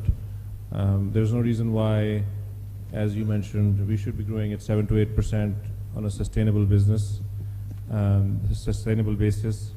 However, the number 240 million people that we have, they need to be upskilled, they need to be trained. That's certainly an asset for us. And we need to make sure that we're producing educated people, because the next 40 years are going to be looking very, very different to what we are experiencing right now. जो AI का जो impact आया वो so significant, इतना significant हो चुका है और इतनी incremental huge gains उससे आ रहे हैं कि a lot of disruption is going to happen.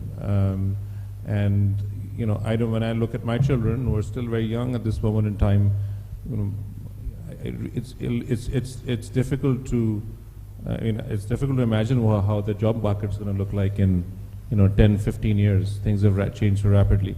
So हमारे पास 240 million people हैं. We need to make sure that जो mega चीजें आपने बात की है, we need to be thinking very differently about how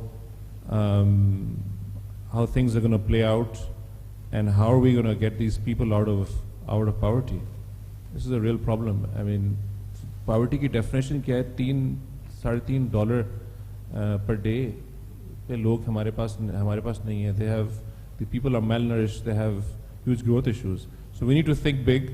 We need to get these people out of the poverty lines, and we need to make them productive human beings for us to become a productive nation. But we need to do the basics right. Thank you very much. Thanks for bringing in AI as well, because we spoke about blockchain, etc. And I was going to ask a question because I thought that deserved it. Better smart pushna tha, lekin then I was asking too many questions and I just kept quiet. Well, I think for me, I just thank you all, and I think panel, great job. You took twice your time, but you covered your subject, and also we answered all the replies, etc. So thanks everybody, and I give the floor back to the organizers. Thank you, sir. Thank you for keeping your promise, and you finished it on time, well, way before time.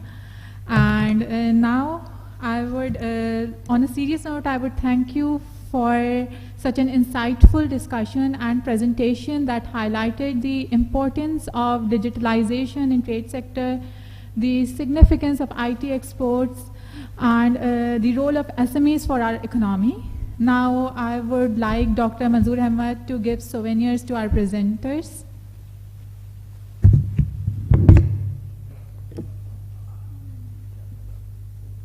And I would like Dr. Adil Nakhoda on stage to present the souvenir to Dr. Manzoor Ahmed.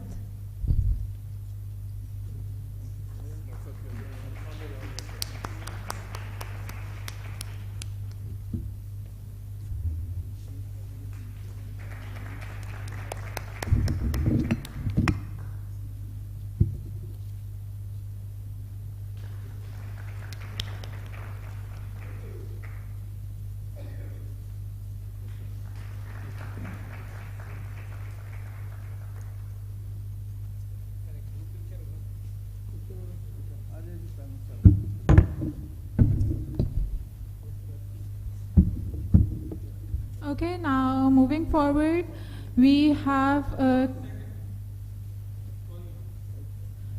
conversation between Dr. Akbar Zaidi and Dr. Ali Chima, which is scheduled to begin at 5 p.m. We have now a short tea break. You all can proceed to the auditorium outside for tea and refreshments. Please return within half an hour at 5 p.m. sharp so we can commence the conference on time. Thank you.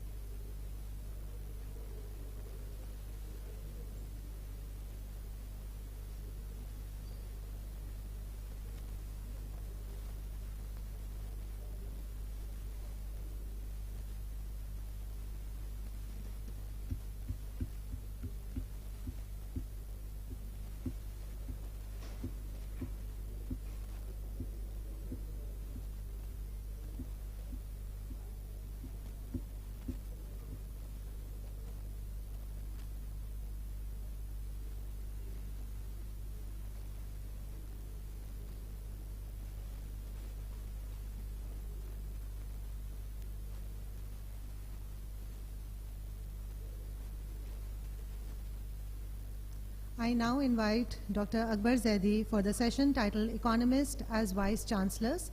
Dr. Akbar has been the Executive Director of IBA Karachi since 2020. He's a renowned political economist with an experience of 4 decades of teaching and research in both Pakistan and abroad. In conversation, we have Dr. Ali Chima, who's currently the Vice Chancellor of the Lahore University of Management Sciences. He's a distinguished economist whose research focuses on economic development with an emphasis on human capital, inclusion and economic inequality, gender, dynamics, and political economy. Associated with LUMS since 1999, he has served as an Associate Professor of Economics and Politics, Director of the Mehboob-ul Haq Research Center, and Chair of the Economics Department. I welcome both of you, please, to join us on the stage.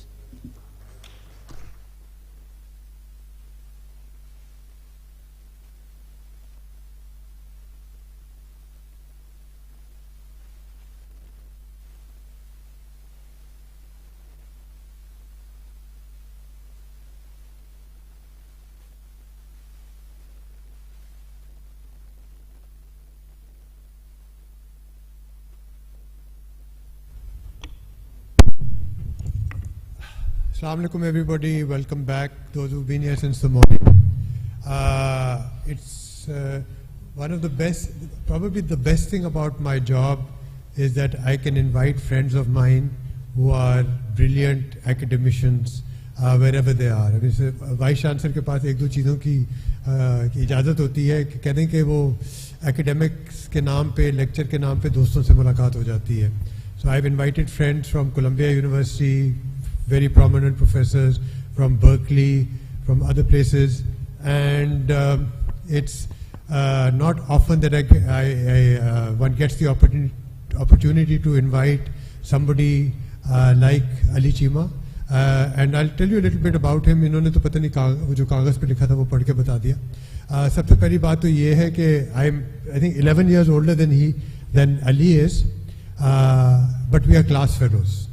मैं बार बार fail होता रहा हूँ, तो ये नौजवानी में आगे बढ़ गए थे और अली और मैं क्लास फेलोज थे. And so I'm a late developer, but he's been a Rhodes Scholar at Oxford and has an incredible record. And I think, and I said this in the morning as well, I think he's the most brilliant Pakistani economist that we have.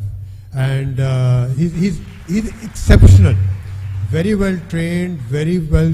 He thinks about things very deeply, very reflective, and although we had the same teachers, he did much better than I did. So I mean that's proof enough. And he's not like those economists or vice chancellors who are tweeting all day, who are on television half of the day. I mean, most people don't even know who he is, and I think that's his success, because he's a very serious, deep thinking political economist. He keeps saying, I don't do this economics, I don't do that economics, but he's a very deep thinker, and his work on institutions and his original work, his PhD was on the textile sector and vested interests and things like that. Really, really brilliant and very, very sharp mind. So it's a huge pleasure for me, and actually it's an honor for me. I mean, I've met other LUMS vice chancellors, but I've never been very friendly with them. So Ali has been a friend from before he became the Vice Chancellor. And I think even if he wasn't a friend, just because he's such a brilliant economist, it would be a great pleasure to talk to him about what we are talking about today. And so this is a conversation. I think I'll end up asking the questions, but I told Ali कि जो पूछना है पूछ लो, ठीक है, झूठ बोल लेंगे अगर बोलना पड़ा. Lekin, we can have a conversation. I can see my registrar here, I can see 2 of my deans here, I can see some of my faculty here. So there's a lot of curiosity about LUMS as well. And so there are 2 parts to this, economists and vice chancellors. So I want to talk about vice chancellors, he wants to talk about economists. उसने कहा economics की भी बात करनी चाहिए, तो शायद हो जाएगी. So he's been vice chancellor for 11 months. I've overstayed my welcome, but he's been Vice Chancellor for 11 months. So I just, let me start the conversation, and you can interrupt at any time. It's, however the vibe goes. When I met Ali about this time last year, or maybe October, November, he was working on some exceptional path-breaking stuff. And मैंने कहा था कि you haven't published a lot. कहता कि I've got so many papers in the pipeline, they're all going to be published. American Economic Review. He's actually published in Journal of Economic Perspectives. And you know, if you are not a Stiglitz, you won't publish there. So you know, he's at that level. I mean, like Journal of Economic Perspectives, जब हम लोग पढ़ रहे थे Cambridge में, I mean that was our go-to journal. And you know, it's institutional economics. I'm not an economist anymore, as you know. You know, I become a vice chancellor, which is the bad thing of having an administrative job. I've forgotten my economics, so fortunately there's a little bit of history left behind. So I want to start with just your sort of year that you've been there, 11 months, a year that you've been there, and you come from a very deep understanding of theory, of economics, of political economy, also of social interaction. His work on Sargodha I think, or Sialkot? Yeah, Sargodha. Of Sargodha with Shandana Momand and with other people, is looking at how biradaris and how voting patterns are worked. I mean, he's cited globally. And he's taught some of the best new, young, emerging scholars from Pakistan. You know, Saad Gulzar is one of them, and Mariam is, I mean, there's so many of them. I mean, Saad Gulzar is at Stanford or Princeton? He's just moved to Princeton. He's moved to Princeton. I mean, ऐसे लोगों को इन्होंने पढ़ाया है कि हमारी faculty भी इतनी, you know, तैयार नहीं है, कहना नहीं चाहिए, लेकिन anyway. So I just want to start with you. Let me start by saying it's far too generous an introduction. With this introduction, I'm bound to disappoint everybody. Dr. Zaidi is being a bit modest. He had been, you know, of course, Akbar is being modest. He was agitating and teaching people in the decade when I was in college, and that at some point he decided to go back to Cambridge. So that's, but we've known each other before. We have a common close friend in Arif Hassan, who I think had a big influence on both of us. Arif Hassan is my guru. But this, you should discount this generous introduction by a huge amount, but we can get started. So, okay, so also another reference that Ali's mother is one of the few architects in Pakistan who I've known Ali's mother before I knew Ali. That also gives my age away.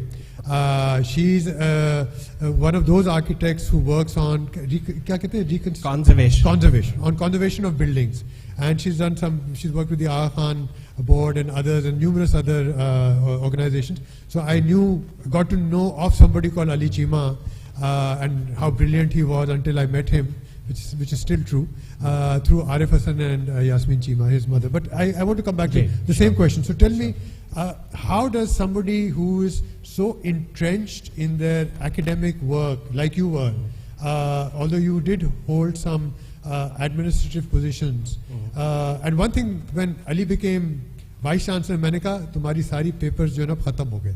You will never publish again, because once you become Vice Chancellor, it takes your life over. Ask me. You know, it completely, you forget your academic work. So it's a bigger question which I'll come to, but tell me about how you've made the transition from a thinking economist, publishing, at the verge of publishing in the best journals, and you said there are many articles in the pipeline. So what happened? Where are you now with that? So let me kind of step back and I guess answer your first question, which is, I guess, was about what motivated me to change tact. So I hadn't a year ago thought that I'd be doing this, but I ended up doing this, and I guess to understand that you have to realize that I've been an academic in Pakistan for 25 years. So when I finished at Cambridge, I came back and I joined LUMS as faculty, and I've been teaching at LUMS as faculty. And I've seen the education, you know, people in Pakistan are very despondent about Pakistan, and there are lots of reasons why people get despondent. But actually, if you look at the opportunity set, it's also been expanding. And it's been expanding, and the scale of the expansion is not huge, but it's been expanding because some educational institutions have come up which are now sort of, you know, at a standard which is having real impact. मैं आपको मिसाल देता हूँ, जब I'm not an O-level, A-level, बाहर का, foreign बाहर चले गए. मैंने इधर से ही metric की, in fact मैंने कराची से metric की थी. I'm a product of St. Paul's School in Karachi, then I went to Government College Lahore, and so on, and then I ended up doing a PhD. But जब हमने 80s में BA किया था तो actually education set जो था वो बहुत लिमिटेड था. So one has seen sort of institutions start to grow, but it's not like those institutions now are stable or sustainable. They are still nascent enterprises. So I felt, because of a whole host of reasons at that particular point, that it was important to, sort of make one's contribution by, sort of making sure that the university one's been committed to gets solidified, and we can bring people together to sustain this. And that for higher education, the past four or 5 years have been particularly very challenging. So that was the motivation. And I struggled with it but in the end, after discussions with colleagues, faculty, I felt this was the important thing to do. And I think building higher education institutions is something now I'm sure is something we talk about very little, but I think it's critical for Pakistan's future. What about your academic work? I mean, have you sacrificed that? Do you fantasize that one day you'll be able to complete the papers? Or do you find time to do that? I mean, especially 1 year is the first year is where people are judging you, they're looking at you, you're new. Although one good thing about the Ali Chima model is that because he had spent 25 years at LUMS, it was you knew who the good guys and bad guys were. But I don't think it's a matter of good guys or bad guys. I think it was a matter of challenges that the university is facing, both external and internal, and I'm sure other universities are facing them. But in some sense, the challenges that one is witnessing are far more deeper than one expected. But coming back to the more personal question, I was just lucky that I have a set of papers which are at that stage, and there are a few which are at that stage in their pipeline that I can keep nudging them. I'm also lucky that I work with co-authors. So we're sort of at that stage where some are close to publication, some are in the cycle of publication. So over the next 2 years, it was not such a dire choice for me, but this is a 5-year appointment. And I think my big focus is to really push for institutional strengthening. And I think as leaders of higher education and all of you who are the real sort of people or the community of higher education, it's important to come together to really think about what the future of higher education is in Pakistan. And I think it's, there was the HEC model of the early 2000s, and everything got caught up in that. But we really have been, higher education has been absent in the conversation about education, and it's absent in the conversation about development. And I think it's important that we resurrect a commitment and a thought process to say कि हमें इधर institution पाए के बनाने हैं, which are universities. So there are 264 universities in Pakistan, or buildings which are called universities. Sure. My sense is that maybe 10 or 15 of them are of some quality. Yeah. And Tariq Banuri used to say that you're exaggerating. 10-15 bhi nahi hai, when he was HEC chairperson.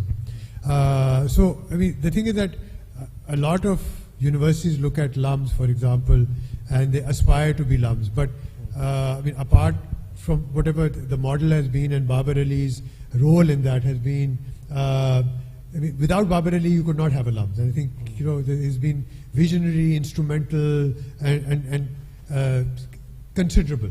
And also that, there are some good public sector universities, very few, but there are a few. There's some which are controlled by the military. I don't know if that's public sector or private or both these days. So there are some like that. And there are very few private sector universities which are of the quality of Habib and LUMS, and Indus Valley School of Arts is another. And after that, and IBA. IBA is not private. भाई ये तो मैं आपको कहना, ये तो बहुत अच्छा किया आपने हमें कह दिया. बल्कि हम तो चाहते हैं कि लोग कहें कि ये इतनी बड़ी गलत फहमी है, और यही होता है कि when people talk about the IBA, they say IBA and LUMS, both private sector universities. So हमारे नखरे private sector के हैं, but our entire structure, our rules, they are governed by the public sector. And so that's the question I'm moving to, because you're speaking about higher education. That 264 universities is ridiculous in a country like ours. But I was at a session yesterday at the Urdu Adabi conference. Asma was also there. It was on higher education, and there were 3 vice chancellors from Sindh and the Sindh HEC. वो तो कह रहे थे कि 264 भी कम है. There should be 500 or N100, whatever the number is. And then they'll tell you that in Dubai alone, there are 100 so-called universities. I mean, I think that it's a ridiculous sort of comparison, but this was being said yesterday. So the question is that, how does one think about higher education? And a lot of people dismiss higher education. I mean, you're actually one of the few people, because perhaps you're a vice chancellor, you're talking about it, and so a lot of people say, that's not a problem. You have to start at the grassroots. Primary education, sahi karo, you have a good primary education system, then have a good secondary, then you'll eventually, and one of the vice chancellors yesterday said, at the session yesterday, he said, look at the people, look at the students we are getting. How can you expect us to be better? I think LUMS and IBA and Habib and the Indus Valley and a few others, they don't have that problem. We get exceptional, we get the best students in Pakistan. But, since you're thinking about higher education in a country like Pakistan, where the economy has been doing particularly badly for 2-3 years, inflation of 26%, and when we want to match, forget about matching the inflation rate by increasing our fees. I mean, the public sector, we get a huge backlash. So, आप तो सरकारी हैं, आपको तो ये कैसे कर सकते हैं? Maybe you don't. But so these are just a couple of things that I'd like you to comment about: fees, inflation, the economy, higher education at a time where we have. And I'm sure you remember, many of you would remember. I think it was the last day of the previous Parliament where they passed a law of approving 11 or 12 universities. The federal Parliament did that without anybody even knowing what they were doing. I mean, that happens most of the time anyway, but they were doing this in Parliament. So, अगर इस तरह की university बनाई जाएंगी, तो what is higher education? So I think I want to start with some तारीख से, because आपने economics को ditch करके आप तारीख की तरफ चले गए. सबको करना चाहिए. So शायद तारीख से शुरू करनी चाहिए बात. So, I mean, people forget that when you look at sort of pre-partition India, this part of India had one of the deepest endowments of higher education. I'll give you an example. South Asia has produced about 13 Nobel laureates, I think. 5 of them were actually schooled or they worked in Lahore. And that was the endowment that you received. The first medical college was in Lahore.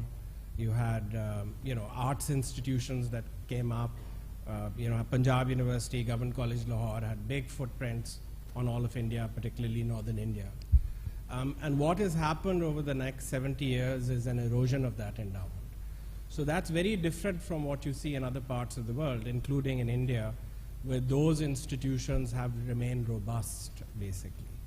The other thing that I think got crippled in all of this was how we regulated higher education.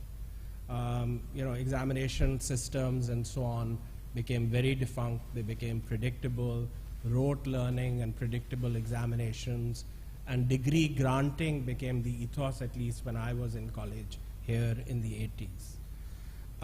So that's the kind of endowment and the decline that we are dealing with. Now, the second question you ask is how many universities, and in some sense the answer is true. I mean, 264 universities, if they're functional, is probably too little for the demand that you have. It's a huge population. It's a young demographic population. A lot of students want to actually go to university because it's an important part of their journey. But I think when you say you need 260 or 115 or 700 universities, that's not the right phrase. Because in making that statement, you don't understand what a university is. So the university is really faculty. So the question of Pakistan is not कि आप कितनी universities बनाएंगे. The question in Pakistan is how do you expand the pool of faculty that are university academics? which means that they're not only teaching, but they're actually producing original thought. And it's that supply that is a big challenge, right? And that supply is becoming a bigger and bigger challenge as we go about. और उस challenge की एक और जो बहुत बड़ी वजह है, which is a global aspect to it, which is कि higher education landscape जो globally है, वो भी बड़ी तेज़ी से बदल रही है. So, you know, again, आज से 10-15 साल पहले, you didn't have such rich opportunities for university systems in the UAE or in Turkey or in East Asia. And now, in some parts of the world, including the UK, you're having a real crisis of higher education there too. And the university systems there are also thinking about locating internationally. So now you have to compete basically for faculty talent in a very international regional sense. So how do you actually position yourself as institutions that can bring in people? And the challenge for people who return to Pakistan, and other people don't understand it, because देखिए जब आप एक American ivy league university में आपको tenure track position मिलती है या कहीं यूरोप में, तो आपका एक बड़ा सिंपल पाथ होता है कि पहले 5-7 साल आपने अपनी ज़िंदगी के रिसर्च करनी और पढ़ाना है. And that's the focus. आपके ऊपर जो इंस्टीट्यूशनल बिल्डिंग का भार है वो तब पड़ता है जब आप टेन्योर होते हैं. बट एक्चुअली जो यंग लोग हैं उनसे जो प्रोपोजिशन है, when if they come back to develop higher education, they have to do their research, they have to do their teaching, but they have to build institutions, right? So that generation that can build or deepen institutions still has to happen in Pakistan. आपको भी पता है, मुझे भी पता है, you know, we both know the economics profession. Economics में India has emerged as a big country which has had a huge impact on economic thinking all over the world. A lot of the top economists you think about, whether it's Amartya Sen, who's a Nobel laureate, or Abhijit Banerjee, who's a Nobel laureate, they all actually received their initial graduate training in India. How did those institutions came up? Because they were young academics who left Europe and the US in the 60s and 70s, and they came back and they established places like Delhi School or JNU or colleges in Calcutta and so on. So that generation of institutional building it still has to happen in Pakistan. So how do you create the enabling environment for people to do that, and how do you create the mission to do that is, I think, important, and we have to think, क्योंकि उसके बगैर देखिए 250 buildings खड़ा करना और उसका एक इंतज़ामी ढांचा खड़े करने से तो नहीं कुछ हो जाएगा, अनलेस उधर वो लोग आ रहे हों जो उसको वाकई एक फंक्शनल यूनिवर्सिटी सिस्टम बना सके, right? And I don't think it's a question कि यार ये कॉलेज अच्छा नहीं कर रहा, ये यूनिवर्सिटी अच्छी नहीं कर रही. All universities, even LUMS, even IBA, even I'm sure Habib, other public sector institutions which are very, very good, they're all facing the same challenge on how do you expand the pools of faculty. So I think that's a big challenge. So I think faculty is a particularly sore point and concern for us and our deans, and I'll come to that. I think India is also changing. I think you're right about what happened 50 years ago, 40 years ago.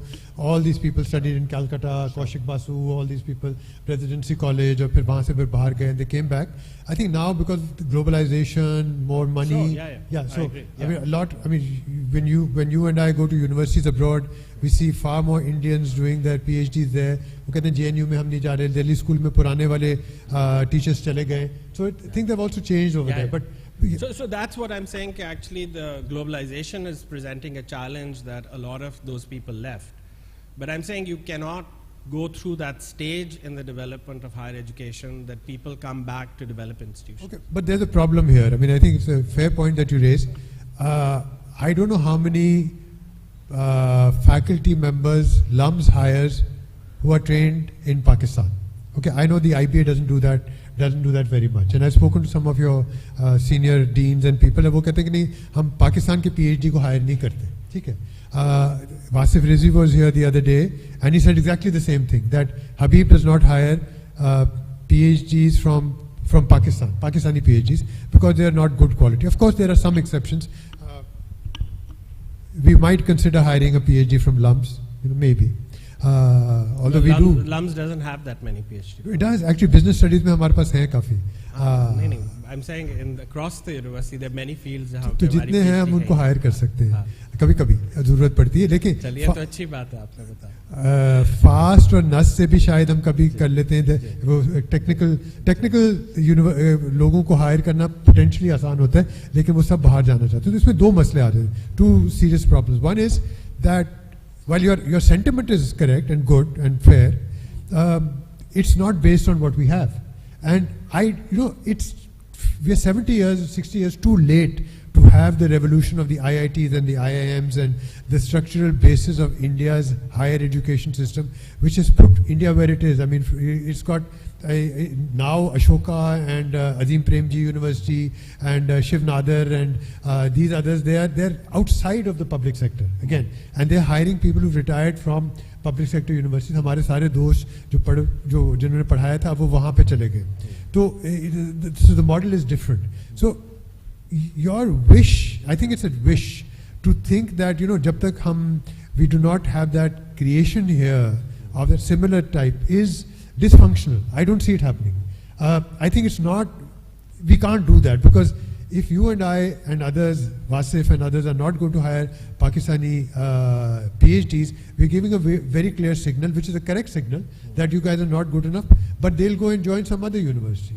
So how does one then address this problem? Faculty is sort of key to any university. It's not the building. It's not, I mean, you get good students when you have good faculty, and faculty has always been the key. You get 5 or 7 or 9 star faculty, and I think it just changes the environment. It completely, their research, their ideas, their interaction, and so on and so forth. So how does one address that? So पहली बात तो मैंने ये नहीं कहा कि that India produced those PhDs. What India did was that actually it trained people up to the master's level.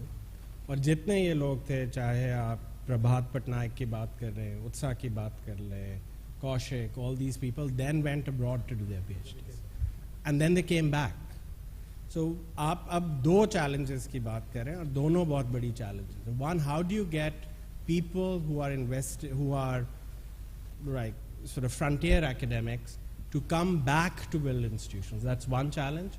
और दूसरी उसके साथ जो आप challenge की बात कर रहे हैं वो ये है कि यहाँ पे the supply and production is not happening, right? So those both become challenge. Let me kind of address you, and this is kind of a big challenge that we're seeing. So how do we expand the faculty base? So let me give you some good news and some challenging news. I joined LUMS in 1999. This is my 25th year as an academic in Pakistan. I've spent all my professional life at the Lahore University of Management Sciences. When I joined LUMS in 1999, there were about 32 PhDs. Today, there are 220 PhDs at the university, right? And I've thought often that why is it that LUMS has been able to grow, right? Because the biggest stutter that any university is going to face if it wants to maintain a level of quality is if it can't get recruitment going. I won't again name universities, but I've recently been meeting vice chancellors from universities, and these are good universities in Pakistan, who were telling me that in certain disciplines they haven't been able to hire for 7 years, right? That's how big the recruitment challenge is. So the reason LUMS was able to grow was, and the big statistic here is that 20% of our PhD faculty are our own alumni. They were undergraduates that got trained at the university. They went to really top quality PhD programs, and then they came back. And it's those people, when they started to come back, that told the story for others. So others who wanted to come back also came back.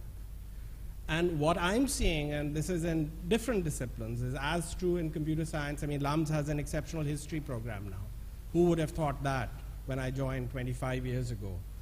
But the point is, once you have a critical mass of people who start to take ownership, and you can sustain their ownership and their scholarship and their commitment to developing academics. It's not even about building institutions, it's about developing academics or the structure of academia in Pakistan, that they get committed and they basically attract other people, right? So when I look at our alumni who go and who are doing PhDs, LUMS is a possible choice in Pakistan that they think of. It's becoming a more and more distant choice for a whole set of other circumstances which have to do with Pakistan, which have to do with external and some stuff that's happened in the university, which I'm not going to talk about. It's that kind of growth that we need to really start to figure out. Okay, how do we create those pipelines? That said, और मेरा भी एक, I think this is a simplistic view, मेरा भी ये view होता था कि पाकिस्तान की जो PhD है वो quality PhD हो नहीं सकती. क्यों? हो सकती है. I'll give you an example. Naved Hamid set up a pre-PhD program at the Lahore School of Economics at KREB. They've produced some really exceptional scholars. We have hired them. Our colleague Farah Saeed, who was an undergrad at LUMS, she then went to Oxford, did her master's for a whole host of reasons. She had to do her PhD in Pakistan. She got a quality environment to do a PhD. She's probably one of the most prolifically published economists sitting in Pakistan. She's published in EJ, she's published in AER, she has a QJE, revise and resubmit, all from Pakistan. So the issue is not कि यहाँ की PhD अच्छी है, यहाँ की PhD बुरी है, क्योंकि यहाँ पे है, right? Issue है कि quality यहाँ की PhD क्या होगी. And I think over there also there are possibilities of global collaboration. Like जो Naved का model था KREB में, वो ये था कि they were very deeply invested in research work with academics at the University of Oxford. And they started very informally to do what would be a dual PhD program, where they had committees where Oxford academics and Lahore School academics were sitting together to produce quality PhD students. So I think it is in the internationalization of these collaborative opportunities that can both build capacity for university development here, but also I think the thing that, my biggest criticism, and people have read sort of different parts of the debate about HEC, I don't want to go into that, but I always felt that, Sohail Naqvi is a very dear friend, and he's a very generous mentor. Also Vice Chancellor of LUMS. Also was Vice Chancellor of LUMS, and before that the Associate Director of HEC. During its development phase, हमारे यहाँ कभी undergrad पे focus नहीं रहा. Undergrad is like we've all taken this segment of the education system completely for granted.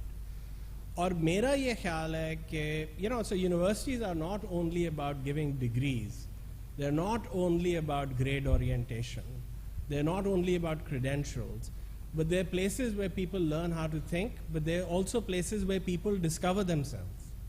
Who are you going to be? It's very seldom that you discover yourself in school.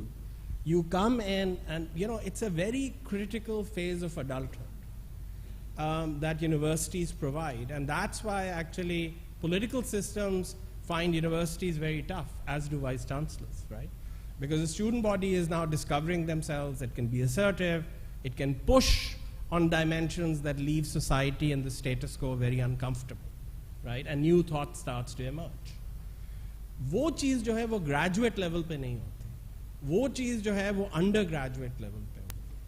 और अब problem ये है कि हम जो undergrad तालीम को जिस तरह सोचते हैं, हम उसको सोचते हैं कि यार इसको बिल्कुल segment कर दो, इसको बिल्कुल functional बना दो. So किसी को कहो कि accounting के courses पढ़ ले और फिर वो accountant बन जाएगा, CS के courses पढ़ ले. I've had this is about 10 years ago, I've had students coming and they asked me a question which I couldn't relate to, because they said कि हम ये 3 courses लेने का सोच रहे हैं, how do you think they're going to affect our wages in the job market? These were first year students. And I thought like the whole exercise here was to discover yourselves, and you cannot be measuring every course basically on the yardstick of what the job revenue is that this course will bring you, because in that way you will never study critical thinking, because there's no return to critical thinking, but there is, right? There's no explicit return tied to the notion of critical thinking. It's just a intangible personality development that is happening, but which is very critical. So हमने undergrad curriculum के education के ना curriculum का सोचा है, ना उसकी assessment का सोचा है, ना ये सोचा है कि हम क्या universities, what is the mission of the universities. मेरा ये ख्याल है कि the mission of the university is to produce citizenship, right? Thoughtful, reflective, progressive citizens. That's what universities have to produce. That's not going to be produced by giving simply, functional, grade-oriented degrees, right? And, there's an elephant in the room, which I find like funny, which nobody talks about, which got sort of exposed during COVID, which is called AI, right? AI has sounded the death knell to the assessment system as we know it, right? It's going to be highly difficult to police how we've actually examined things, right? Like अभी मैं गया था, I had gone to Oxford. वहाँ मेरा एक दोस्त है, a few friends who are professors there. In the Oxford system of education, it's all about writing essays, which are actually ungraded, and the exams have nothing to do with the greater part of the labor that you exercise. तो मैं उससे पूछ रहा था, मैंने कहा कि how many people are using ChatGPT to write essays? So he said a lot. Right? And I was just thinking that, it's like the tutorial system has received a huge shock. What are we going to do about it? Right? So I think this is also a real moment when we have to think about the curriculum, when we have to think about basically how do we deliver education, how do we socialize universities, and what that mission is. And that, by the way, what's exciting is that same challenge that we're going to face in Pakistan today, every university in the world is going to face. So we can be part of that global exercise of rethinking fundamental education, which in my view is the undergraduate. So it's very interesting that you're saying this. Excuse me, because once I met your colleague Faisal Bari, and he was Dean of the School of Education. Yeah. So I said, Faisal, how do you, because there's also, while Pakistani universities are sort of, looked at suspiciously, PhDs from there, so are Chinese universities, right, for different reasons. And I think it's an unfair lumping China into one thing, they're ruling the world in many ways, but हम कहते हैं कि China की जो है वो 2 number की होगी, ठीक है, उसकी कुछ वजूहात भी हैं. So I asked Faisal, I said, how do you assess a candidate who applies to come to teach at LUMS or whatever? He says we look at where their undergraduate went. Well, Faisal does that. Faisal? Yeah, and I agree with him. Right, so Faisal does that. So what is very interesting is that Wasif Rizvi, the president of Habib, was here. He said exactly what you're saying. He said the cornerstone of education is undergraduate teaching. Yeah. And at the IBA we actually haven't realized that, or we've moved away, or whatever. I don't want to tell you our trade failures, but there are things like that which we've overlooked. But I completely agree, and I'm more and more convinced now that if we have a solid undergraduate degree, even if you're doing BBA, even if you're doing accounting and finance, because you learn a lot of things, even if you're doing computer science, which is supposed to be technical, especially if you're doing liberal arts, social sciences, economics and humanities and things like that. So I hope my colleagues, there are many of them here as well, 2 deans sitting here, they also reflect upon these things as well. But I want to come to something else that you said, which also we think about, faculty here and others, about you in that, in what you said, you mentioned sort of academic engagement. You said that one of the reasons why people want to come back to LUMS is because they see others like them, some LUMS 20% who studied there. I don't think we've got anyone here who's done their PhD, who's studied from the IBA, gone to done their PhD and come back. Unless I'm wrong, I don't think there's anybody. Perhaps there will be in a couple of years, but we are slow to this. So what is that academic environment that you're talking about?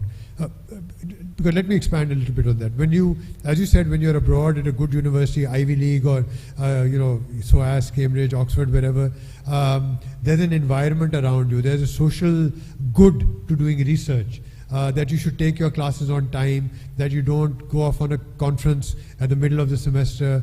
Adil Malik, who's here from Oxford, or Adil or somebody was telling me that, that they are stuck. Actually, Abbas was sitting, Abbas Gilani, who was a faculty member here. Now he's moved to England and he teaches in Lincoln University. And he was saying that he has his timetable set for the next 2 years. He knows what he's teaching, when he's teaching, which day of the week for the next 2 years. हमारे यहाँ तो अगले 2 हफ्ते का नहीं पता होता, लेकिन उनको कहते हैं 2 साल का मुझे पता है. And they said, out of the question that you leave during the term. So I want to know a little bit about this problem of the absence of academic engagement. And a lot of people sort of talk about, in an earlier session or so, I was speaking to somebody, they think because LUMS is a residential college, that your faculty lives on campus, your students live on campus. Somebody was saying it's 24/7. I think that has a huge difference as well. So tell me a little bit about this academic environment that you're talking about, because if we can build any university, whether it's the IBA or LUMS or other universities, if they can build an academic environment where people want to engage with their colleagues and talk to them and spend time in the evening and they're close by and living on campus, how does one do that? I mean, I think that's a hard question. I don't think there's was a silver bullet at LUMS कि उन्होंने सोचा कि यार ये 4-5 चीजें हर बंदा करेगा, and they were able to police it, and it began to happen. When I joined in '99, it was not a residential university. In fact, 1 या 2 apartment buildings बनी थी. I was living on campus. I was, I think, the 6th or 7th faculty member to move into an apartment building. And we had the same ethos, right? I think what, and by the way, LUMS's own sort of journey has been quite choppy, right? Not on the metrics that you're talking about, but faculty at times has felt very let down by the university. There have been points of tension as well. So ye nahi hai कि, I'm speaking from the vantage point of somebody representing an institution which has always sailed through, right? These are challenging things. But मुझे ये लगता है कि 1-2 चीजें, and I have no comparison. मतलब मेरी कुछ, I've had a long association with IDA Sussex and a few other institutions abroad. But I can't make comparisons, but I can only tell you my own experience as an academic. मैंने LUMS join किया था, so LUMS की history is interesting. LUMS was set up as a really a university to deliver an MBA program. It's important to actually understand that, right? And the reason that they wanted it to be a university was because अगर वो ना करते, if it was just a program, then they would have had to be part of an existing university setup, and the assessment systems and so on, which had become dysfunctional, would have completely eroded the possibilities of impact that they were trying to create, right? तो इसकी वजह से उनको charter, उन्होंने बाबर साहब, Razak साहब and other people, they pushed, they got the charter, they got Javed Hamed, who I think did an incredible job in setting a few yardsticks at the university, including the notion that they would only hire PhDs from good schools. I don't think there was ever a nationality clause attached to it, but it was from good schools. But what happened was कि जब वो university बन गई, and then in the 90s, they got their own campus, the initial set of faculty who were very invested in academia, and remember, a lot of them actually came from, and again I'm talking about economics, and others actually, who came from places like Quaid-e-Azam University or Punjab University, right? Javed Hamed was an economist at Punjab University, Anjum Naseem was at Quaid-e-Azam University, Ijaz Nabi, although he joined before he went to the World Bank, had also come from Quaid-e-Azam University. So there was a culture in the 70s and 80s that we forget, where we had very exceptional academics actually building public sector institutions. Quaid-e-Azam University was an incredible university. AERC was Ali Arsalan. I mean, this is the kind of ethos that we inherited. And then the political economy of the 70s and 80s, and you lived through that. I was a student, we were on the kind of front from the faculty side. Basically the state came in and kind of destroyed that edifice, right? But those people with that mission were still there, but they didn't find conduits. लेकिन जब बाबर साहब वगैरह ने खोला, and I think the beauty of what Javed Hamed did was, he did not set up the business school, the MBA program is a vocational program. It's very important to understand he brought in serious economists into the business school. He brought in serious historians. Imran Ali, who's I think a premier historian of South Asian economic history, was a founding faculty of the MBA program. So it was a very interdisciplinary program that was set up by people who were invested in academia and scholarship. जब 90s आया, अब उनको campus मिल गई, एक programme था, 50 या 60 students थे, उसको डबल भी कर लेते तो 100, 150, 120 स्टूडेंट हो जाते, उस पे वो सारा इंफ्रास्ट्रक्चर तो नहीं खड़ा हो सकता था. So then they set out to establish an undergrad program. और again ये चीज़ें हमें भूल जाती हैं. In the 90s पूरे साउथ एशिया में 2 साल का अंडरग्रेड प्रोग्राम होता था. These people decided they're going to break by that trend. And उस वक्त HEC नहीं होती थी, यूनिवर्सिटी ग्रांट्स कमीशन होती थी, we were a federally chartered university, so we were completely breaking the regulatory mold, but they did. They initially started with a 3-year program, and then within 2 years that gone to a 4-year program. Why? Because they were constantly getting feedback from top quality universities globally. And this is something Babar Sahib has always pushed onto the university, that you're constantly engaging with academics at universities abroad, either through advisory bodies or in other mechanisms. So now they had to set up an undergrad program, and that became a mission. And I joined LUMS at that particular point. So the whole enterprise was a very intellectual enterprise. And you know, I was incredibly lucky to have a mentor like Anjum Naseem. I think he's an unsung hero of the economics community in Pakistan. He was a scholar of tremendous ability who spent his lifetime building an institution. I think the economics department at LUMS has produced some wonderful economists who are now, you know, both in political science and economics doing amazing things. It's a small community, but, you know, and the root of that goes to Anjum. Jab main tha, I was a person who returned from a PhD. Now, you know, there's a whole intellectual exercise, and I was a political economist, and I would push on Anjum to say, look, you can't have an economics program without political economy. And these were intellectual debates. So you yourself got subsumed into the enterprise of setting up something that you ended up building, right? Like Faisal Bari, you know, his first love, like aapka tarikh hai. Faisal Bari ke pehli mohabbat jo hai falsafa hai. So it was this whole thing about sort of bringing in welfare and this kind of ethos. So we had a very actually forward-looking program that got set up initially and very early on. And I see that pattern repeating. I mean, I do wonder, for example, like I said, we have an amazing history department. Our sociology, anthropology department has grown to be really an amazing place. And I'm talking about these not because other programs aren't good, because these are programs which are very hard to sustain. And I'll give you an example. The LUMS history department ka pehla major graduated in, I think, 2013 or 2014. Har saal there are about 8 to 10 majors that do history. Today, we were just counting it about 3 weeks ago, there are about 18 LUMS history majors who are in PhD programs in history in top programs in the world, right? This is in less than a decade, right? So how do you produce that institution? And, you know, what was amazing about 99 was we were a very young department. There was Anjum and Asad Zaman, but then there were 5 of us. Faisal Bari, me, and Mushtaq Saab, so the averages were pretty low. The history department was even younger, right? There's Ali Raza, Ali Kasmi, Hassan Karar, who was the major force in thinking about it.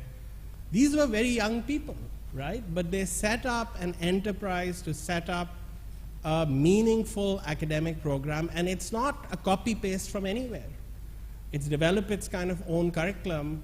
So I think it's that ethos, you know, and I'm talking about, you know, in a language which is not a language that administrators use. It's not a language that economists would be very comfortable with, but I think there is this notion of ethos that you create.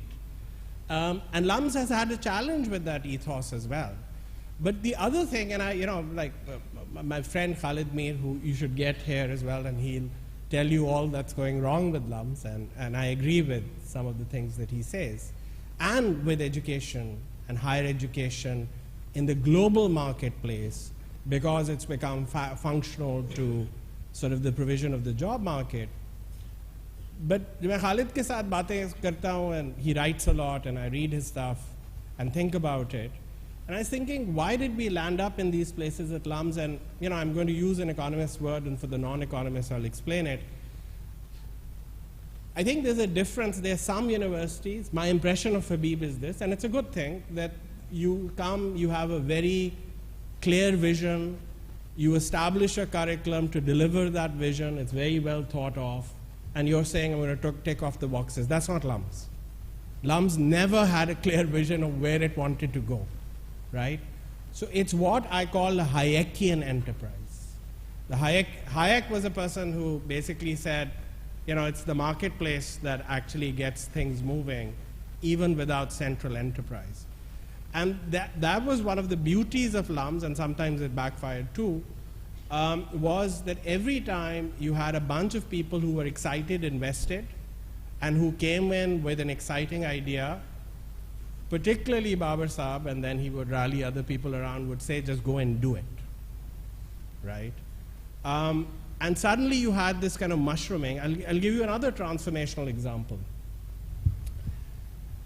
मैं जब आया 99 में तो इधर एक task force थी, some of you might remember it, जो public finance पे काम करते हैं. It was called the Shahid Hussain Task Force on Tax Administration Reform. Some of the research work for the task force was done by LUMS. I was sort of, through a host of circumstances, even though I just I just was 1 year out of my PhD, I ended up leading the sales tax work, in which I was working with accountants, economists, and lawyers. And the lawyer I was working with was Justice Mansoor Ali Shah. And we did a lot of hard work. It was policy making at the highest level with all its challenges and so on, and we got burnt in various ways. We had impacts in various ways. But in the experience, what it occurred to us was, as economists, was to say that the language of engagement with policymakers is the law. And therefore, we have to have something in the university which bridges this gap between economics and the law. And we all sat together. It was myself, led by Dr. Parvez Hassan, my friend Osama Sadiq, and then Justice Mansoor Ali Shah. And we all said we have to have a law program which is designed to be not only that it should produce black letter lawyers, but it should also be the conduit of analytical thinking around policy. And then we started looking at the models, and उस वक्त दुनिया में सिर्फ एक university थी which had started a 5-year BA LLB program, which was the law school in Bangalore, and National Law School in Bangalore with NYU. And we got really excited about it, and we designed a very similar program. Babar Saab के पास गए, Dr. Parvez Hassan के पास गए, उन्होंने कहा, go for it. So that was within 2 years, the LUMS Law School established a 5-year BA LLB program, which took 5 years to be recognized by the bar councils. We had lots of kind of back and forths with the Higher Education Commission. Today, the 5-year BA LLB program is a standard, right? But there was an ethos behind that 5-year program, which is to say that you craft the 3-year LLB on the basis of a 2-year humanities and social science foundation. Because then you can produce lawyers who can think more broadly, right? So it's those exercises which I think are actually thoughtful exercises about deepening the mission of academia. And I think they have an important impact. And I'm not saying that our BA LLB program is the best program. I'm just saying, and again, a lot of people will tell you all that we can improve. But all I'm saying is that the colleagues who then came in were invested in the mission of building this up. So it's those spaces, that environment, that ecosystem where you get people who are engaged to unleash their minds to say we want to build something, and they're not running around from pillar to post. You know, it kind of breaks my heart that Dr. Iqbal Ahmed, who probably had a much bigger intellectual vision than many people here, a very thoughtful man, and he was wanting to set up Khuldunia University in conversation with people like Edward Said, right? But he spent more than a decade running from pillar to post to get the permissions to set up a university, right? So what we have to revive is that ecosystem, whether it's within universities or whether it's within the country. But if it's all about sort of tick boxing, bureaucratic checklists to say, oh, do you have the brick and mortar? Do you have so many pieces of land? And the one thing nobody will ever ask you about is what is the quality of people and what is their mission. That's never asked. That's not going to be in any of those papers, right? And it's that you want to create if you really want to build quality higher education institutions. Wow, that's fantastic. I wish I could have done some of the things that people did at LUMS when they joined. I wish I had the ability to get my faculty and especially younger people coming in. So for whatever reason, we have not been able to do that. But I'll stop. I'll open it up a little bit because I wanted to talk about the economy as well. Sure. But I won't because I know that a lot of my colleagues are here, and they had told me earlier as well that they want to have a conversation with you about LUMS and how IBA and LUMS can learn from each other, with each other, however it is. So what I'll do is I'll open it up for the floor for questions, comments, conversations. Introduce yourself, please, if I don't know you. I think one of your students is also here who went to LUMS, then she did an MBA, then she went to SADE, and now she teaches at the IBA. So we hire LUMS graduates, by the way. We hire LUMS PhDs as well. So maybe Seher will also ask a question about what grades you gave her. She studied with you, by the way. So yeah, go ahead. Introduce yourself, please. And so Dr. Chima doesn't know everyone here.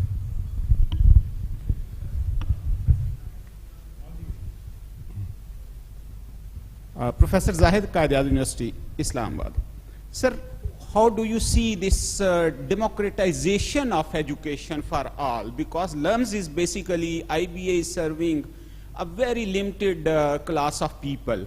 Whereas we have very huge, you see, burgeoning youth and all that, whereas we can see that Arizona State University, Southampton, and other universities, they are basically in this digital world, Coursera and all that, and Google, all these have entered in undergrad education at least for first 2 years. So LUMS and maybe I don't know about whether this capacity with IBA, why it's not thinking like that? That's one first question. Second major problem is this penetration of AI, which has basically reduced gap between A graders and C graders. Because you can produce, so you can get all these grades and assessment and all that. That debate is not taking place in any part of Pakistan. Or any place in the world right now. I mean, I can tell you what Harvard says on AI, and it's the worst thing to say. And thirdly, we don't see that these LUMS graduates may be hired by IBA, but they are not serving in common parts of the society in any common public sector universities, right? So these are the things which I need, if you can comment on that. You want me to go one by one? Okay. So I think scaling is a big issue. I think college education should be democratized completely. But I think there is a model which I think is dystopic, which is the model के अभी मैं मिला था कुछ लोगों को, मैं गया हुआ था इंग्लैंड, उनकी vision about education over here is कि आप एक digital course बनाएं, set of courses for degrees. You have 1,000 people who hook up. There's a person who partly lectures and then synchronously and asynchronously, and then you test them, and then they go into the marketplace. I don't think that is, going to produce holistic citizens. That's about producing people who are skilled for the job market. उसकी एक और model है, आप universities बंद कर दें, आप companies को क्या खुद ट्रेन कर लें. Right? Why do you want to have universities? So, we have to be careful. I'm also, by the way, become a bit suspicious. We throw in words like democratization, democracy, which are also kind of morally or politically loaded. We have to be a bit careful. What is it that we are democratizing? Are we just producing skilled labor for someone? Or are we producing people who can lead their own lives, they can shape their lives? So, there are different models in the world that have been tried. It depends on how functional the state is. There's the community colleges model as well. But the education landscape will be segmented. You can't completely flatten it. It's just not going to happen, right? So, अब उसको आप कैसे कर सकते हैं? Of course, once the public sector comes in, it changes the game. मैं तो कहता हूँ. I am a product of Government College Lahore. My first love and my last love is Government College Lahore. My mother was an academic who taught at Daud College and National College of Arts.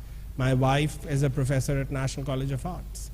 So, but the fact of the matter is, if you make the public sector systems functional in the sense that I'm talking about, you could again attract people who come back to actually build the institutional interface. It happened in the early 20th century. Why can't it happen now? And the other thing is, even if not-for-profits are coming and expanding the marketplace of higher education, you could have equal access by public sector and other ways of providing financial aid and access. So I think, these are various ways we can cut it, but the first thing is, are these the problems we want to solve or not? Hello, Assalamu alaikum. Assalamu alaikum. My name is Mohammed Shahid Waid and I am doing PhD from IBA. Sir मेरा सवाल दोनों अजीम हस्तियों से है कि तो नहीं है. नहीं सर, हमारे लिए है. सर मेरा सवाल जो है वो इस हवाले से कि हमारा एमफिल और पीएचडी जो एजुकेशन है वो हमने इस लेवल का क्यों नहीं बनाया कि हमारे अंडरग्रेड स्टूडेंट जब हम उनसे पूछते हैं कि आपकी डिग्री हो गई है तो यहीं पे लम्स में IBA में MS के लिए अप्लाई कर लें, तो वो कहते हैं कि नहीं, मैंने बाहर जाना है, मैंने बाहर पढ़ना है. क्यों पढ़ना है बाहर? ताकि हमें इन इंस्टीट्यूशन में फिर जॉब मिले.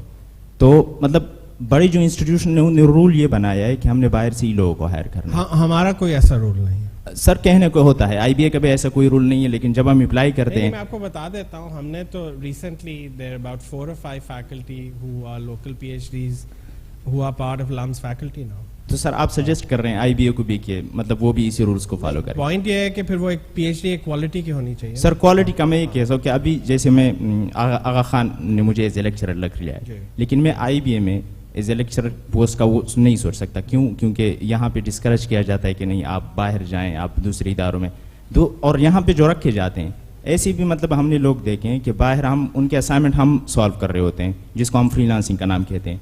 वो यहाँ पे आके इंस्टीट्यूशन में मतलब एज असिस्टेंट प्रोफेसर लग जाते हैं और इसीलिए फिर वो BSc अंडरग्रेड को जब पढ़ा रहे होते हैं क्वालिटी हमारी डिक्लाइन होती जा रही है, वो हमें नज़र आ रहा है. तो इस रूल को कि बंदा बाहर से पढ़ा होगा तो ही हम उसको हायर करेंगे, जैसे हबीब यूनिवर्सिटी स्ट्रिक्टली इसको फॉलो कर रहा है, तो आप लोग इसके बारे में क्या कहते हैं कि हमें इससे निकलना चाहिए या नहीं? पूछे उनसे, क्योंकि मेरे से अच्छा देखिए, मैंने तो पहले भी ये कहा, ये अब मैं दोबारा इस चीज़ को कह रहा हूँ. मेरे लिहाज से कि आपने यहाँ से की है PhD या बाहर से की भी, उसका इशू नहीं है. इशू ये है कि आपकी उन मेट्रिक्स पे which is research teaching quality क्या है. मैंने तो आपको मेंशन किया कि मेरी कॉलीग हैं doctor Faraz Saeed for example, मैं उनकी मिसाल दे रहा हूँ. शहरियार बनूरी उनको जानते हैं, वो भी यहाँ बैठे हुए हैं. She is a PhD from the Lahore School of Economics. She is doing incredible work. You look at her quality of publications, you engage with her. And हमारे मैथ्स डिपार्टमेंट में गवर्नमेंट कॉलेज लाहौर से लोगों ने PhD की भी है. हमारे business school में Shakeel Jajja, who is a very stellar academic, उसने लम से PhD की थी. बट ये भी इशू नहीं है कि आप कहें कि इररिस्पेक्टिव ऑफ क्वालिटी आप भर्तियाँ करते जाएं, उसमें भी मसला है. सो इशू ये है कि वो यार्ड स्टिक क्या होनी चाहिए ना, मतलब बाकी जहाँ से भी PhD there are people who are also now looking into faculty from Iran. There are people who are looking into faculty from China. So ये तो चीज़ें खुलेंगी. The point is कि ये इस चीज़ पे नहीं कि कहाँ से की. But I do believe कि medicine में ये कहा जाता है, and I think academia भी important है, that we are global. I mean, doctors say we are global citizens, right? Like the enterprise of medicine is global. It's not national. Similarly, the enterprise of academia is global. We're thinking about big problems, so we have to be part of the kind of global engagement around the questions that we're asking. I think that is important. That doesn't mean आप PhD के लिए बाहर जाएं, but that means कि आप जो international peer group है उसमें participate ज़रूर कर रहे हैं. Problem उससे शुरू होती है जब आप कट जाते हैं. देखें, ये तो बड़ी simple बात है. LUMS has a 10-year system. बाहर अब मुझे भी पता है कि उस 10-year से, और आपका भी होगा नहीं, अच्छा, anyway, कुछ और जगह पे है 10-year system.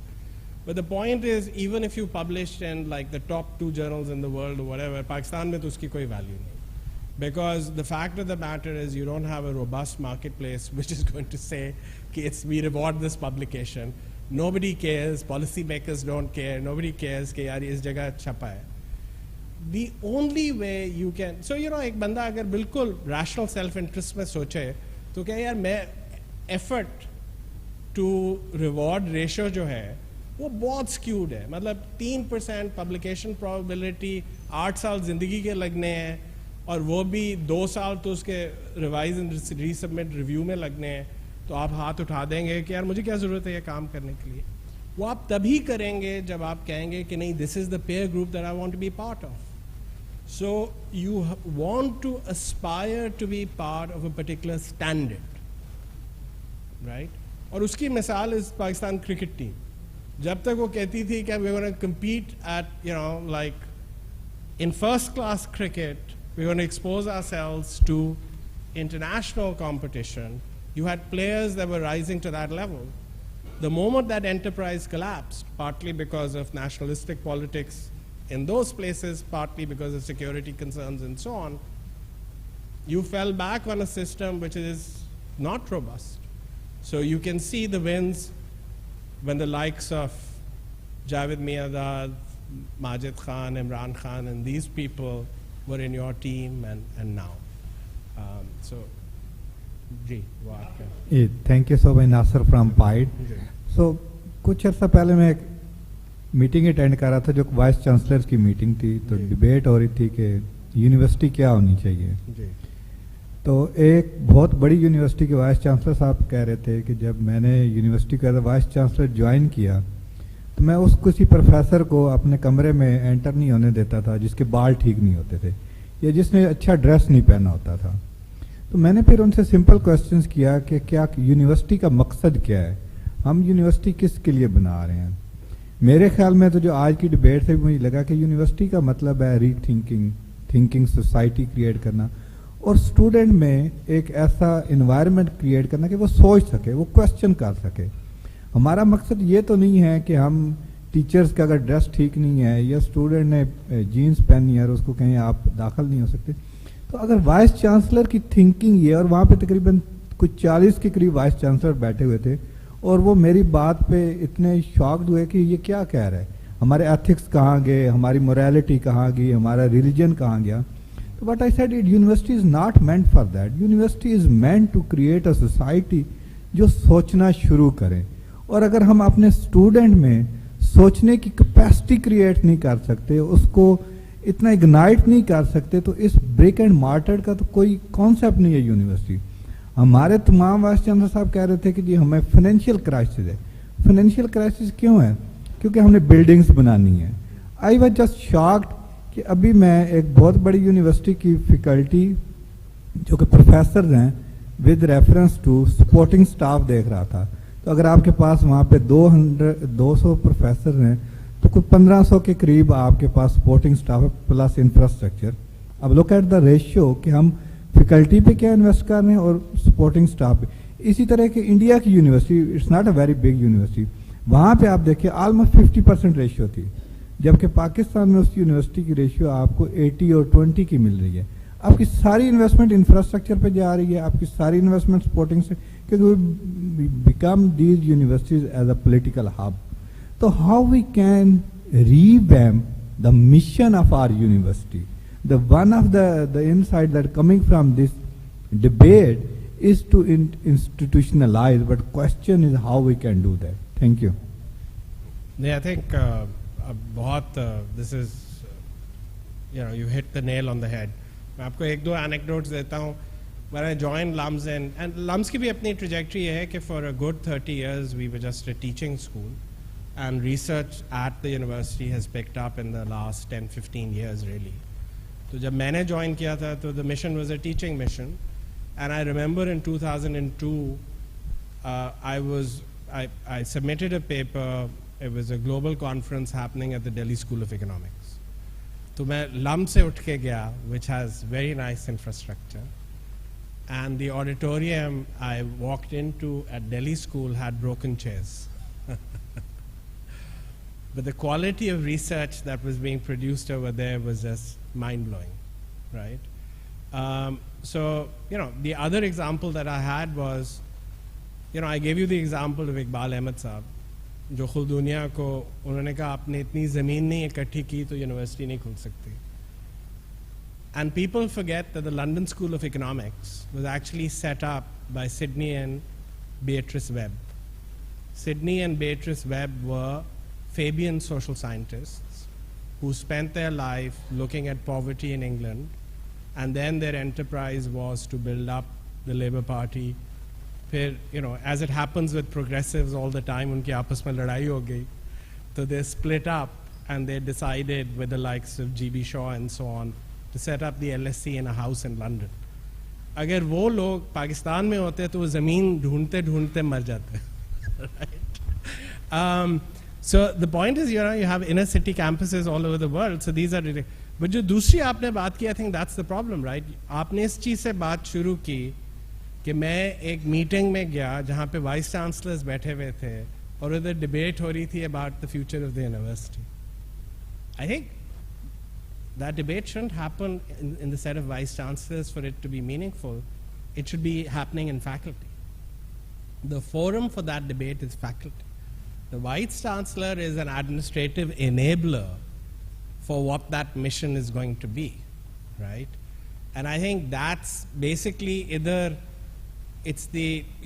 we've turned everything on its head, and it's not just in Pakistan, ये दुनिया में बड़ी जगह हो रहा है. आप देख रहे हैं आजकल अमेरिका में भी क्या हो रहा है, right? In the tension between administration and faculty. And America में, they had this deep commitment and very pride about academic freedom. And I think like the question of academic freedom in America is now an open political question. It's something we've lost. That battle we lost in the 80s. So these are kind of fragile institutions, but at the end of the day, the first thing, or जो democratization की बात की, has to be basically the empowerment of faculty. और देखें, अगर वो आप नहीं करेंगे, तो who's going to come in to build any institution? So that becomes like an oxymoronic proposition to say it's some guy at the top who's going to decide what your life is going to be, and then you should come in to build the institution. That's never going to happen. तो इससे पहले कि मैं अदील से कहूँ, आपको पता नहीं पंजाब में खबर मिली है कि नहीं कि पिछले हफ्ते सिंध गवर्नमेंट ने ये फैसला किया है कि सिंध की जो पब्लिक सेक्टर यूनिवर्सिटीज़ हैं, which are about 31, I think 31, and there are about 35 so-called private sector universities.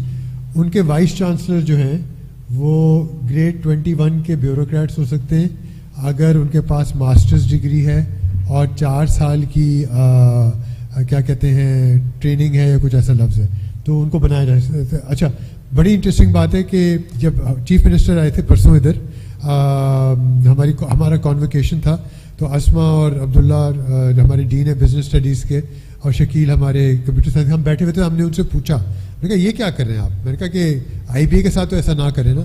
तो उन्होंने कहा कि आपको पता है कि उन्होंने दबे अल्फाज में कहा, उनका कि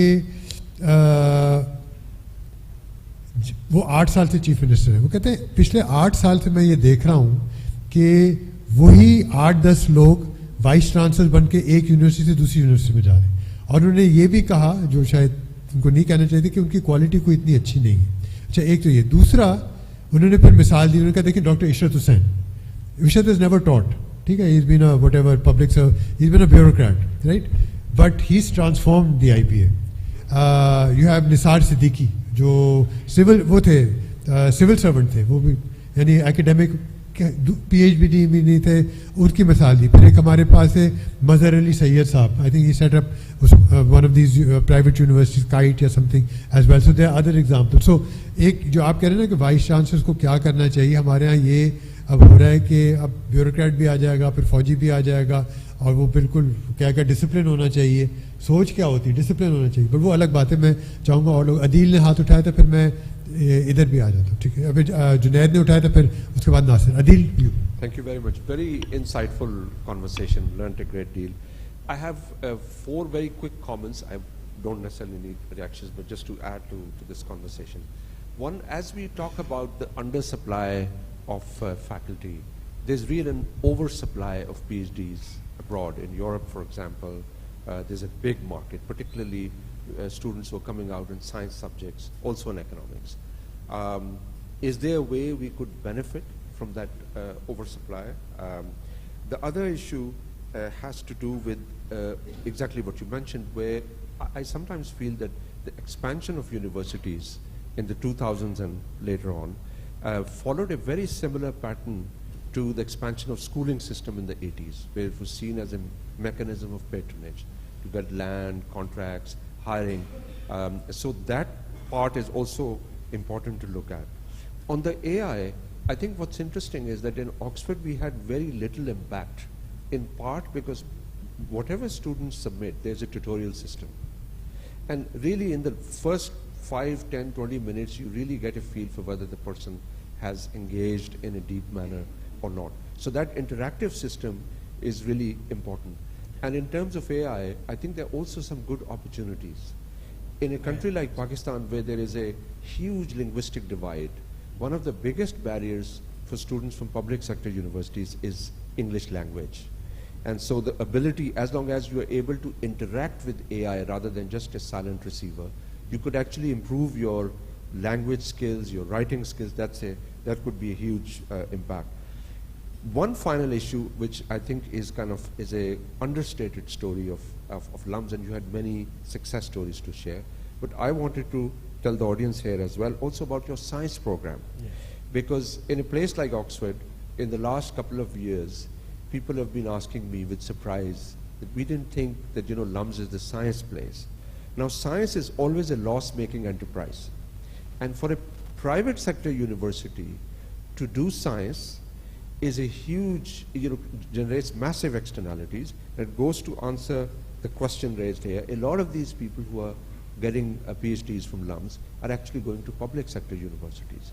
A lot of the public university staff members are using your labs, and a lot of your students are really come from humble backgrounds, because science students usually come from that background, and they're going to Harvard, Stanford, other places for. So that's a really understated success story. Now obviously it's a big money proposition, but for a private sector university to engage in science program is really very interesting experience, and be good for you to share with the audience, what the learning experience has been.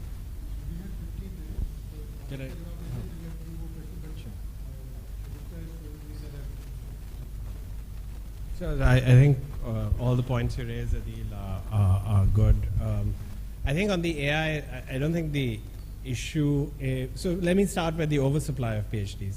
I do think that's an opportunity. I think we have to think globally.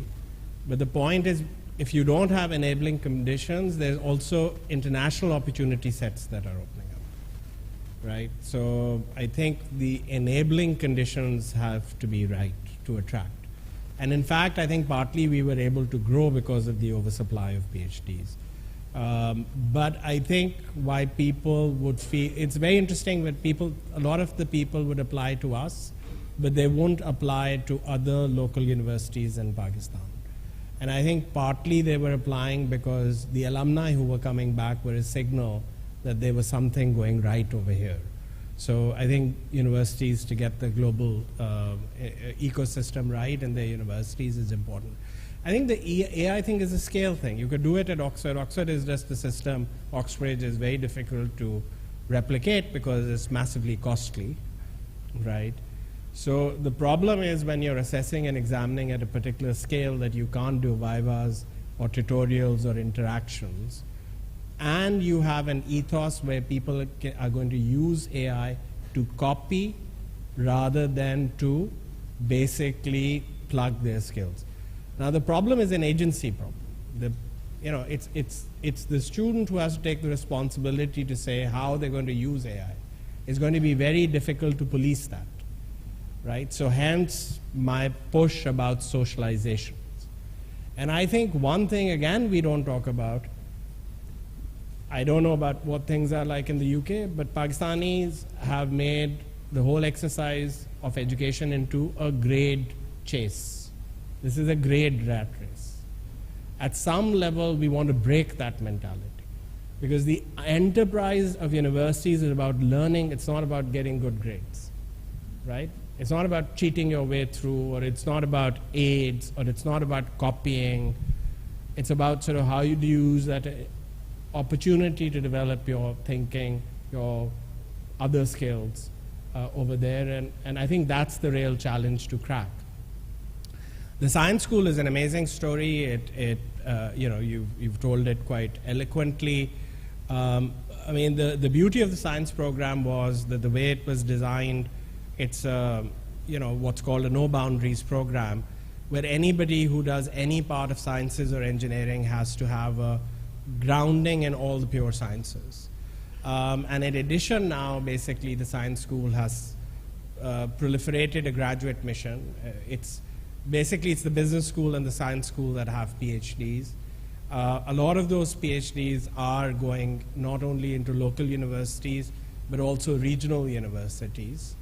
But I think to have the impact in pure sciences at scale without the government of Pakistan actually creating the preconditions in terms of labs, in terms of funding, for the university ecosystem in Pakistan is going to be highly, highly difficult. So what's possible is to set a very strong foundation. But again, this would not have been possible without some exceptional young people coming back to build the science school, even though the vision of it came from Babar Sahib, right? So it's constantly going to be about, you can get the people to build, provided you give them the ecosystem to develop. But in some things where capital costs become really high, you have to find solutions. In the absence of a dysfunctional public funding system, the only other way I can think about it is through international collaborations where you can attract that kind of research funding. I think that's been a very successful model in economics in Pakistan. We've had major expansion in the kind of research and impact that's happening in terms of work on development and political economy. And that's happened because of international collaborations. We have three faculty from the IBA who want to ask questions, then I'll come to them. So probably Junaid, then Nasir, aapka hai, phir idhar piche ji. Assalamu alaikum. I am Junaid. I am faculty at IBA. But my question is, coming from 2014 when I was working on this skill institutions in Pakistan, and there I was told that only those who are not able to enter in higher education, they come there, and this is because they cannot create good skilled people. So I think if we see from this perspective, universities are the only options that somebody has to go for, if they want to have some education. So if we talk about the number of universities, how many are there, how many needs to be there to be enough, I think it is the overall picture that we should look into, and then think about these systems such as the skill education and stuff like that, so that those who are genuinely interested in higher education, they only find their way, and rest find some other way to do job if they are interested in that. So I think in this respect, all our education system needs an overhaul, not only the higher education that we are talking about this, and how you both would be commenting on that. Thank you. Nasir?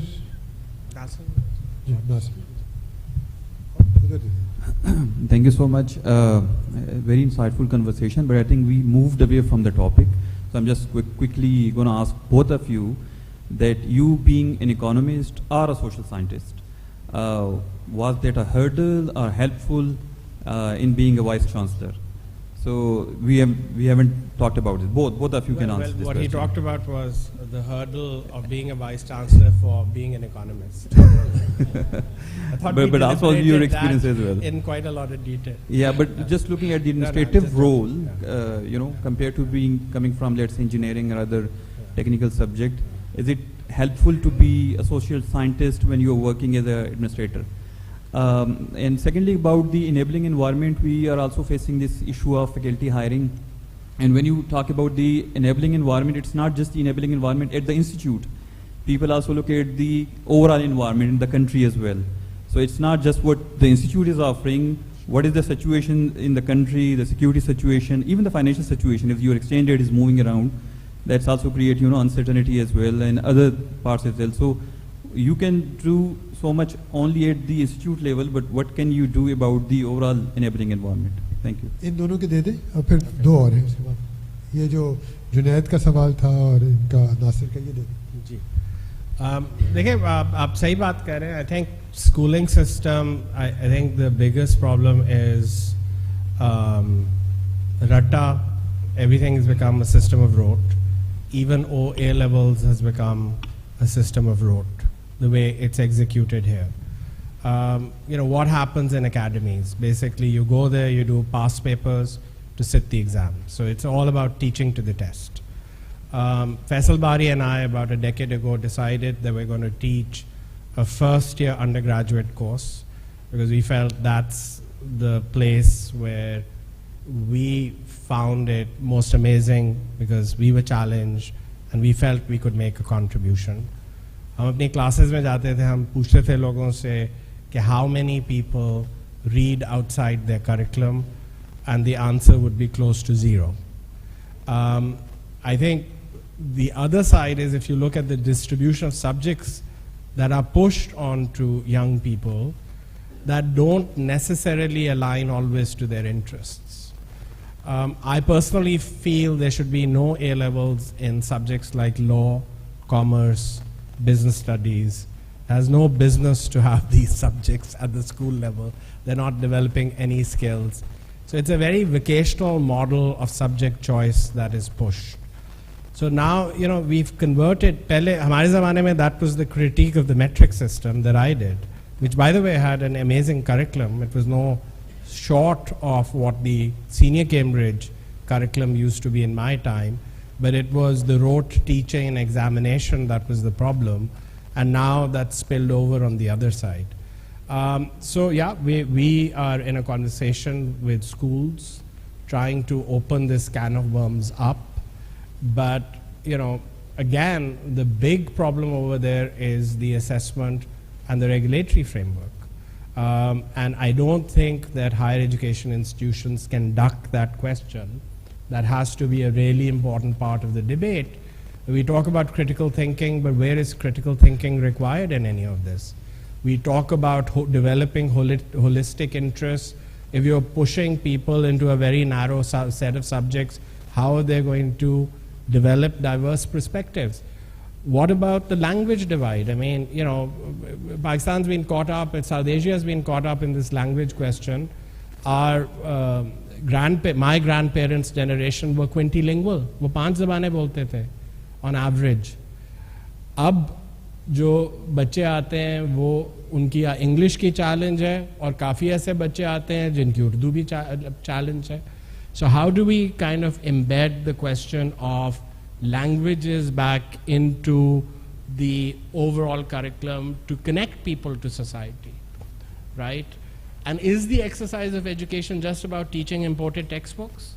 Or is it really to start to bring in questions which are very contextual and important for the context over here? These are all exercises of that institution building I'm talking about, but it's not going to happen on a Vice Chancellor's forum. आपका sorry मुझे थोड़ा भूल गया. ओह, बाद में बात कर. मैं एक चीज कहता हूँ. So there's a question that's kind of struck because I'm at a well, it's a not-for-profit private university, but there is a question that you start. I think public finance is very helpful because you ask the question of what, who pays for what and what kind of like social and private costs are there in the system. So you can start to think about some of these problems. But I think, I would not approach the university as an economist. I think where I am at the university is as an academic who spent a lifetime in Pakistan and who has been shaped by an interaction with amazing colleagues, not just at LUMS, even outside, and with amazing students. And, I think sort of the thing that I find most meaningful in my life is not the papers that I've published, but it's the students that I've taught. And when I look at where they've gone, and the best part of my job is to meet the alumni. Because I met a certain, I was in touch with a certain set of the student body. Now I am meeting a very wide set of the alumni body, and I meet people in Pakistan who blow your mind in terms of what they're doing, and you take pride that these were people who got educated here. आप मुझसे office में भी पूछ सकते थे ये, but you're right. I've deliberately moved away from the title. I spoke to Ali earlier as well. We could, because he's such a good economist, we could have spoken about the economy as well. But I know there's more curiosity, a lot of curiosity about the LUMS vision, mission statement. So it's a very good question that you ask, and I think the answer is no. It doesn't matter. Doesn't matter if I've studied sociology or history or political economy and somebody studies business studies or engineering. I think it's also a personality thing. I think it's more a personality thing. Okay, are you willing to listen to differences of opinion? I think one reason why I fear bureaucrats running universities and Fauji's running universities is precisely that. लोग नस की मिसाल देते हैं, fast या नस की मिसाल देते हैं कि जब फौजी आ जाते हैं उनका वो शायद सब कुछ क्लासेस सारी वक्त पे हो रही होती हैं, लेकिन जो अक्सर लोग कहते हैं कि you can't really talk to, and academics need academics. I think that's something that I've realized. So I would respond to your to answer your question by saying, if you have academics as vice chancellors, I would prefer that, although they are bad at management as well. I mean, I've never been trained how to run a university, and it's obvious, it shows, like, as my colleagues tell me. But I think after 5 years, I've learned. It's like, जब आप medical college जाते हैं, आपको सारी theory very पता होती है, लेकिन जब आप on job training करते हैं, फिर आप जाके सीखते हैं डॉक्टर किस तरह बनना चाहिए. So I think, so that's why I fear if a bureaucrat runs a university or Fauji's run a bureaucracy who are also bureaucrats, it won't be an academic institute. It won't be what Ali's talking about. And Ali, Wasif, which I found out the other day, we share the same vision. This is what is curiosity, engagement, questioning. I mean, we get up, all of us here, academics get up papers rejected and revise and revise and revise. वो resubmit की बात ही नहीं करते, वो कहते हैं वगैरह वगैरह. तो अगर आप bureaucrat से कहें कि नहीं आप गलत कह रहे हैं, वो कहेगा तू है कौन कहने वाला. So I think for me the bigger fear of the future of education, and I was speaking to somebody who knows education very well in Pakistan, Dr. Aisha Razak, and she said कि KP में भी ये हो गया और कहती है कि next is the Punjab. She said this entire future of universities is going to move away from academia, from even if we are bad professors, but at least we are professors, So anyway, it's a different. So last two questions, and एक इधर है Azam. Okay, well, let's take three. आपका है फिर that are you a student? ठीक है, you a student. We have to have a student, and then Azam. So Shagufta keeps telling me वो 10 minute है, 5 मिनट है, हम 3 मिनट रह गए. तो आप तीनों सवाल पूछ लें, and then Ali will wind up. And so Ali is around here. He's going to be sitting. He's going to staying for dinner as well. You can talk to him. But I want these three questions. Yeah. So my name is Dr. Amir Hamza, and I'm assistant professor of journalism at IBA Karachi. So thank you very much for such a nice conversation. My question is, I agree with you, and I completely agree with you when you say that the job of the universities is to produce the critical minds. But what you advise to your fellow colleagues at LUMS, how they should do, or what they should do, I mean, to make that happen? This is the first question. My second question is, we live in Pakistan. When we talk about the critical minds, so of course, we talk about the affairs of Pakistan that's mostly run by the Pakistani military establishment. And they are encroaching the public sphere, they are encroaching the public space, the public freedom. And we are seeing that's compromised. So, and they have not even spared the universities too. We have seen the situation at the public sector universities in Pakistan. And the same now, when I meet with my fellow colleagues in different private universities, so they just share the same story. And their story is just the same. So my question from you is, sir, you are the Vice Chancellor of one of the elite universities of Pakistan, but it's a private university. So have you felt any kind of a pressure, any kind of advisory from the military establishment, like what your students should do a research, what your fellow colleagues should do a research, and what they shouldn't? And if not, if you face such situation in future, how would you respond? Thank you.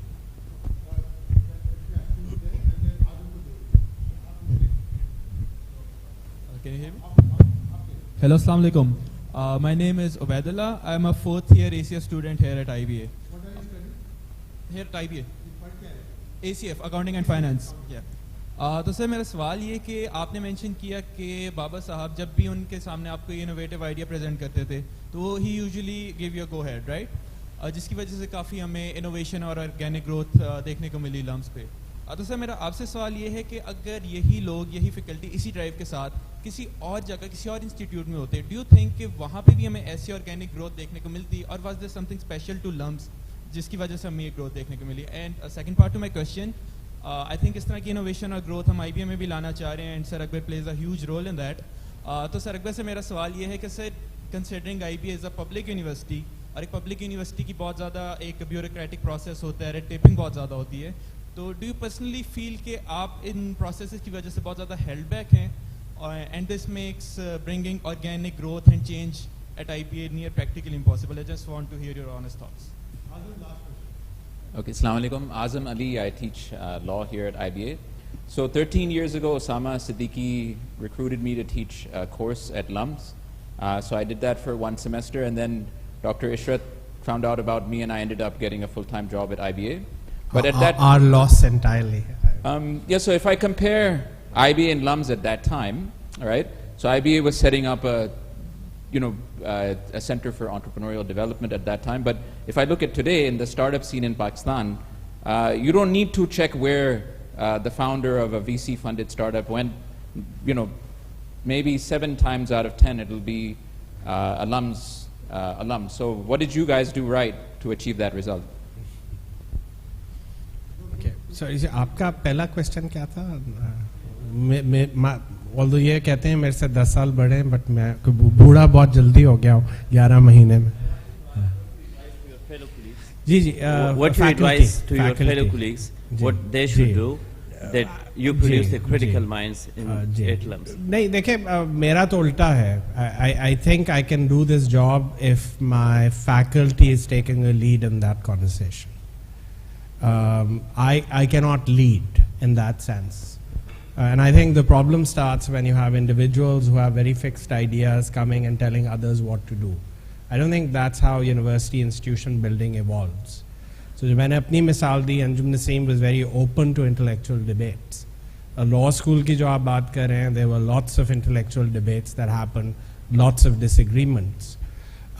So the moment you break that sort of setup where it's the faculty that is leading, or the faculty checks out because they have low trust in the system and they don't want to do it, I think that's when you hit the roadblocks. So वो तो सवाल ही उल्टा है. वो ये है कि I can only contribute where people are developing those ideas and I can sort of enable it. That's how, जब मेरी सर्च हो रही थी तो मैंने लोगों को यही मिसाल दी. सारे मेरे से पूछते थे, we have a search committee, how would you lead? And I thought about that and I said, the best example is, I think about the role of a vice chancellor as a cox on a rowboat. वो rowing होती है ना, वो जो लोग रो कर रहे होते हैं, तो उसके हेल्म पे एक छोटा सा शख्स बैठा होता है, who is a cox, Uska sirf ye kaam hai that he's sort of motivating people to row harder. But the effort is actually coming from the rowers. The boat moves because of the rowers, not because of the cocks. And I think that because we have an administrative structure of the state, jiski aap bhi baat kar rahe hain, and of society, we invert that. We say the administrator is, I'll give you an example. I became a chair of the economics department very early in my life because LUMS was very small. Anjum went on sabbatical. I became chair. I was chair for 5 years between 2005 2010. Or us waqt I was 6 years into post PhD. That also had a huge cost in my life, but I enjoyed it thoroughly. And after that, I went for sabbatical to Harvard, and I put together a lot of research, but I wasn't my publications were not out. Everywhere when I go and meet professors, they'd ask me, okay, what were you doing with your life?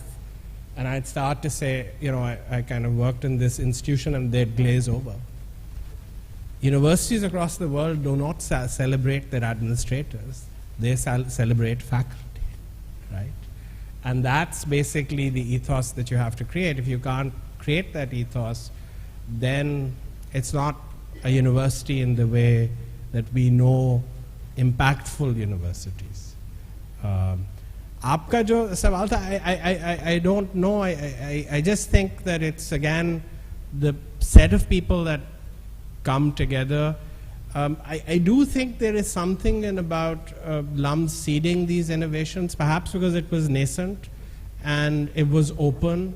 It would get people, and somehow, and I have to give credit also to Sayyid Zahoor Hassan, who was our first Vice Chancellor. Although he became, LUMS did not have a Vice Chancellor till the early part of the century, because we used to have a Dean, jo business school ke the, aur phir wo university ke bhi Dean the. Zahoor was an incredible man who gave us a lot of space. And at some point, I just think, yeah, we were such young people. Just, look at the arrogance of these young people trying to push ke ek law program hona chahiye, ye hona chahiye.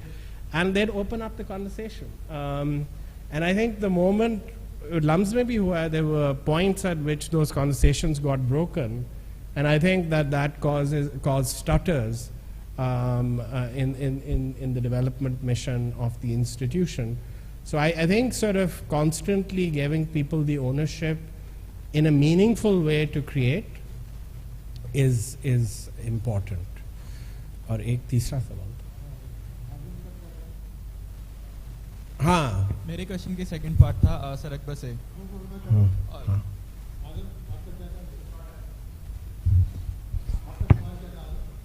How come LUMS alumni are so successful in how is funding successful in entrepreneurial and VC funding? I'm not actually sure about that. I think maybe part of the reason may be the initial focus on IT and CS. That might have created an ecosystem, but I really can't sort of give a definitive answer to that. And he didn't even know. I mean, which is more surprising. No, I know that because I keep meeting those success stories. So, आपका सवाल मेरा ख्याल है कि ये कहना कि हम पब्लिक सेक्टर यूनिवर्सिटी हैं, हम चीज़ें नहीं कर सकते, बिल्कुल गलत है। ठीक है, कोई रुकावट नहीं। ना सिंध गवर्नमेंट हम पर कोई ऐसी कोई सख्ती करता है, हमारे कुछ रूल्स ऐसे हैं, डिसमिस नहीं कर सकते लोगों को, वो फिर कहते हैं हम सिंध गवर्नमेंट के कोर्ट वगैरह चले जाएंगे। जो प्राइवेट इदारे होते हैं, मुझे ये पता है कि हबीब यूनिवर्सिटी में LUMS का मुझे नहीं पता, वहाँ पे वो कहते हैं कल से नहीं आओ काम पे, ठीक है, और क्योंकि कुछ हुआ होगा, इंक्वायरी वगैरह बैठी होगी या जो कि जैसे we don't want you to come, please find another job, we can't do that. So there are these constraints, but they're not insurmountable. I think that the bigger constraint is what Ali's been talking about, is the supply side. Do we have good faculty? I have always believed, wherever I've been taught, studied, and at this university as well, that if you have good faculty, everything else works. It's all about faculty. University is about faculty. Students will always be good. I mean, I think IBA students, LUMS, the Habib are exceptional students. I don't think they get, in many places, they don't get the quality of faculty that they deserve. और बहुत आसान हो जाता है, आप अगर Karachi grammar school इधर है या लाहौर ग्रामर है, वो कहते हैं हम पढ़ाएं ना पढ़ाएं, हमारे रिजल्ट्स 170 लोग जो है ना A+ लेके आते हैं, क्योंकि वो आते ही इतने अच्छे. तो IBA का भी ये मसला है. Our students are so good.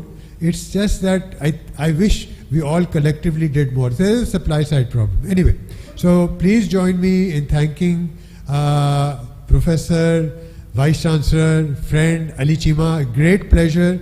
I'm glad he's come here. I'm glad that we spoke about the second part.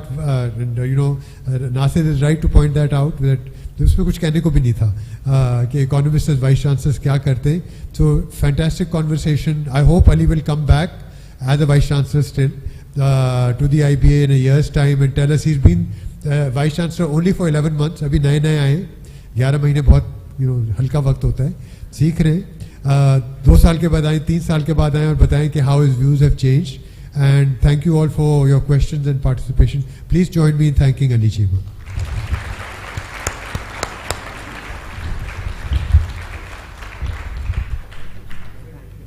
Thank you very much for giving us a glimpse into the role of Vice Chancellors. I request Dr. Akbar Zaidi to please give souvenir to Dr. Ali Chima. And since we are live online on YouTube and Facebook, I would like to emphasize that both institutes, LUMS and IBA, continue to produce excellent graduates. Both are exceptional institutes.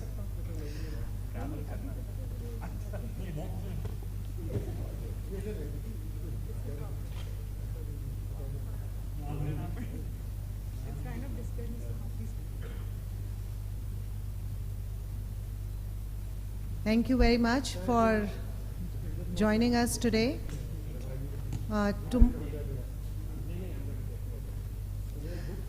Tomorrow we start sharp at 10:15. I request all of you to please reach IBA by 9:45 and get yourself registered. Right now we have dinner at 7 p.m. I invite all of you to join us for dinner in the lawn, which is right outside the auditorium. Thank you very much.